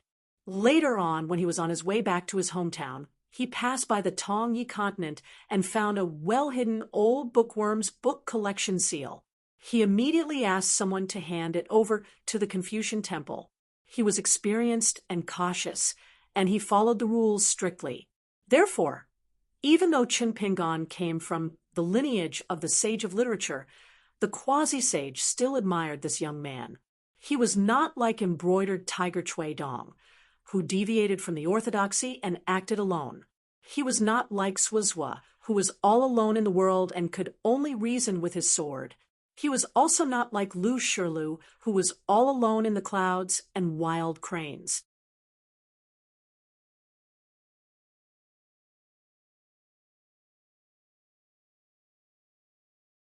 Therefore, he did not need to be constrained by the restrictions of the Confucian temple.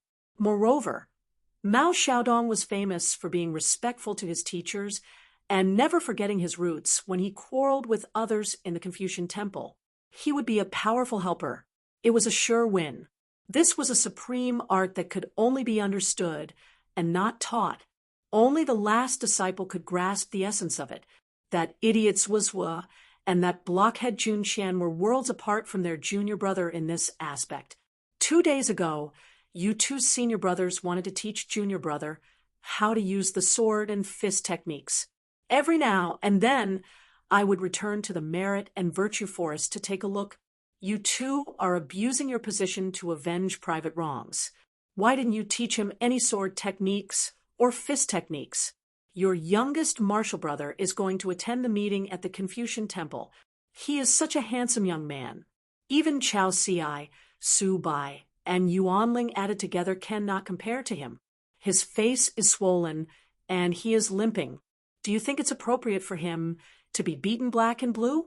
After introducing the headmaster of the academy, the chancellor of the learning palace, and the minister of education, the quasi-saint said, "From today onwards, all scholars who hold the position of Minister of Rites in the Haranjiuzhou mountain must have the identity of a Confucian scholar from the academy."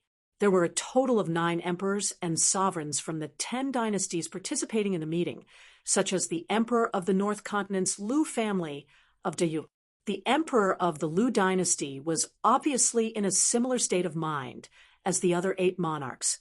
He was surprised, shocked, and of course, quickly weighed the pros and cons, subconsciously. Song Zhangqiang turned a deaf ear to this. He crossed his arms, closed his eyes, and took deep breaths. The emperor of the Lu dynasty shifted his gaze slightly.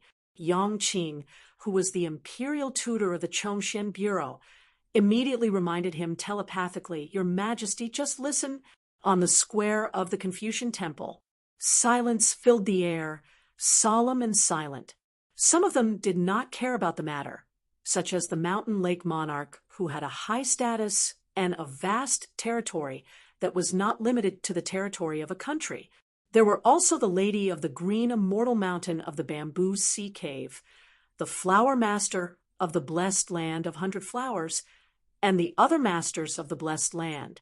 There were a total of 26 people on both sides. These gods of the mountains and rivers, who were either dominating a region or forming an independent government, had no objections to this. There were also some who were unwilling to speak up. This was the first official proposal of the Confucian temple today. Whoever stood out and questioned it first would easily be in trouble. For example, the suzerains of the sects that had close ties with the dynasties at the foot of the mountain, no matter how they usually cultivated at the top of the mountain or how they looked at the people at the foot of the mountain, every suzerain was clear about one thing. In fact, the dynasties at the foot of the mountain and the ordinary teachers were the living water that flowed to the top of the mountain. The hall of ancestral masters needed to be passed down to the Mountain Lake Kingdom. The golden jade archives of every family in the Mountain Lake Kingdom needed to be flipped to the last page to fill in the names. Within a sect or a sect, there were many mountains. The grand cultivators also needed disciples to inherit their Dharma branches so that they would not die out. This was especially true for the 1,000-year-old tycoons who were deeply rooted in the Mountain Lake Kingdom. They had the most opinions on this matter, but none of them dared to speak up. The sage of rights smiled slowly and said, "Don't be shy. You can stand or sit as you wish." Ascendant realm cultivators don't need to suppress their cultivation aura. Martial artists don't need to restrain their aura. It's the same for sword cultivators and gods of the mountains and rivers. The venue of the meeting was the square of the Confucian temple. In fact, everyone was in the Sage of Right's world. The talisman, Yuxian, was the first to cast a spell.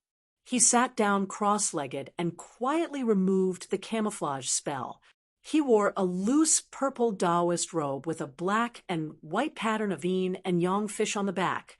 The wine gourd hanging on his waist started to emit dazzling starlight, as if it had refined the entire Milky Way. The fire dragon, Immortal, followed closely behind. He sat in the air and placed his hands on his abdomen. He started to take a nap. The 2 fire dragons on the sleeves of his Taoist robe started to swim slowly. The current great celestial master of the celestial master mansion of the Dragon Tiger Mountain carried a peachwood sword instead of the 10,000 arts immortal sword. He also sat down slowly. A cushion appeared, and Zhao Tianlai started to breathe. The Iron Tree Mountain's Guokuting, who seemed to be heavily injured for some reason, did not treat herself as an outsider. She took out an ancient mirror and started to heal her injuries. Although the mirror was refined into a natal item by this Taoist named Yuming, it was still as big as a mountain compared to its owner's body. Under the shade of the Flying Fairy Palace, someone sat on a small couch.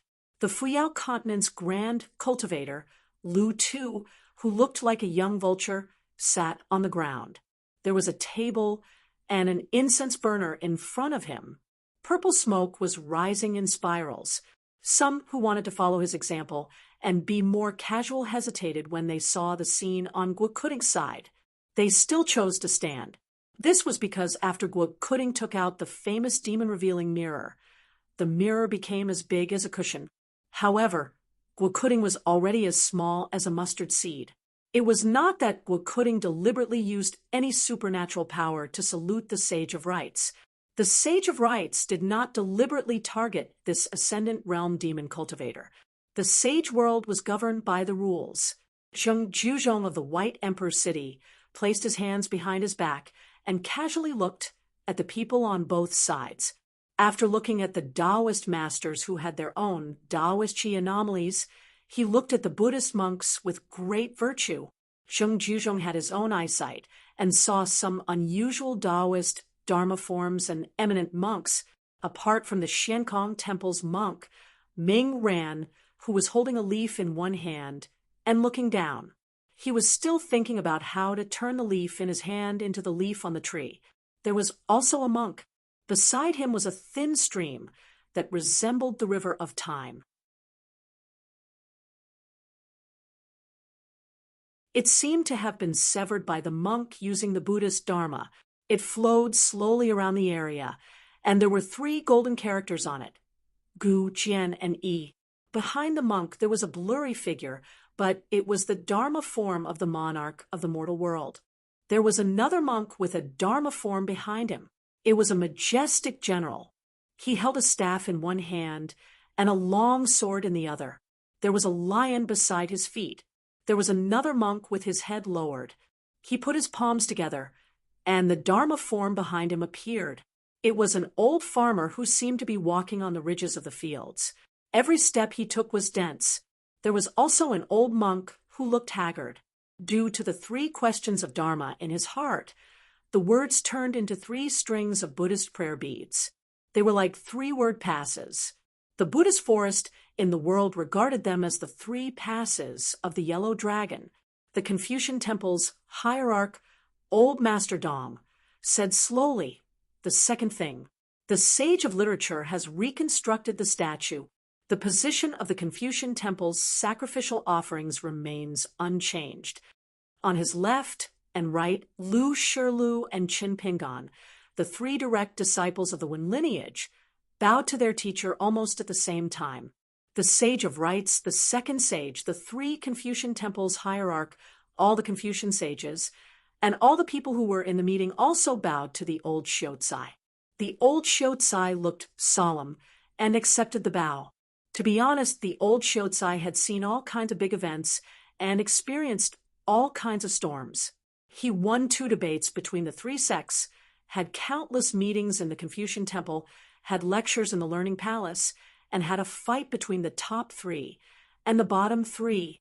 The statues were moved out of the Confucian temple and destroyed.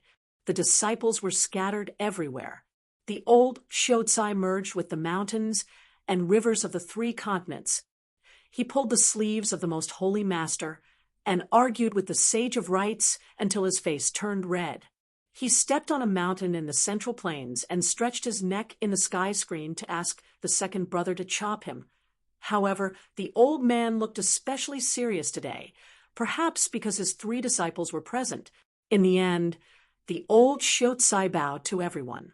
It was rare to see such an old Xiuzai. Back then, when he was still the sage of literature, he was a learned man who was at the peak of his power. Back then, he could only think about how to lose less when he discussed Tao with the old Xiuzai. Alliance chuckled and said, "Congratulations. The old Xiuzai finally has someone to rely on. I'll have more confidence when I quarrel with people in the Confucian temple. If I join forces with the old Xiuzai, we'll be invincible." As long as the old Xiuzai was present, he could take on a large group of people. If Alliance got into trouble, he could sit on a bench and watch the show.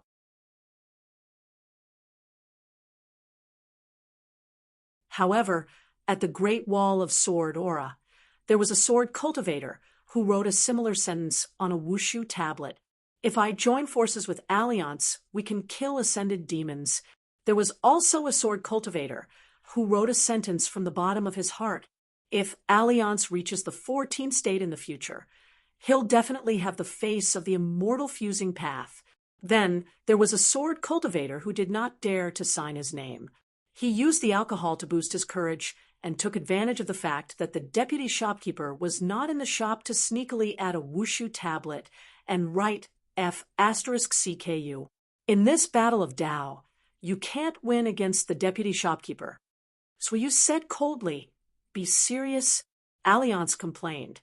"Where else can you find a serious person like me?" "Oh, you only think of me when you're drinking. When you're quarreling, you don't let me get anything. Where did my reputation as Alliance come from? Wasn't it because of some alcohol debt?"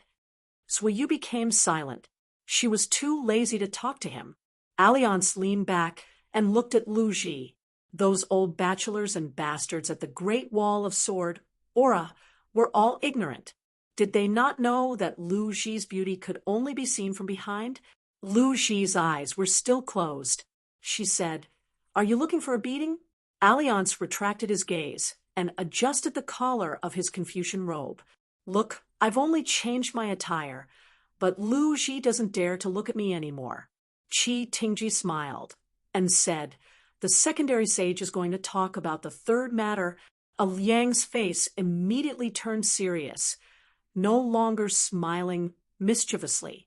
As expected, the secondary sage started to talk about the third matter. It was about the reconstruction of the South Hassa continent, Fuyao continent, Jinjia continent, and Tongye continent. Because it involved too many details, a thick booklet appeared in front of every member of the meeting. As for why the Aquarius continent was not mentioned, it was worth pondering. Therefore, for a moment, most of the people looked at Song Zhengqiang, Heavenly Lord Qizhen, and the master of the Jiang family of Yunlin. These 3 were the speakers of the Aquarius continent for this meeting. As for the young secluded official, he was obviously not included. While everyone was flipping through the booklet, the secondary sage reminded them, "Everyone, feel free to speak your mind." The vice hierarch of the Confucian temple, Old Man Han, said, "If you have any questions, I can answer them in detail." The god of wealth of the White Jade continent, Lu Jiubao, read the booklet very carefully. The Lu family had invested a lot of money in the Tongya continent. Other than that, the Song clan of the Aquarius continent, the North continent, and Yu Panshui of the Shuami dynasty had a share. Therefore, even Song Zhengqiang started to flip through the booklet page by page. He did not miss anything. The new emperors of the two dynasties from the Fuyao continent and Jinjia continent did not dare to miss a single word.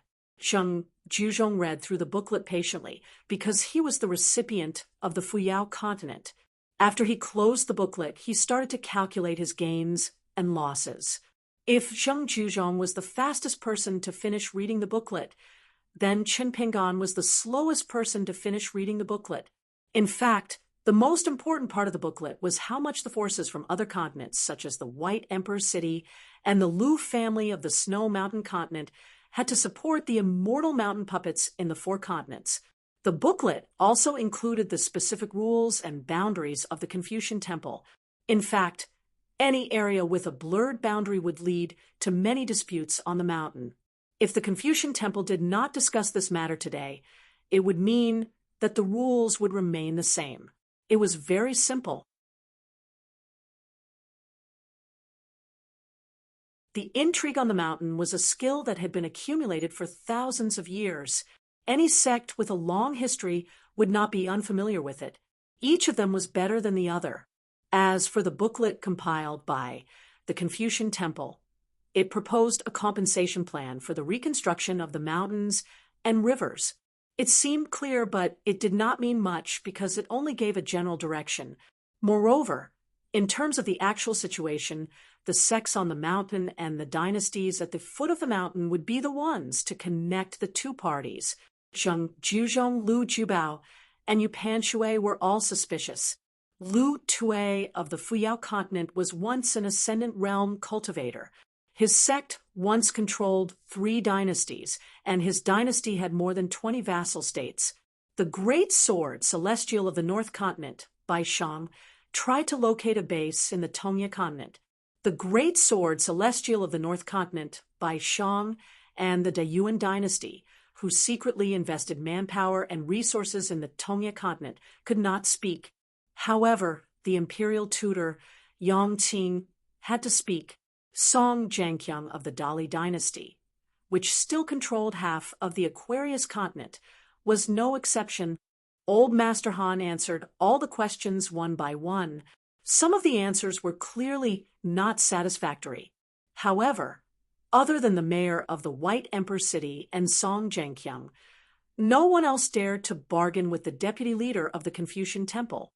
As for the leader of the Jade Gui sect, Wei Ying, she remained silent. On the other hand, the martial sage, Wu Chong, took the initiative to stand against the other sections. He hoped that the rules set by the Confucian Temple would be stricter. Chun Pingan had finished reading the booklet. He flipped through it again. For the peak cultivators who only had a rough impression of the hidden official, they might think that Qin Pingan was pretending to be serious.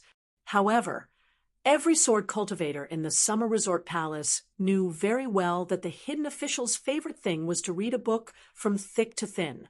Chun Pingan had read almost all of the secret records and files in the summer resort palace, and he had to read them one by one. Then he would divide each book into several or dozens of notes so that the sword cultivators of the hidden official's branch could check them as soon as possible.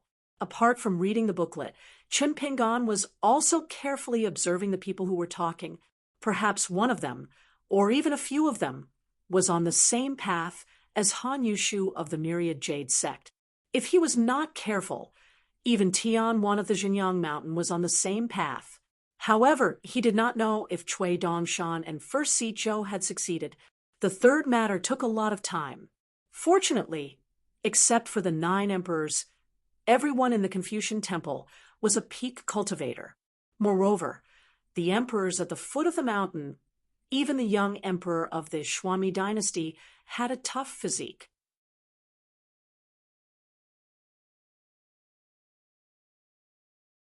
They were stronger than ordinary people.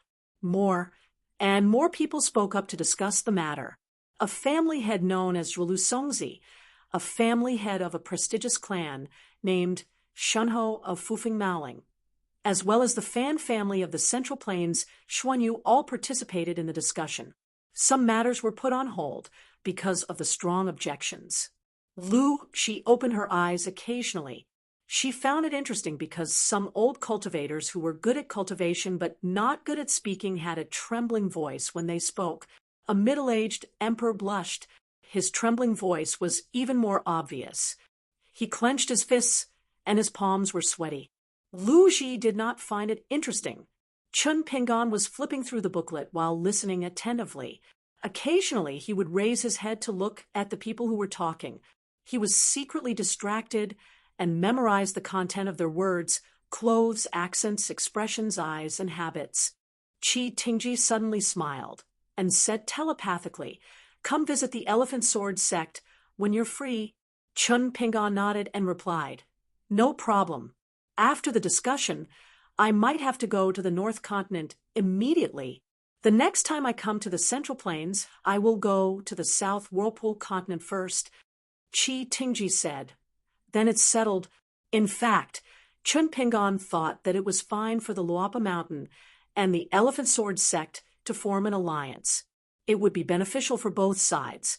As long as Qi Tingji gave up on the fifth heavenly ascension city and did not stop Qin Shi from becoming the city lord, everything would be fine. If Qi Tingji had gone against his promise with the Sword Immortal and went to the fifth heavenly ascension, he would have been the undisputed #1 in the world. He would have gathered destiny, and a series of accidents would have happened. This ambitious old sword immortal would have turned the heavenly ascension city into a stepping stone. It would have become a path to the 14th realm. With Qi Tingji's ambitious nature and his foundation in the way of the sword, he would have reached the top smoothly. Fortunately, for whatever reason, Qi Tingji did not do so in the end. As for the young, secluded official's selfishness, both local sword cultivators and foreign sword immortals were well aware of it. After all, Qin Pingan had exchanged his own life for this result. Ning Yao did not disappoint him or the Ascension City. She broke through in the fifth heavenly ascension, Jade Pu, immortal and ascension. She was unstoppable, an ascension realm sword cultivator who broke the rules of the Confucian Temple and barged into the heavenly ascension city without permission would attract the hostility of the other factions. Furthermore, the Qingming world and the Buddhist kingdom of the West would definitely criticize this. When that happened, the entire world would be in chaos. The fight for the Ascension City would no longer be justified. Within the Ascension City, Chen Shi, Qi Tingji, Ning Yao, and the entire secluded official lineage would have a huge disagreement with Qi Tingji. However, no matter what, Qi Tingji was willing to stubbornly choose to establish a sect in the vast world. He was very bold. Chun Pingan suddenly said, "The Luapa Mountain won't fight with the Elephant Sword sect for the traveling sword immortals who are currently in the desolate world. Moreover, this is the respect that you deserve. I can't compete with you for it." Those traveling sword immortals who had given up on concealing their identities had received secret instructions from their eldest sword immortal and did not participate in the battle. Currently, not all of them were willing to come to the vast world that they disliked. Perhaps many sword immortals had already returned to the desolate world after the battle.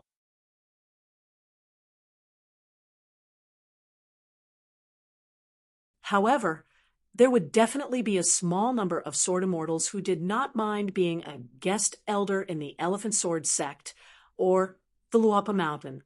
Chun Pingan guessed that Qi Tingji had secretly contacted them. He was just waiting for a suitable opportunity to reveal the truth. Therefore, Chun Pingan's words were not only beautiful, but also sincere. This was because the Elephant Sword sect in the South Hassa continent was like the Great Wall of Sword Qi back then. Qi Tingji smiled knowingly and said, "If anyone is willing to go to the Luapa Mountain to settle down, whether it's as a consecrator or a guest elder, I'm happy to see it happen. Anyway, I won't let the fertile water flow into the fields of outsiders. There all half of my family. This was called reciprocity. As Chun Pingan expected, Qi Tingji had indeed secretly contacted that group of sword immortals.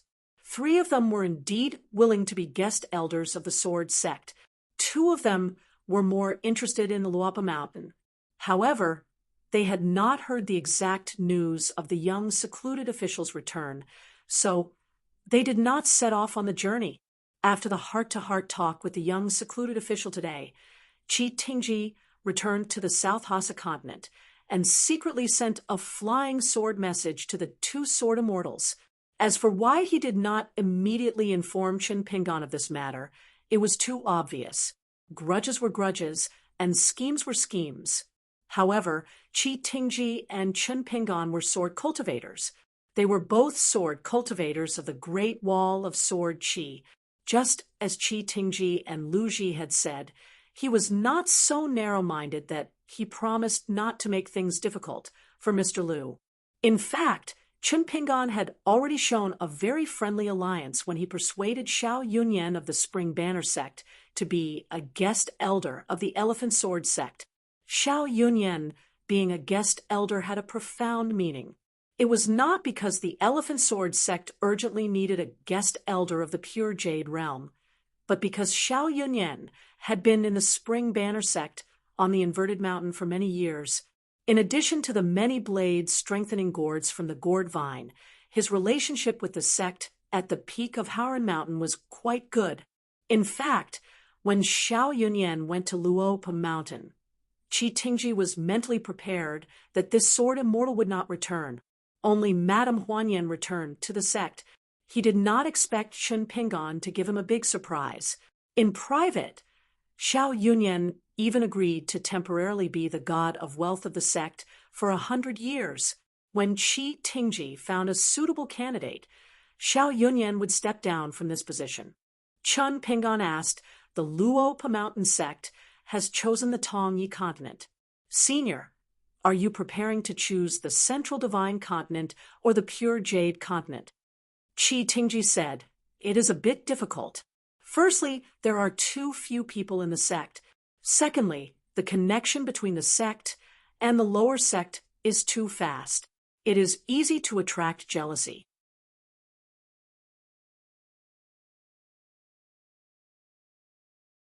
These 2 continents are very different from the Tongyi sect that you chose. Both sides were chatting and plotting.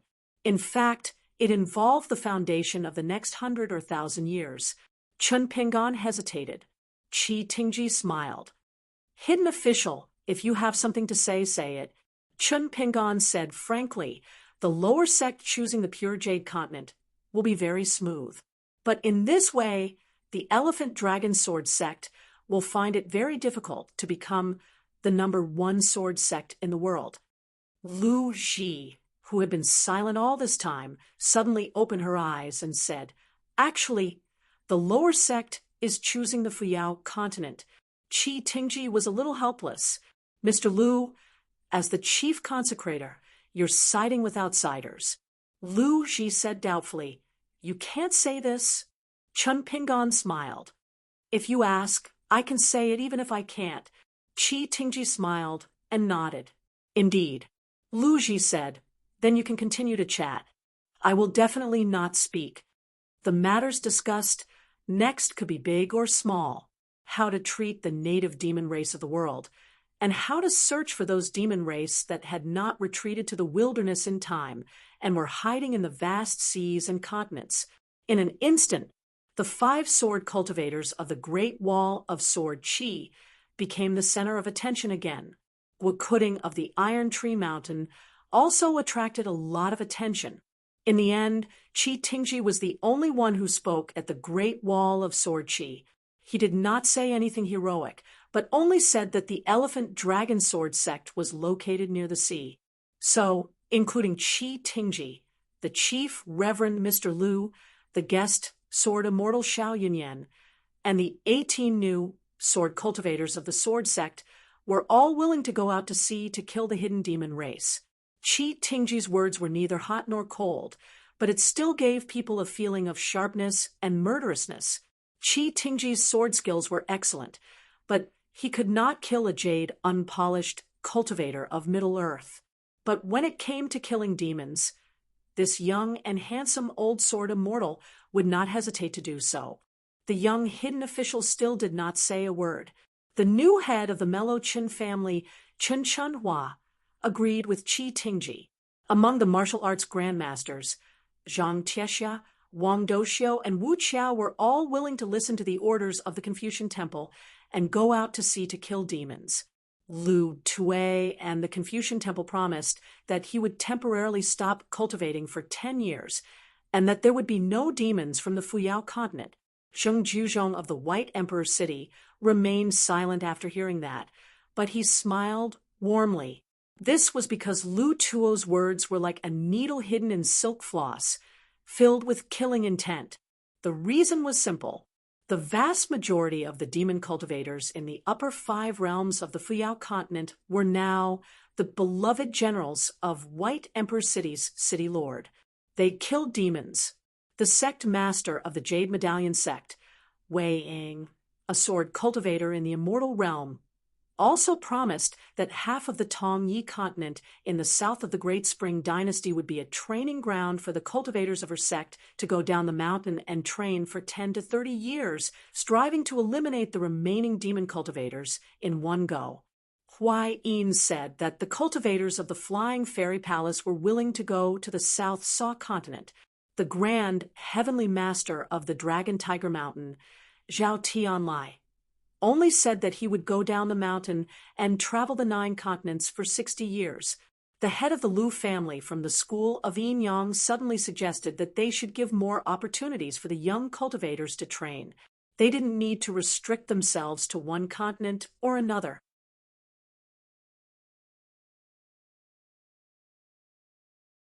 For example, a Confucian gentleman from the academy, a sword cultivator with outstanding killing power, a pure martial artist of the 7th or 8th realms, and 2 or 3 Qi cultivators from the 100 schools of thought would form a team.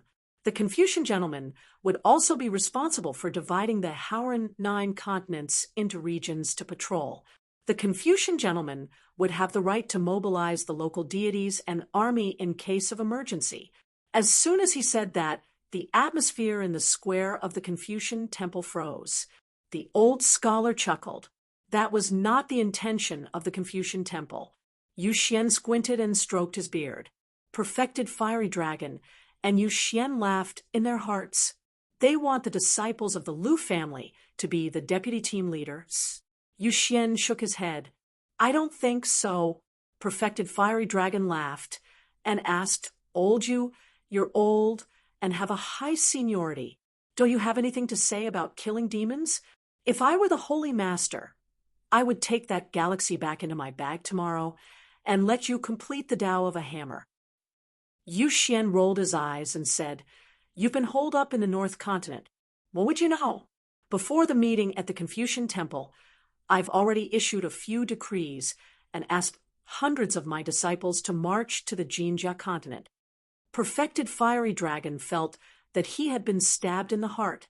He sighed and said, An old hen can lay eggs. That's impressive. They've already won in terms of momentum. Actually, the Lying Ground Peak was a little embarrassed. Since when did the North Continent have hidden demons? The Lying Ground Peak had no right to interfere with the Aquarius continent. As for the Tongya continent, forget about it. Many forces from other continents had already infiltrated the Tongya continent. 30, 50? In addition, the cultivators from all over the mountains and lakes who were looking for opportunities were like a swarm of bees. Compared to Yu Xian's talisman Taoist priests, they flocked to the broken Tongya continent. They killed demons and snatched treasures, earned money and earned merits. They always felt that the place that was beaten to a pulp by the wild world was filled with divine money. In reality, having such a view did not mean that he was blinded by greed. Even if there were gaps in the other side, and the foot of the mountain was thirsty for talents, he would first find a resurgence dynasty or a guest of the various vassal states. In any case, it would not affect the matter of seeking treasures and wealth. The vitality of the Jade sect was greatly damaged, and the Tonya sect was on the brink of death. As a result, there were many empty seats on the Tonya continent. Chun Pingan still looked at the speaker from afar. A Taiji diagram floated under the feet of the master of the Lu family. Other than that, there were layers of complicated seal scripts.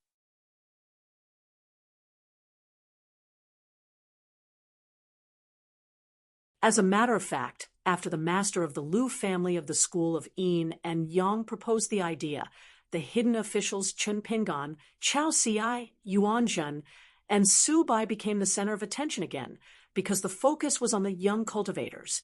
Someone suddenly realized that none of the youngest prodigies had spoken a single word. Why did the young people all become mutes? Why? Yin broke the silence and said something that the people who were talking about before had intentionally avoided. The world should follow the rules of how the local demons should be treated. The Confucian temple would be treated the same as before. Master Dong suddenly said, "I don't think it's enough." Huai Yin smiled and did not say anything else. Were the old rules of the Confucian temple not perfect enough, or were they not strict enough, or were they too lenient in the past? It was indeed hard to tell.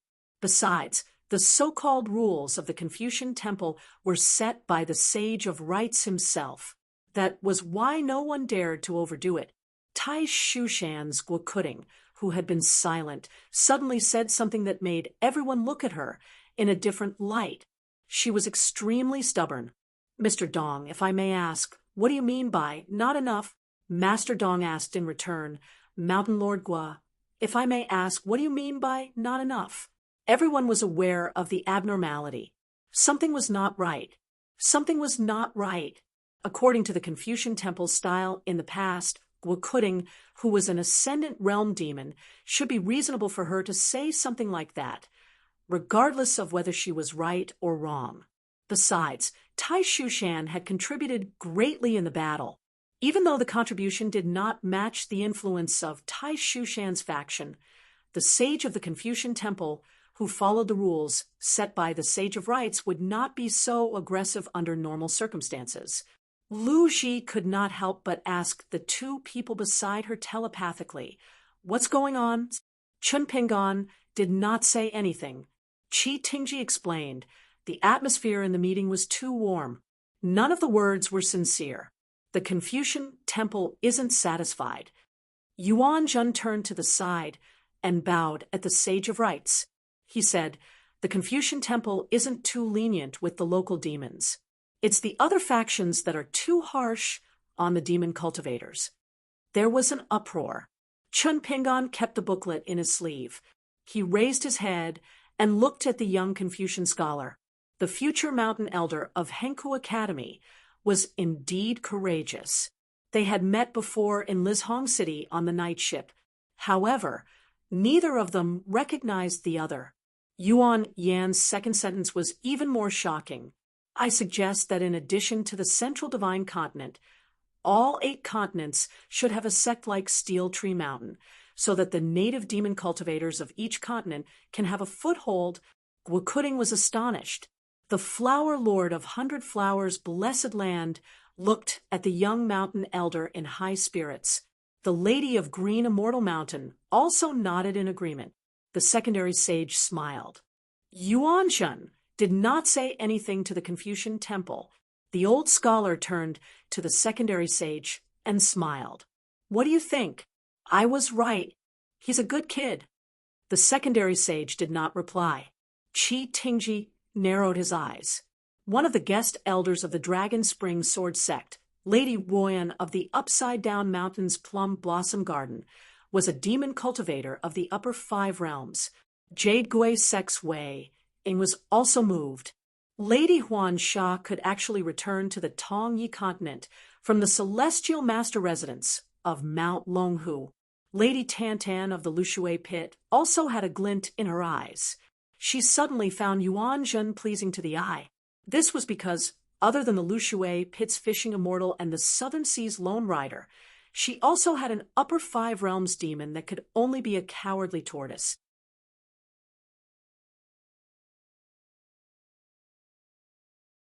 Since she was in a high position, she did not need such a lackey. There was no point in keeping it by her side. Even if she had to remove the contract, she could just let it establish its own sect. When it became a sect master, it would be a source of pride for her. When the time came, she could get that fellow to give her the title of Grand Sect Master. She suddenly sensed a gaze. It was Venerable Fiery Dragon. She immediately retracted her expression. However, she was still cursing in her heart. If you have the ability, go find her too. Don't you Taoists of the crouching ground peak like to slay demons? Are you dumbfounded now? Venerable Fiery Dragon laughed in his heart. What are you dumbfounded about? Lady Tantan's face stiffened. She tried to test him in her heart. Venerable Fiery Dragon, you know how to read minds? Venerable Fiery Dragon smiled. My spells are shallow. How would I know how to read minds? Lady Tantan's face was bitter. She was miserable. It seemed like she would have to run away after the meeting in the Confucian temple ended. Venerable Fiery Dragon laughed again. You have such a big official hat and a lavish official residence. Where can you run to? Madame Tundun even had thoughts of dying. How could two cultivators of the same realm have the ability to read minds? What was going on? The great heavenly master of Mount Longhu helped to resolve the situation. He smiled and said, "Don't scare Lady Tantan." Lady Tantan heaved a sigh of relief. Suddenly, she realized that Venerable Fiery Dragon's eyes were full of mockery. She then realized that there was another great heavenly master in the art of reading minds. Yu Xian comforted her seriously. Heavenly Master Zhao is a person of virtue and prestige. Even if he knows how to read minds, he won't use it on you. Lady Tantan was dumbfounded. If possible, she wanted to plead with the Sage of Rights to let her leave this place and not participate in the meeting. An art sage who was sitting on the ground had prepared a brush, ink, paper, and inkstone. He had already finished 2 paintings on the table. One was of the Sage of Rights. The other was of the old scholar who had regained his status as the Sage of Literature, and the other was of the 72 sages of the Academy. However, after Yuan Yan's words, the old man smiled and drew another painting. Chun Pingon knew the power of Yuan Yan's words. This was the power of using rules well. When used in a mysterious way, it was like using the right time, place, and people to create a small world of its own. It was a pity that Gu Qin was not here. Otherwise, she would have benefited greatly. If it worked, Yuan Yan would definitely have a say in the layout of the Confucian temple. Even if it did not work, the peak cultivators like Qi Tingji, Lady Tantan of Lushui Pit, and the Flower Lord of Baihuap Blessed Land would at least remember Yuan Yan's kindness.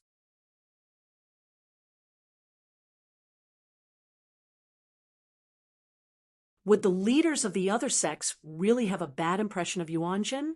There might be a few, but most of the great cultivators would start to see Yuan Yan as the mountain elder of the academy from this moment onwards, and not just a direct disciple of the secondary sage. If Yuan Yan could really create 8 more sects of demon cultivators in the 8 continents of the Hauran race, in the vast world, almost all the native demons would have to thank Yuan Yan from the bottom of their hearts. Today, Yuan Yan could decide the fate of all the demons in the world with a single word. In the next meeting of the Confucian Temple, the mountain elder of the academy, Yuan Yan, or the future minister of the academy, Yuan Sai, or Grand Chancellor Yuan could also decide the fate of Tai Shushan and an ascendant realm demon with a few words. As for Guokuding, in terms of fighting skills, even a group of Yuan Yongs would not be enough to kill the Taoist Yu Ming, let alone one Yuan Yan. The fist was the reason. However, the reason was also the fist. The one that was visible to the naked eye might be more satisfying. However, the latter killed and saved people invisibly. Therefore, the two were indispensable. Alliance laughed in his mind. Chun Pingon, don't forget about Master Bai. Chun Pingon nodded. In the end, Regarding the establishment of sex in the 8 continents, Teacher Dong at the Confucian Temple ended the meeting with the word discuss. The 5th matter was to discuss the name of the 5th world, as well as the corresponding strategy of the vast world after the next opening of the door. Chun Pingon covered his sleeves with his hands and took a deep breath. Qi Tingji suddenly asked the 3 sword cultivators beside him. The Confucian school paid a huge price to establish the brand New World. Why is the Confucian Temple willing to accept cultivators from the other 2 worlds? Chun Pingon shook his head. It was indeed a huge mystery. His senior brother was even more mute than Chun Pingon. Alliance pursed his lips. Perhaps only the ancestors of the 3 sects know about it. Alliance thought for a while, and added, perhaps the Sage of Rites and the cheeky 3rd brother Lu have guessed it as well.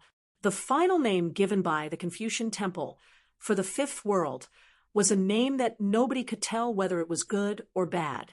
The 5-colored world. It had been delayed for many years, but no matter what, there was finally a name. Chun Pingon narrowed his eyes and quickly went through his memories. The heavens showered the world with 5 colors, and the mortal world was at peace. The writings were 5-colored coral hooks, and the heart, liver, and intestines were all written in history. Both were in the language of the poets. The 5 colors turned into a world of gold. It was in the language of the Buddhists. The 9 brilliances of the 5 colors of the spiritual aura turned into a pearl on the immortal altar. It was in the language of the Taoists. There was also a sentence, the 5 colors of light spread throughout the world, and the mountains and rivers were vast and unhindered. The cultivators at the peak who were proficient in the art of deduction began to calculate in their minds without exception. Alliance was bored. He said, Swazwa, why don't we have a drink? Why don't you go first? I'm too timid to drink. Swaz was said, I'll drink as long as you have the guts to take out 2 pots of wine. Alliance chuckled. However, just as he was about to take the wine, he slapped his sleeves instead of taking it out. This was because a voice sounded in his mind. Do you want to invite the Sage of Rites, the Sage of Literature, and me to drink a pot? Alliance laughed dryly and did not say anything. Regarding the reopening of the 5-colored world, the 100 schools of thought and the 100 schools of thought had their own suggestions.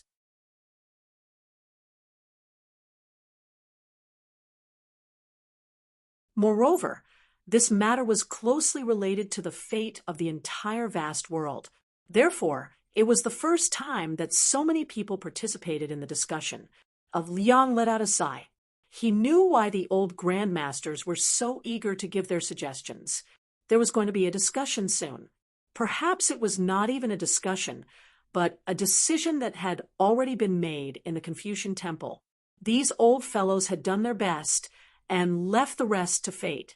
For example, Mr. Fan of the Shang clan was so confident.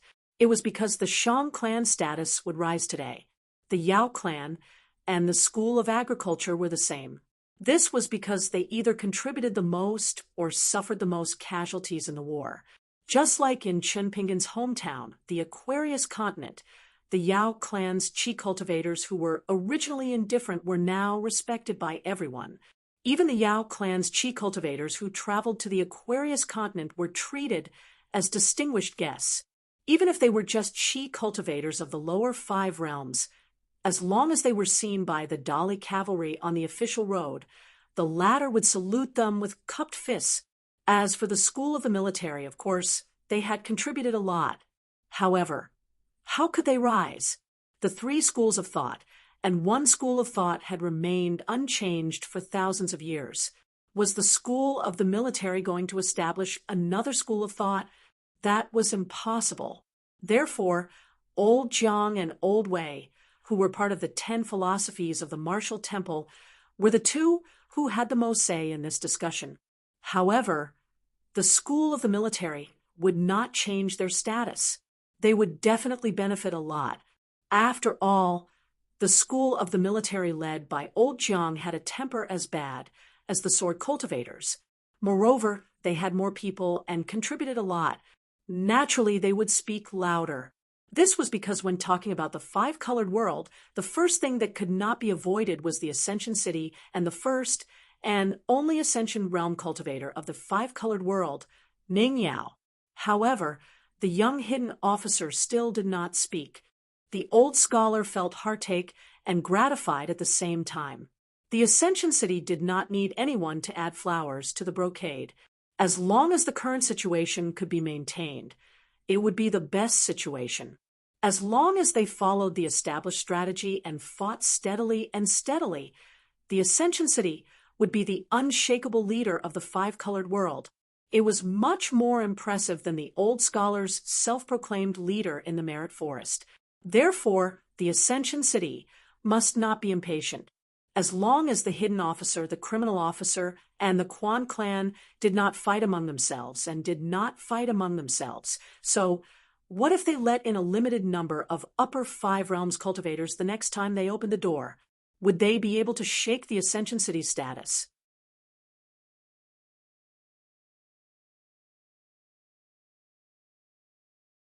Did they think they were the Ascension realm's heavenly tribulation? How dare they be so unreasonable? Yu Xian asked in his heart, Brother Huolong, is Chen Pingon so good-tempered? He doesn't seem to be a hero if he keeps quiet. I've been paying attention to that kid, and I'm a little sleepy now. Venerable Huolong laughed and said, Good-tempered? This is called not acting without seeing the hair. Not a hero? If you have the ability, let that kid visit your blessed lands. The sky is not 3 feet high, and the ground is not 10 feet deep.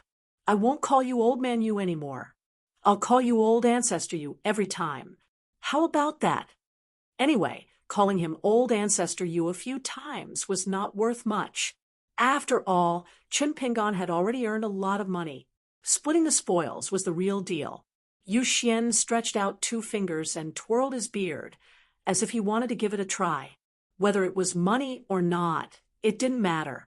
He had never been poor in his life. It was really annoying.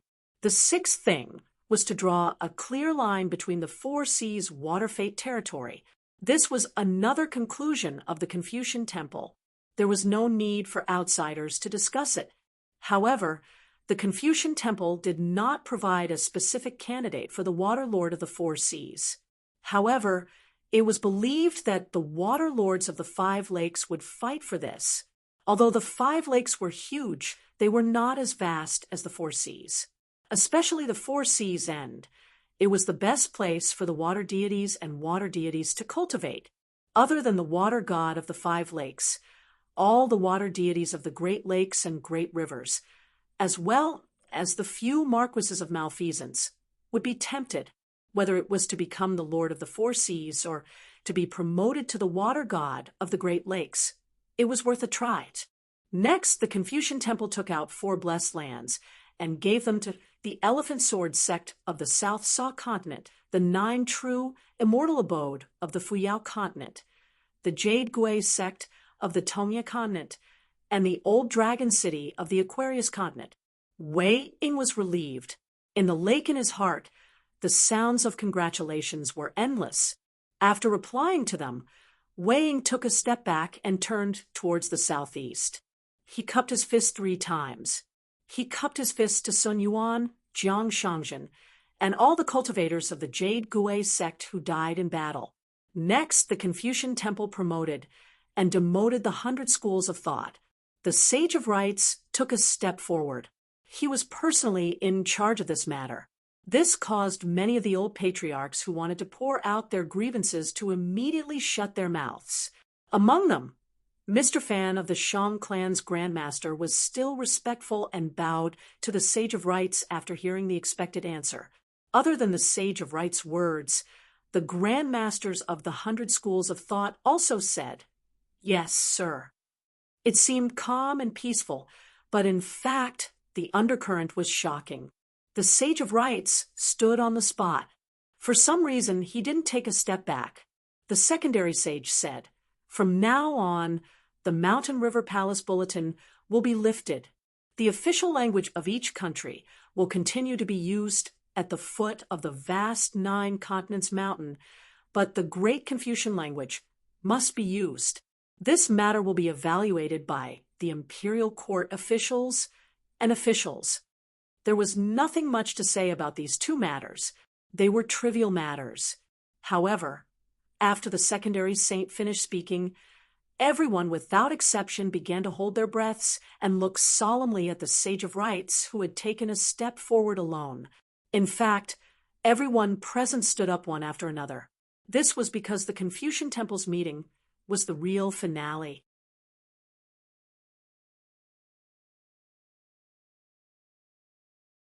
It was how to deal with the desolate world compared to this huge matter, how to treat the native demon race. It was not worth mentioning at all. The sage of rites smiled and looked at the young hermit sitting opposite him. Speechless? Not necessarily. The young man had been drinking with others at the same table in a foreign land for many years. Now that he had returned to his hometown, he had nothing to say. It didn't make sense. In an instant, a strange phenomenon occurred. The vast world, which was originally standing on a big circle, and all the saints and heroes, they became a straight line. In the distance, the mountain river palace barrier slowly dispersed, and another straight line appeared. Both sides faced each other. Sheng Juzhong couldn't help but laugh. Indeed, only the sage of rites could do something like this. Yu Xian pulled his beard hard. Venerable Fire Dragon shook his sleeves. The Iron Tree Mountain's Guokuding had a complicated expression. Qi Tingji sneered. Lu Shi placed her palm on the hilt of the sword at her waist. It was just an ordinary sword made by the Great Wall of Sword Qi. The emperors and monarchs of the dynasties at the foot of the mountain changed their expressions.